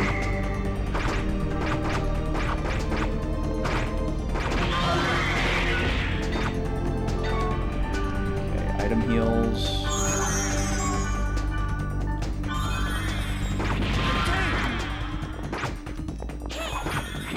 On.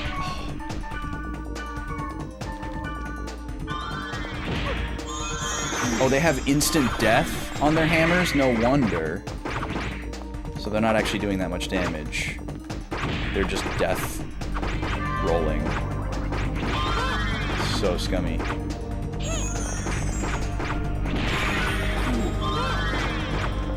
Oh yeah, I would have fun, but I would also neglect a lot of things that cannot be neglected.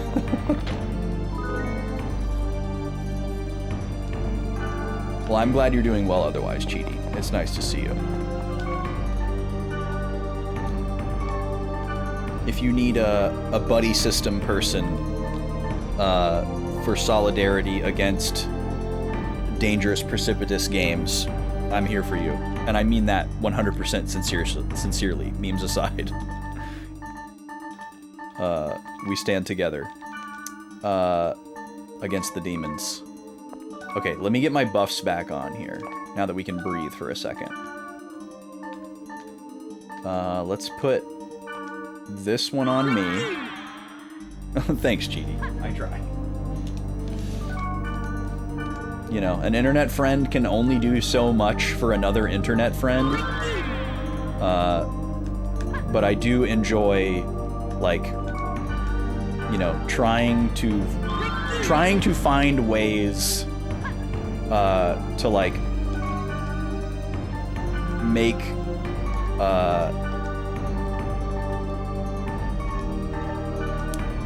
I know what I'm trying to say, I just don't know how to say it. Trying to make an internet friendship, like, valuable in, I guess, in like ways, in like tangible ways, like an in-person friendship would be. You know, obviously it can't be in the same ways.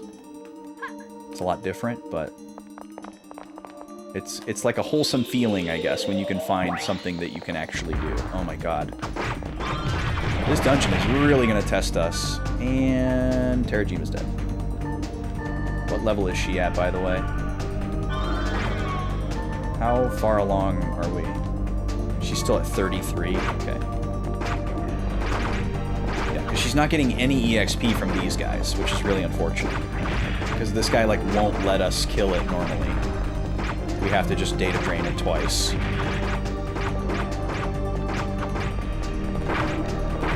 Okay, there's the first one. That comes pretty quickly, actually, which is nice. Oh my god, I keep forgetting that he has physical tolerance. It's the worst. Just the worst.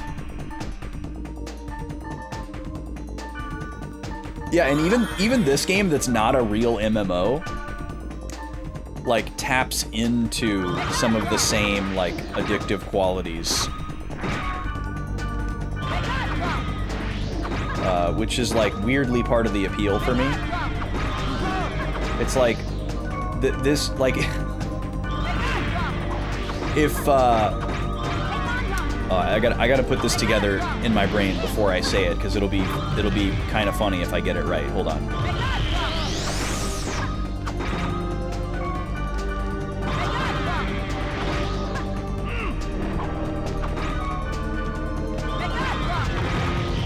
Okay, so if a regular MMO is like smoking or vaping, this game is like one of those like drug-free stim devices that like you use to like trick yourself into the same like oral fixation to try to like wean yourself off. Or like, you know, it's like you're trying to like get some of the fun but none of the danger. That's like part of the appeal for me. Because like there are a lot of parts of me that want to play a game that's like an MMO, because I like repetition and I like grinding and I like a lot of that stuff. And this is like a way for me to like do it safely. This is like the petting zoo, as opposed, and like this is the petting zoo, and the real MMO is like the Serengeti. You know? Alright, get out of here, dude. Just get out of here. Ooh, we got another one of those swords. That's actually really nice. Those are great for trading.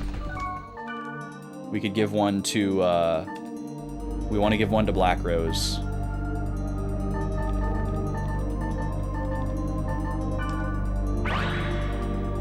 That's so real, yeah.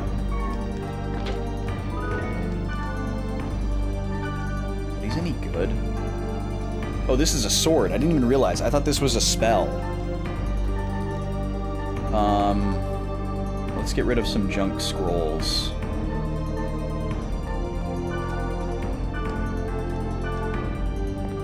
I should have done item management before this. Shoot. Well, one way we can do item management is to give things to our other characters that we want them to have. So like this axe, tell me about it. 26.8. How does that compare to what she's got right now?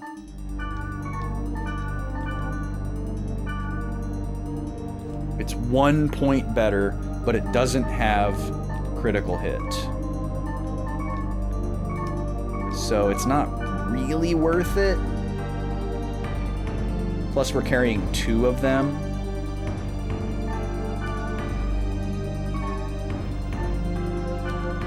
Oh, maybe we give this to... Whoa, this is a weird sword. Minus 30 on both attacks, but 30 accuracy. Attack and magic are negative. Why would you want this? What a strange weapon. That's totally cool, Cheaty. Thanks for hanging out. Glad you could pop in for a little bit. Appreciate you. Be careful out there. Don't let that FF11 boogeyman get you. Maybe I can wear these gloves.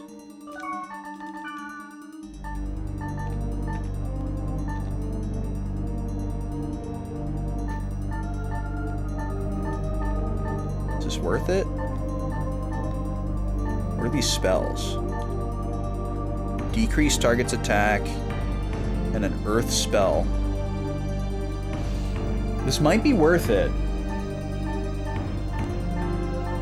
Except I would lose my status immunity, so maybe not.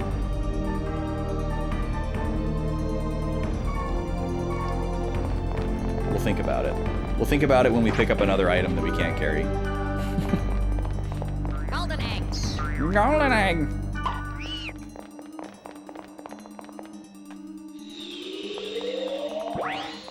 Oh my god. This dungeon is gonna take so long.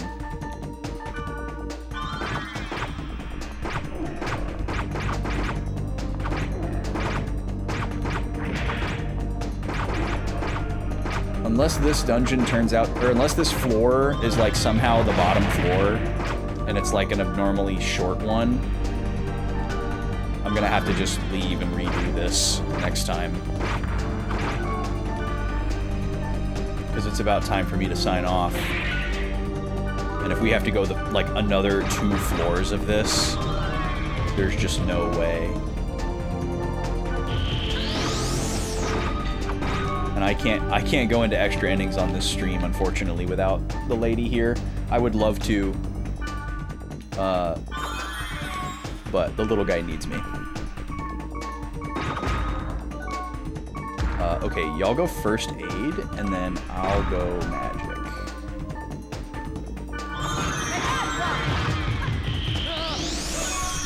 Maybe I can poison you?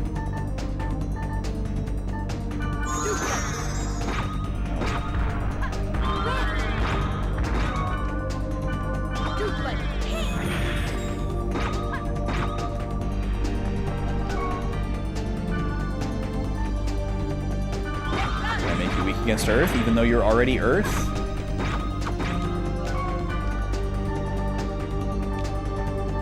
I might have to give in and just look up and see if there's a way to get rid of physical tolerance in this game. Because I feel like there has to be, but the game isn't going to tell me if there is.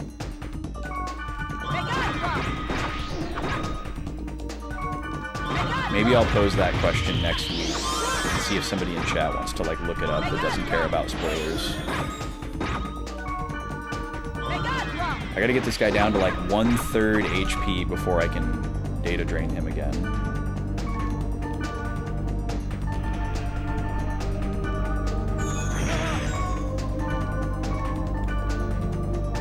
Okay, let me put this back on.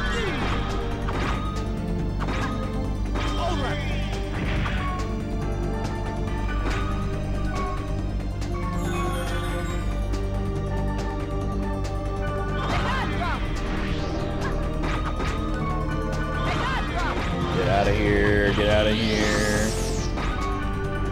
Maybe he'll do it at half.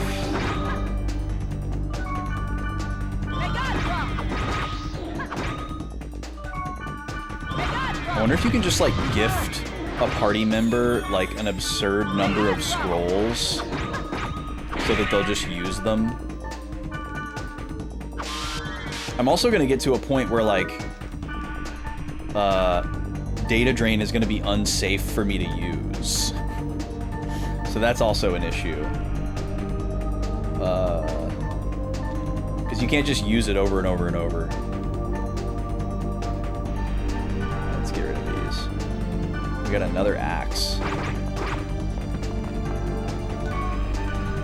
What does it look like? Level 25.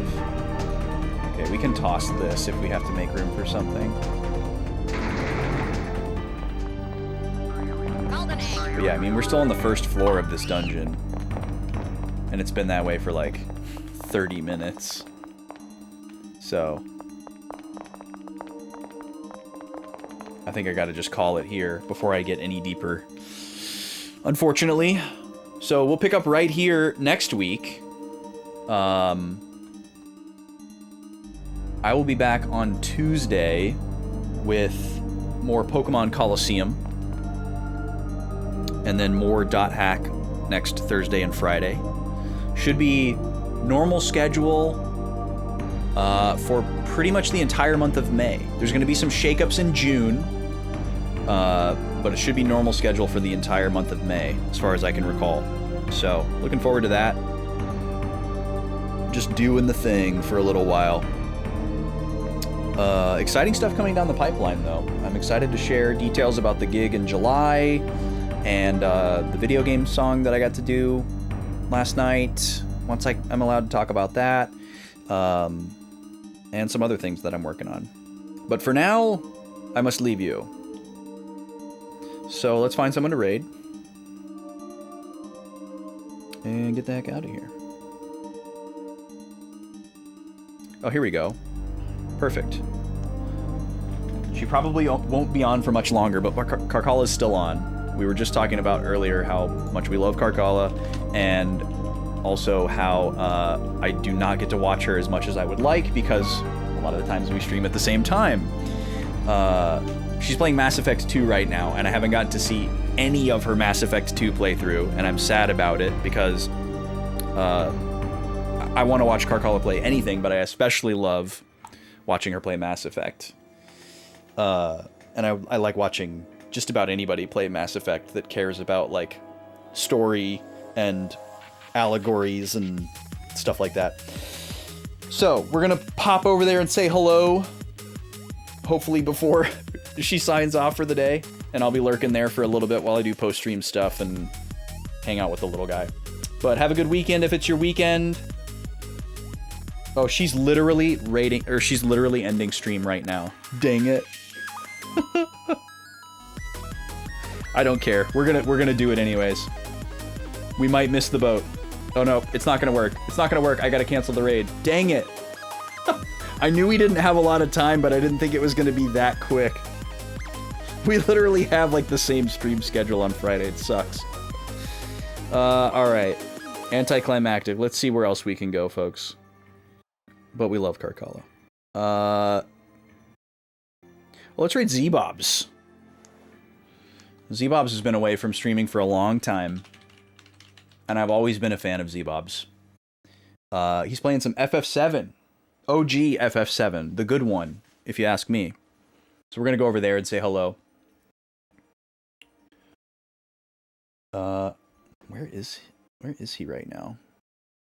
I don't know. But I'm going to catch up with Z-Bobs. I'm excited about that. Y'all be good. Have a good weekend if it's your weekend. If not, keep pushing. We believe in you. And hopefully see you Tuesday for some more Pokemon. Otherwise, more Dot Hack Thursday, Friday. And we're 2 subs away from another sub-goal bonus stream where the lady will play more Locomotive with us. Our co-op point-and-click cozy time. So, see you soon. Take care.